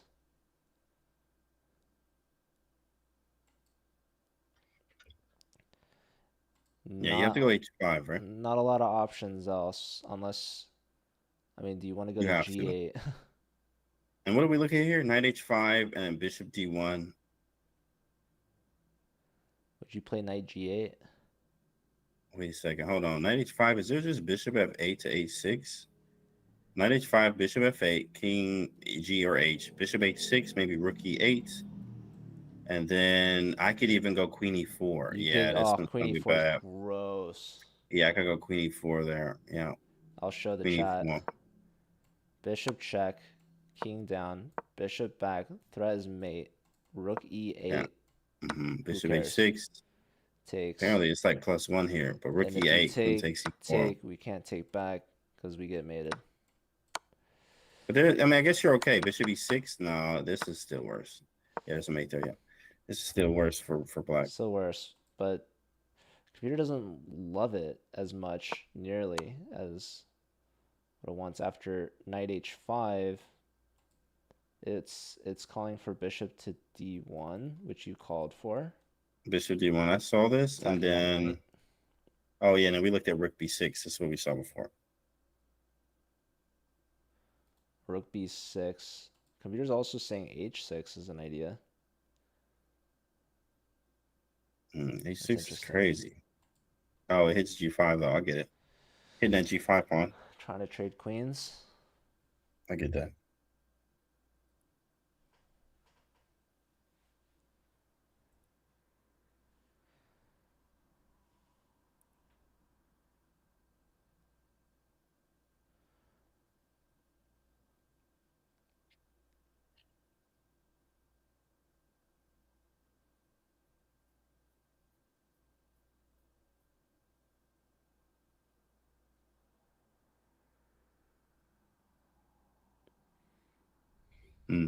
Let's see what happens, boys. G5. Knight. H5. Yeah, that's the only move, right? I was thinking knight G8 is knight G8. Oh, I was just about to say knight. Oh yeah, I had this crazy idea. I was trying to find this. I think I wanted to. Oh, where'd she go? She went H5. She did H5, best move. Yeah. Knight H5, we actually had this crazy mate. I mean, Knight G8 was a crazy mate, bro. With Bishop F8, King H8, and I think you can sack the queen. Queen H7, King takes, Rook F7. Like, it's crazy, bro. Bishop F8, King back. Yeah, mate in 4. Queen takes, King back, Rook check, and then King H8, Bishop G7, King up, Bishop F6. Oh, that's filthy. I saw this mate, bro. Yeah. You know I'll be doing. And Bishop anywhere, but the mates, but saw this nasty mate. So you had to go Knight H5. Absolute filth. So yeah, the idea between a knight G8 is to prevent queen to H6, right? So knight H5 blocks the queen physically. And yes, we can still get checked on F8, but now we can go to G8 and we're not worried about queen takes H7 sacrifices. Wait a second. Is queen F2 just GG, bro? Why? Well, I guess the engine did like Bishop D1, but I mean, queen F2 is an easy move. Forgot about G5. Oh, yeah. Yeah, that one's going to stink. That still looks good. Dang, that's an easy thing to miss. Come on, Dena. Come on, Dena. Queen F2, right? Make the blunder. Hey, queen F2, man. Queen F2. Oi. 18 minutes. Dena less than 20 on the clock. Nemo still hands in her head. She's got her elbows on the table. She's pulling back the hair. Trying to remain composed. Trying. Tina's looking for a knockout. Nemo putting up the resistance for as long as possible. Yeah, F-file has been opened. So F8, new square available for white's pieces. But yeah, computer just wants to attack this knight. Bishop D1. That light square bishop, probably Dina's worst piece. So after bishop D1, that's when the computer wants black to put it in H6. Trying to trade queens, trying to take on G5.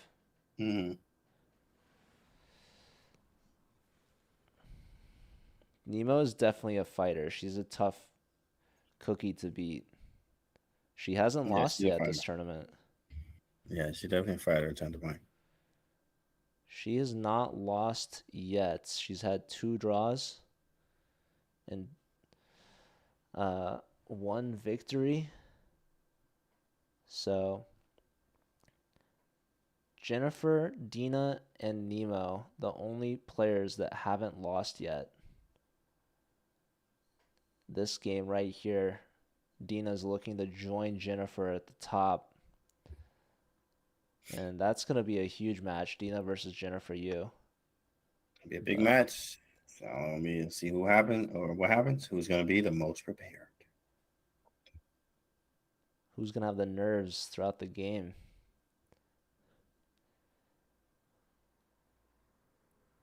Oh, I was like, everybody's still alive. I see both his and them still alive. Everybody's watching this game. All eyes on Everyone. On this board. All eyes are on this board right now. Nemo to flag Dena? Probably not. I was calling for a flag yesterday, but no, I mean, Nemo almost she got her clock down to 6 seconds left. Hermie Bob, thanks for the follow. Let's go, bro.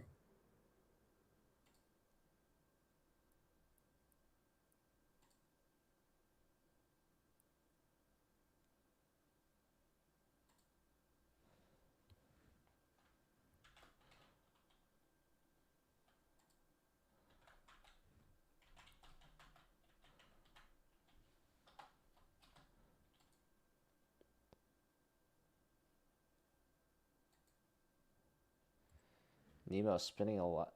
Or no, I guess Dena's on the clock 5 minutes under 20. I mean, lots of winning moves. Lots of winning moves. She doesn't have to rush or anything, right? Correct. Lots of ways to go wrong, though, too. That's true, to give chances. Like what happened yesterday. Exact thing. There's chances. What's up, Moochunks? Yeah, no sun to deal with today. They might have put up some blinds, it seems. Oh, yeah, because I was like, yo, bro. It's too much. I mean, Canty's prepared with his sunglasses, but... Oh, always. 100%. Does Nemo know? I mean, the players don't see the eval. The players, I'm sure, have a hunch, right? I mean, I think both players would take white. But they got to find it. They got to find it, and Nemo's going to defend it, right? So if Dena can break through, Nemo could slip, and Dena gets the dub. But until then, it's still anyone's game. White for choice, but Dena's spending a lot of time trying to find something. So at some point, she's just got to make a move. There's no knockout here. You know, even the top choice, Nemo still has some defensive ideas. Right? Exactly. You have to convert. Converting is the hardest part.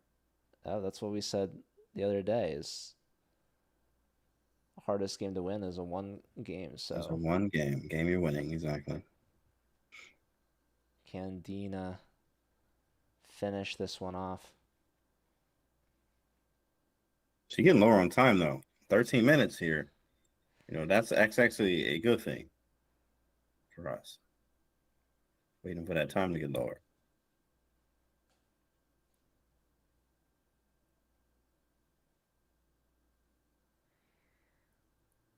Dena deep in thought. Okay, she's reaching We gotta bishop move. d1. Top choice played. Yeah, bishop d1. Yeah, that's what I looked at. Attacking this weak knight. Knight has no squares to go to. Now, computer earlier was saying h6. It's also saying rook b6.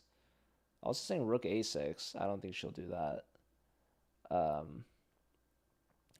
Another idea is a5. Also don't think she'll do that. So we're probably going to find a rook move or h6.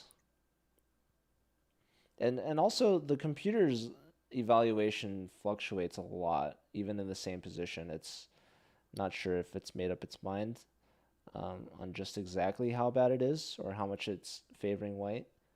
But still, Nemo's technically up material. But the pieces are just really unfortunately placed, and a king is super weak.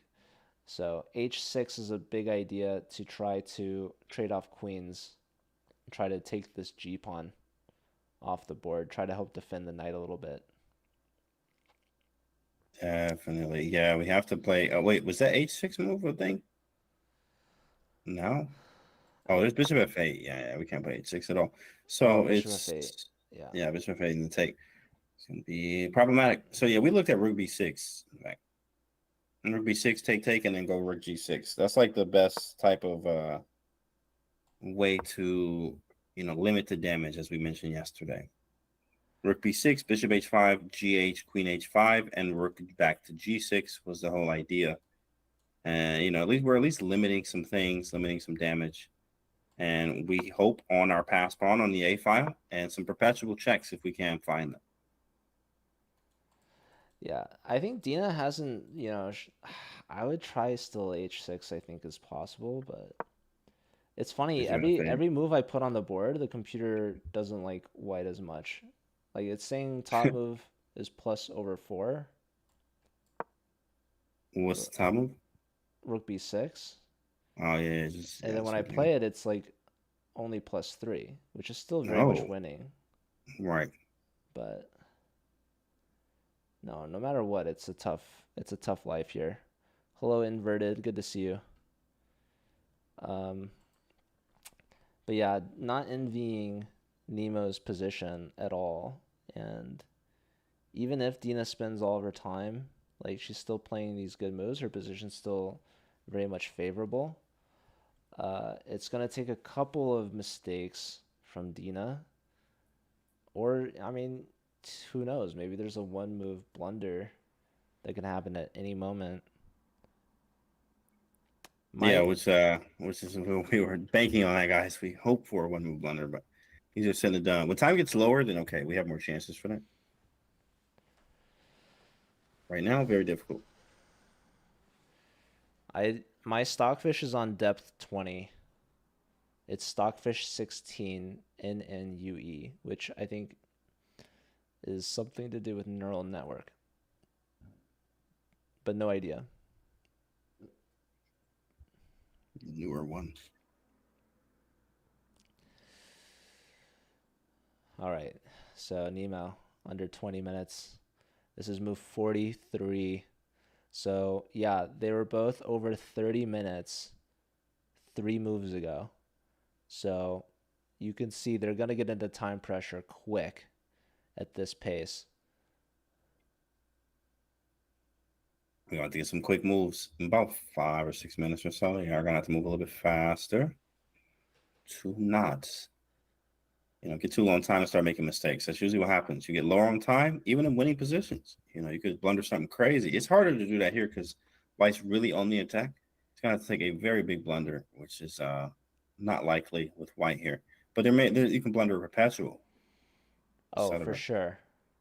That could happen for sure.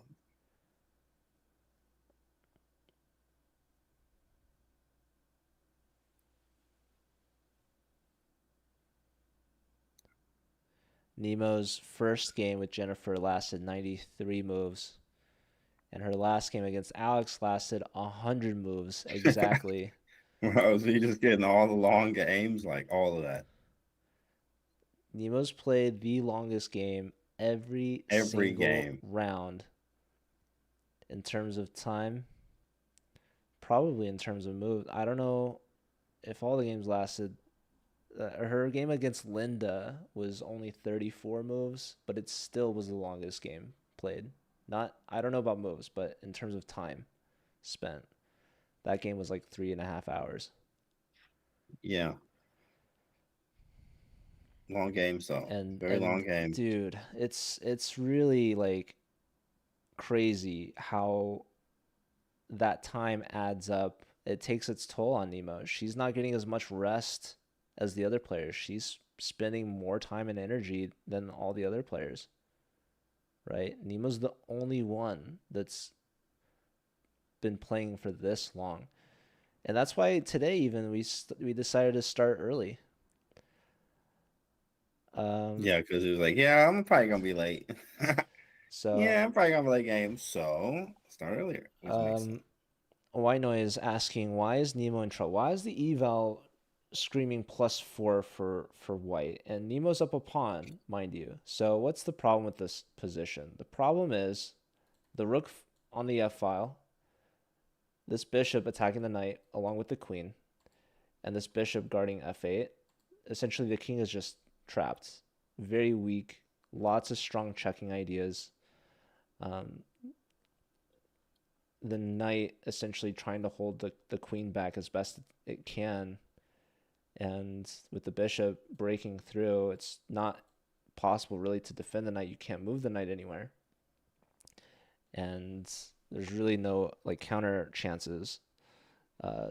No weaknesses for black to attack. So like the best move it wants is pretty much a waiting move. And then allow white to capture on h5. And then put the rook on g6. Yeah, and here we see the waiting move, just the bishop to d7. D7. Okay, here we go, guys. Here we go, bishop d7. Now we'll see. So white can give a check on f8. White's probably going to just take on h5. Here we're reaching new heights in evaluation, plus 7.3 now for Dena after bishop takes on h5. Winning back a pawn, but getting a winning attack on black. That's a rook and 2 pawns, bro. That's crazy. Eval bar just be, yeah, made in 11. Like, yo, what? Ain't nobody doing that. Made in 36, like the Bobby game. Bobby and Magnus. Made in 36. Forced. Yeah. Forced made in 36. If you look at the structure too, the more things you trade off as well, like white will have a long-term advantage with the connected pass pawn, whereas every single pawn of Nemo's is isolated, and soon the G pawn is going to say goodbye along with the knight off the board. So yeah, it's just a better structure for Dena, and it's unfortunate. Nemo played this very well to get an advantage in the middle game. These two bishops were the worst pieces on the board, and That's Dena crazy. found this amazing pawn sacrifice to a4, sacking it, and the bishop sprung to life on a4 and has been just an all-star piece for Dena from then on. Yeah, the mistake was well, we have one with FG instead of HG, and the other, what's her other mistake? She didn't, I yeah, don't she remember. didn't take h takes g6. It's a devastating idea, just allowing the f file in Dena's favor. It's really unfortunate that Nemo did that. Very small mistakes, and she was definitely, much better out of the opening. I mean, she had those bishops, like, whole pieces was looking crazy. Like, Dena's pieces were very bad with the two bishops and the rook locked down. Now, looking very good for Dena here, but we still fight, as we seen yesterday. I mean, even Nemo was down a piece towards the end. He was able to draw. Very possible here to do sort of the same. We got the bishop takes, and rook to g6. We have I heard a check. Bishop so bishop f8. Bishop f8 on the board. And remember, there's a lot of mating ideas with bishop h6, coming with the rook down to the back rank. Yeah, Dena's taking some time, but she's gonna do her best to finish this one strong. And her confidence is going up for sure. Yeah. What's up, Klein? Yeah, also I wasn't the biggest fan of Nemo's Queen A5. Oh, okay. You mean yeah. I remember H early in the game. H takes G6 and Queen A5 I Mhm. think are two moves that weren't great. Also, yeah, like when you play G6, Dina had a strong idea that, F4, F5, hitting with tempo. And yeah, allowing all of that kind of all just came together. I mean, props to Dina, truthfully, for putting together a very solid game here. Here we have a solid checkmate threat. Rook F8 is mate in one, so gonna have to guard this with our rook.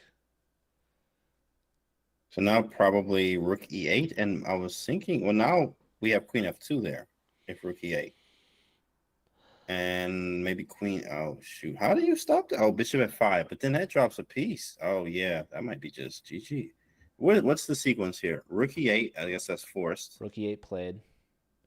You have a knight G7. No, that's not good. So rook E8, queen F2, knight G7. That might be a defense. Yeah, Queen I think F6 though. No, I have queen F6. It's a diabolical move, boy. Queen F6, crazy. Oh, but then knight F5. She's somehow surviving. Oh my Wow. goodness, knight Yeah. F5. Yeah, it's So a survival move. oh my God, there's only two winning moves for Dina, and good chance she'll find it, but very limited here in anything else, and it's back to even. So bishop takes is What? top choice. Bishop Oh, takes. yeah, The bishop knight is a F5. strong defensive piece of the king. We have this Yeah, maneuver so knight to takes. G7 to F5. The only other winning move is queen F2, and that's what Wait, it allows. does work actually. Oh, you're right. Oh, Yeah, there's queen queen F2, knight F5. G7, queen F6, knight F5, rook F5, and you just GG. So you're saying queen F2, knight to G7, Queen F6, knight queen F5, rook F6, F5. That's knight me. F5, rook takes. Yeah, after And queen there's no F6, yeah. defense here. There's no defense. So Rook takes queen G7. so after queen F2, the defensive try is queen F5. Queen F5, which I thought that dropped a piece, though. Yeah, it does. It just drops a piece. No, queen takes, bishop takes H5.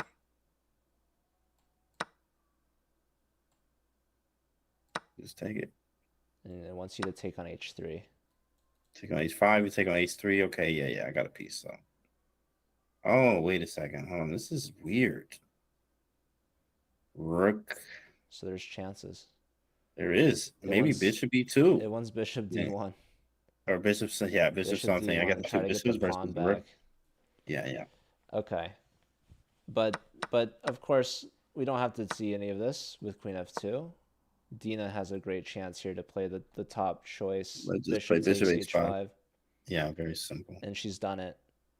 H5. She's done it. Nemo's taking back, and now there's a lot of winning moves. This is, again, new peak eval territory here. It's plus 8.3 with the move G6.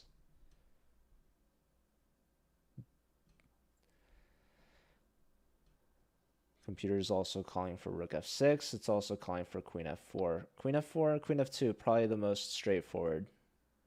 Yeah, that seems resignable. easy. Yeah, because you have to defend too many things. You have to defend F8, number one.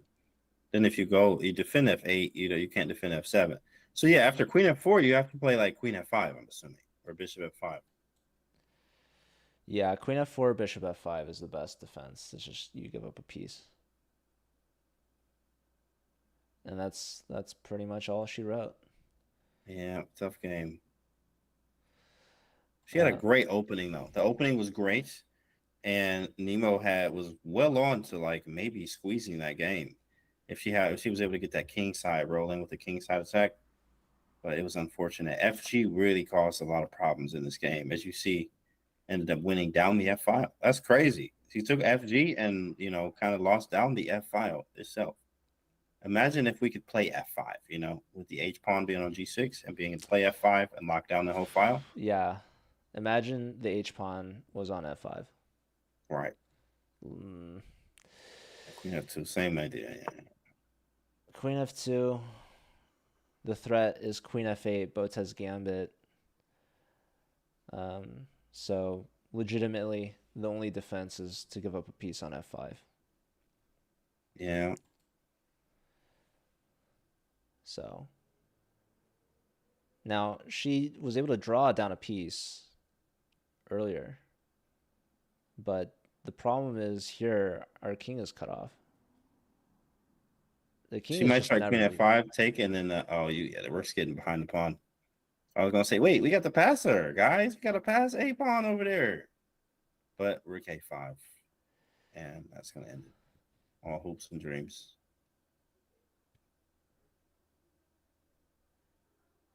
Unfortunate. Yeah, yeah. Unfortunate. First loss though, so Nemo's been playing her heart and soul out, and Nemo's also not one to play classical. So, and she's also not feeling well. A lot of things going on. Yeah. But at the end of the day, she's a fighter. And she's giving this event her all. She's played some amazing chess.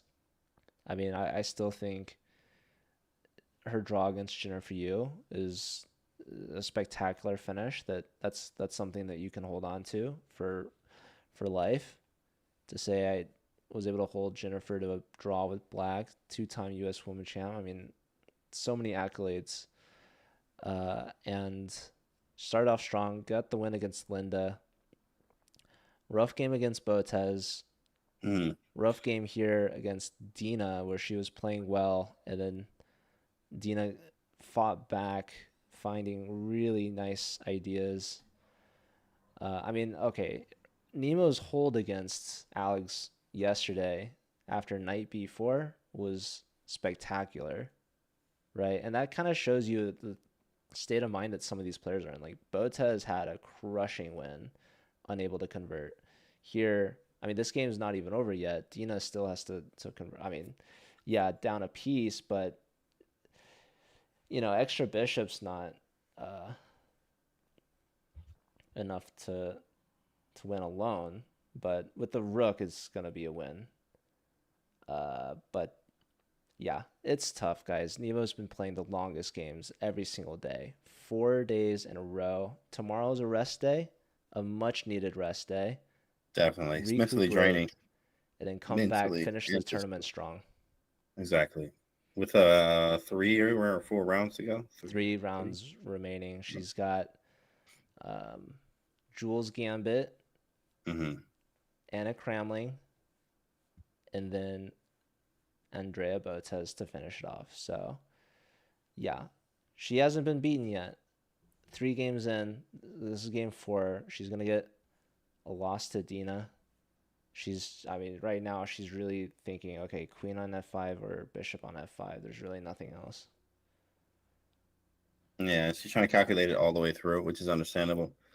Queen f5, trying to calculate takes, and then maybe obviously the rook comes behind the pawn after a3, rook a5, and maybe rook b8. Rook takes a3, maybe king f7, rook a7. It's just miserable. It's very miserable.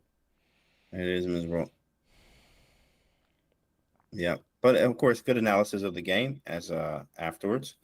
And she may be more confident after you just kind of look at the analysis, understand, oh, I was winning. I should have went this route. Okay, cool. And you go from there. And you go from there. You try to play better in the next rounds. And a lot of times it doesn't even require changing the opening. Sometimes when you lose a game, you're like, oh, it's the opening spot where you actually had a great advantage here in the opening. It's just the choices later on that caused the loss here. So still a good game. Still a good game. Take notes, come back stronger in the next 3 rounds, especially right after the rest day. So it should be nice and refreshed.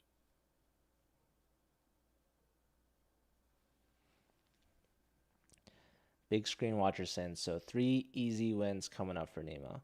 Well, I wouldn't say easy wins, but yeah, her second half of the tournament is definitely going to be a lot easier than the first half. Dena and Jennifer Yu both higher rated than Nemo, so getting them out of the way in these first 4 games, and in the last 3 games, Nemo is going to be the favorite in terms of rating. but that doesn't mean much. It does not mean that much, right? I mean, all three of those players that she's going to play are all capable of putting together a solid game. We saw Jules Gambit beat Andrea. Andrea's not having her best tournament. I'm not going to lie. Yeah, it happens. You never know. People can be Noel on a streak. Tier 1 sub to Lee_Edmund. Yeah, you never underestimate players too as well. Try to play your best, but don't underestimate. No, look at that Noel gifting. Thanks for that. Noel, thank you for the gift to Lee Edmund.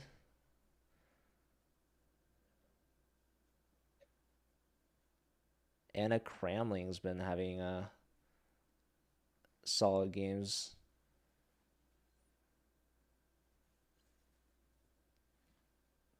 Taking Dena to a draw. Oh, shoot. Anna playing.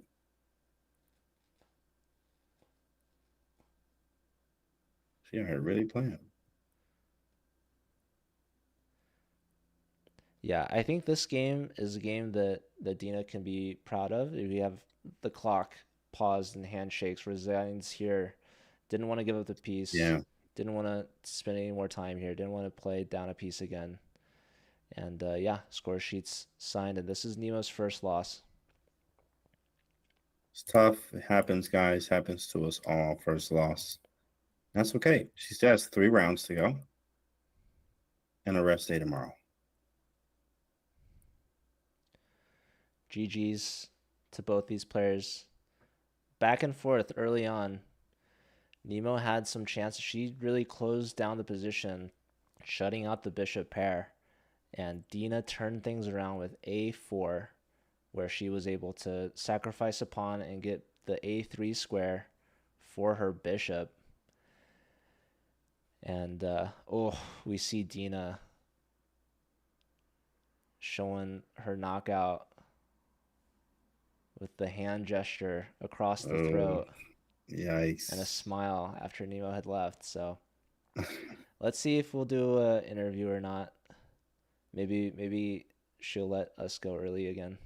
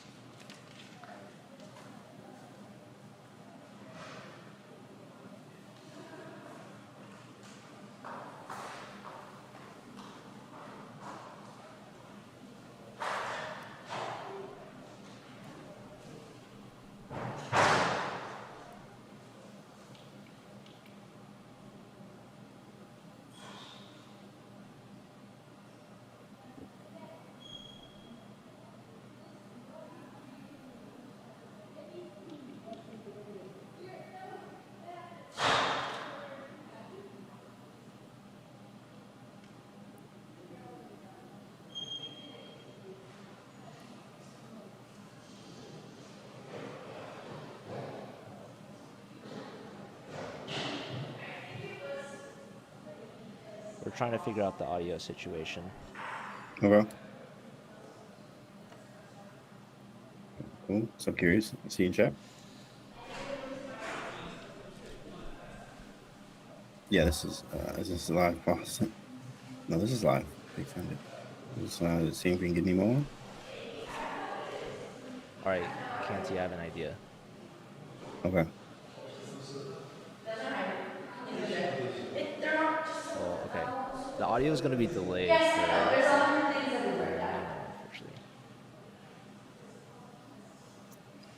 Okay.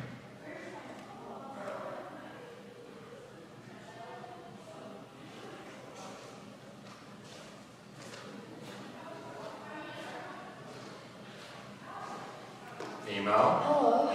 Can we record? Sure, go for it. I'm trying to get my stream to work, but it's not currently working. Is this live or no? It is live, but I don't know if they can hear you. They can hear us. Oh. In the meantime, maybe chat can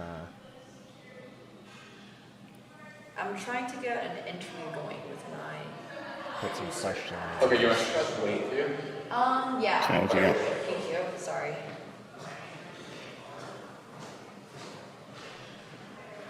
Alright, Canty, let me,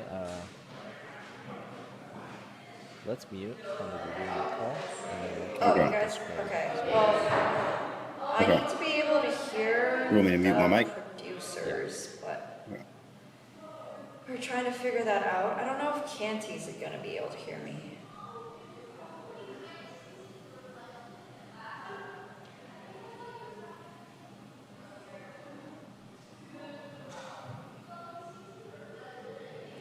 Wait, Joe, You'll are have you to able add to me add on me to a Discord. call? I don't know if Joe can hear me. Add it. So glad Nemo came back out of retirement. She has shown such fighting spirit. Inspiring. Alright, now we can call there. Yeah. Yeah, just leave your camera on here, and then mute. Oh, okay. Hello? Hello. Hello. Hello?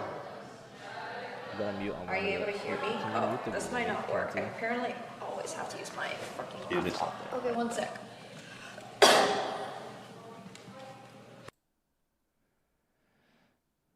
And Nemo, you hear us through Discord, yeah?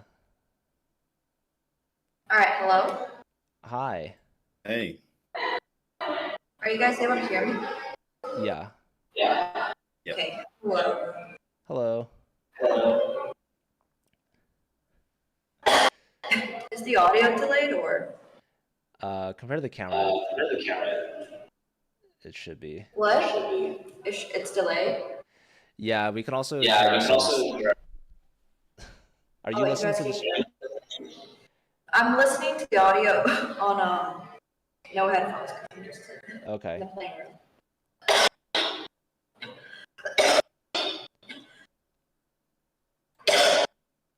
Oh, it's delayed? Okay, you know what? I guess we can just do it. We can just let the commentators go and I'll talk to chat. Because it doesn't look like the interview is going to work. Alright, sounds good. Yeah, sorry about that. But thank you guys so much for commentating. I really appreciate it. No problem. No problem. Thank you. Alright, take care, everyone. God bless. Okay. Yeah, I'll just talk to stream. Yeah, I'll just Okay. talk to stream.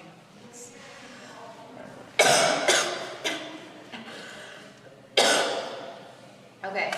All right, Joe. It doesn't look like we've been able to figure out how the audio works.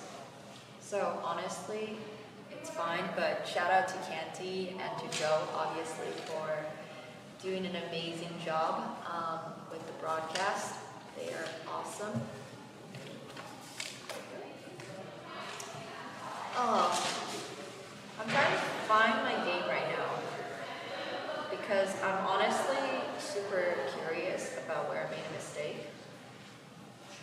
Or like series of mistakes, I guess, because it felt like I was doing really well in the middle of the game. And then it just didn't really go well. So, take a look at that. Yeah. Okay, so here, instead of, queen, I think queen c7 on like move 29 or something was super interesting. I assume I was winning. I really thought I was winning. F takes G was biggest mistake. Let me see. I'm trying to scroll this on my mobile phone. And it is. I've never used this before. Okay, so I think my biggest mistake was honestly, it already looks kind of ugly after D takes A4, and I think I should have just not taken. I was thinking that. It got like super ugly. There was no way that I was going to be able to push the pawn. I honestly thought like that would have sucked, like it was going to be tough. Yeah, can you please put it on screen? On stream? That would be great. That would be really great. Oh, Joe, I know this is a lot, and also Canty, please let Canty go. Also, like, once again, sorry I'm not in like the best mood, guys, but thank you so much to Canty and Joe for commentating. It was another 5-hour game, so please, a huge round of applause for both of them. Hey, Joe, I see you. Nice shirt, by the way. But yeah, you can just put the board on the screen right from the start, and I'll just like do a really quick recap of the game actually. If you don't mind just producing this recap for me, that would be awesome. I'm sorry, Joe. Yeah, but we can start from, Canty already left. Okay, thanks, Canty. But you can start from the beginning, because, yeah, it's gonna be tough for me to tell you exactly which position. Okay, so d4, I play here knight f6, c4, e6. Yeah, well, this was just a Nimzo. So, oh, you're listening on delay? Okay. Yeah, it's alright. You can just move forward. I'll do an actual recap in a bit. I'm just curious about the game, honestly. I'm just super curious about the game. Like, you can just move forward. I just want to see where it, like, started dipping, or if I had a chance anywhere. Ugh. Like, the opening was whatever.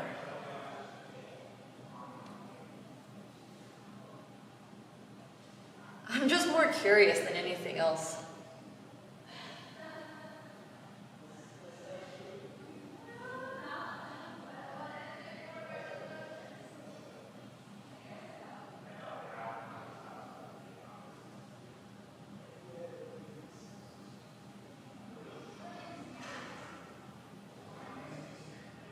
I thought e4 was really interesting. I was really surprised here that she didn't play bishop c4, but yeah, c4, rook c2.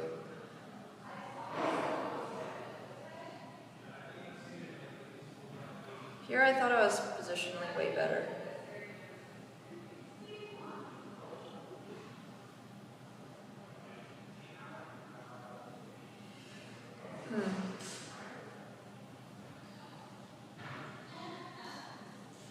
Oh yeah, I see what somebody said about the f takes g6 thing, and I definitely agree with that. I stopped for a moment here and was like, why, like, is there any point in me playing f takes g6? Because I'm not going to put my rooks there. I 100% agree. H takes g6 was the right move. Like, I think this was my biggest positional mistake. Yeah, definitely. And like, there's just nothing she can really do about the position, right? And then, as you could tell, the f was like a weakness the entire game. So, that really, really sucked. But okay, we can keep going. I know this mistake. I mean, this is just me not being good enough at chess. Like, I know I'm very well aware of my own weaknesses in chess, and this was one of them. This was like a moment where I was like, oh, it can't be that big of a deal. But then, yep. I had her super boxed in. Could have done that, but okay. Yeah, damn. I didn't realize there was a swing from like plus 1.7 to 0. Yeah, and then the time trouble part, this was just so difficult to defend. I mean, I took f takes g6 just because I was like, maybe I'm gonna put my rooks on the f file. And then looking back on it, I also wanted to play h takes g6 to get f5 in, and there's just no way that I was gonna play it. Like, I don't know why. I think I had a feeling h takes g6 was the better move. I mean, this just went downhill so fast. I just wasn't able to defend this. Yeah, I think like the pressure on the f file was too much. Like, I perfectly knew that. It was just like a really bad mistake. Okay, anyways. I think that can be it. I'm pretty aware this was completely lost. Okay. Thanks, Joe. Appreciate it. Yeah. I honestly think f takes g6 versus h takes g6 was the biggest mistake there.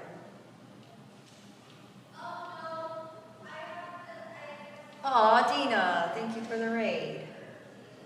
I don't think I'm going to stream much longer, but I appreciate it. Thank you.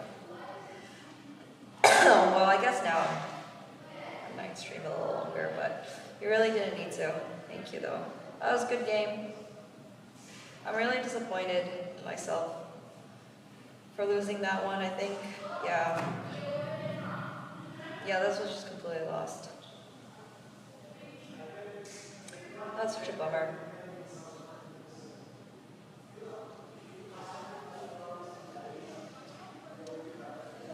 Oh, classical chess really sucks. I hope you guys are at least enjoying my pain. I don't even want to take revengeable. I just want to never play chess again. This has not been enjoyable, but that's okay. Anyways, I'm still sick. Tomorrow's an off day. We're gonna try to film some content, I think. And then I'm gonna be back. I don't even know who I'm playing on Monday, but I believe Kostya is going to be commentating, and then after that, Aryan is gonna be commentating the last 2 days. At least we're like more than halfway through. Thank God. I'm gonna need a really, really, really long break. Oh, am I playing Jules tomorrow? I mean on Monday? I thought I was playing Andrea on Monday. I also can't breathe, which sucks.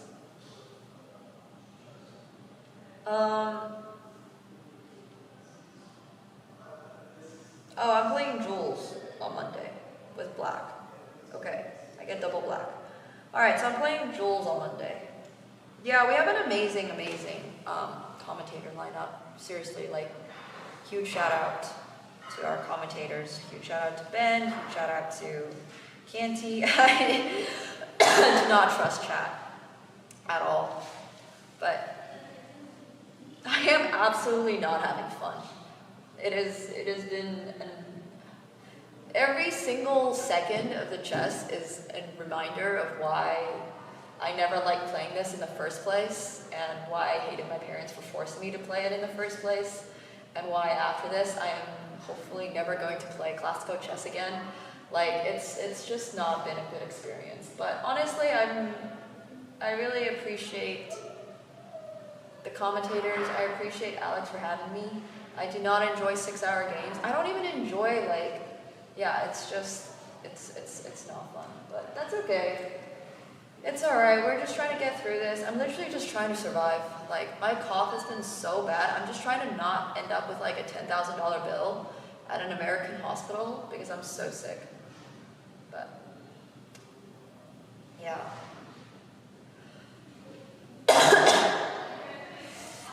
Anyways, it's okay. Thank you. Yeah, I'm really, really, really, really enjoying classical chess. Thank you. No, it really sucks. I just want to like not. But I'm really happy that there's no chess tomorrow, or at least no classical chess tomorrow. So it could be worse. But it's okay. I hope you guys are enjoying, and thank you guys so much for the support. I mean, I just have really bad asthma. There's nothing that anybody can do about it. I have the correct medication for it, so it should be okay. Okay, but I only need to survive for 4 more days, and then I can go home. So, thankfully, we're halfway through. We're halfway done. And then, Monday is going to be intense. Yeah, it's been really nice hanging out with the other girls, at least. All the other girls are really sweet. So that's been good. I've been enjoying the after the games, and also we moved up the games so that we can actually do something afterwards. Yeah, it's just 4 more days. Day off is going to be nice for sure. Thank you, B-dubs. I appreciate it. Thank you. Thank you. Andrea's always louder than me, yeah. But, anyways, okay. I hope you guys enjoy. Have a great rest of your night. Thank you all so much for coming. You guys are awesome. Appreciate it. I'm sorry I've never enjoyed classical chess in my life. I wish that there was like more positive and wholesome things to say, but I really have nothing positive or wholesome to say about the chess itself. The place, beautiful. The people, beautiful. The girls, amazing. The games, fucking suck. Alright. Thank you guys. Appreciate it. I'm gonna give the raid over to Ginny. Have a great rest of your night. Oh, I would have so much more fun if it was Blitz or Bullet. I mean, it's just classical. I never liked classical, even before my parents forced me to play it. It just wasn't really my thing. But that's okay. It happens. So go say hi to Ginny for me. Thank you guys, and I will see you all on Monday. And on Monday is going to be International Master Kostya with Joe once again. So there will be probably more content incoming, but, well, I mean, I never said I don't, like, I'm not good at it, I just don't like it. Like, the only reason I play this shit, or I played this shit, was because of my parents. But anyways, alright, have a great rest of your night. Thank you all so much. I will definitely not be feeling better about classical anytime soon, but that's not the goal here. The goal here is to survive. Okay, take care everyone. Good night. Peace out. Bye-bye.